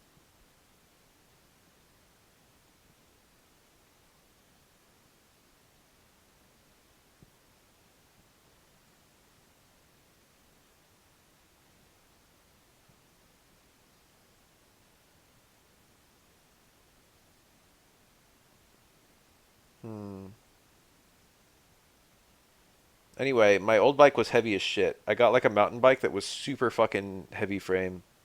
It was literally like twice the weight of the bike I had before that one. I don't know why it was so heavy, but I hated it how heavy it was. It made fucking lugging it up places super hard. Biking uphill. Or just lifting it upstairs and stuff like that. Which I did a fair amount at college. It's my college bike. It's a very unpleasant bike to ride. And this could be my chance to get a lighter frame bike. It's kind of something to look forward to almost. A new bike is a new opportunity. I went to a bike shop trying to buy a bike, and man, bike shops are expensive. Which is why I'm between getting a Craigslist bike, which is 100% chance of being stolen, and a Walmart bike, which they have not a great selection. And they're all like super budget bikes, but Walmart is super cheap. Like when I was in the bike shop, the cheapest bike they had was like $500. And it was awkward because I went in and they were like, "What were what were you looking for?" I'm like, "Oh, I don't want to spend more than like 300." And then I look at the bikes and like they don't even have a $300 one. And it's like, what do I even say after that? I was just like, "Oh."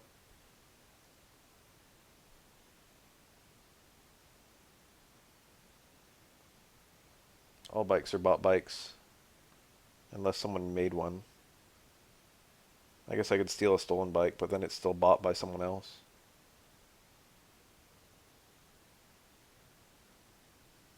I'll make a bike out of PVC from my job.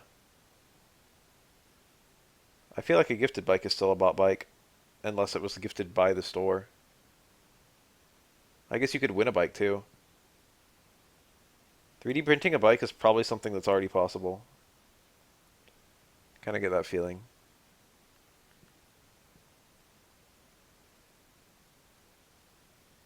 At least one person owns a 3D printed bike.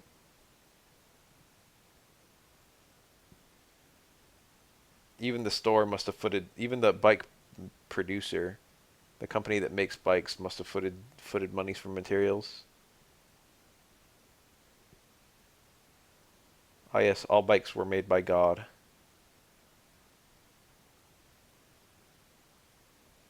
I know there's 3D printed cars floating around. I guess that's a lot more complex than a bike, and yet somehow it seemed easier. It's because cars are so modular for a lot of them.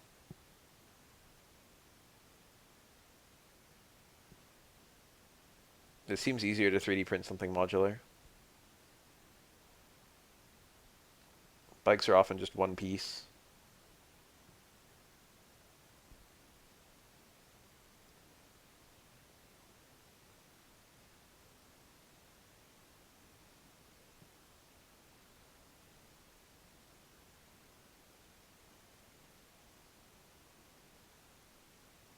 Yeah, of course, you wouldn't download a car. It's like, fuck, I wouldn't. I would download a car so fucking fast if I could. Like, what even was the idea with that ad? Huh? Why wouldn't I?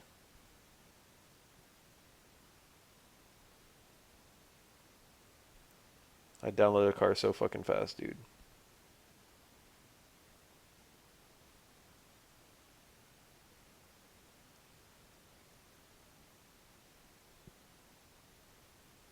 Who wants to see a video where Yang wins anyway? I'm gonna go buy a bike. I'll post a picture of my new bike on Twitter once I own one.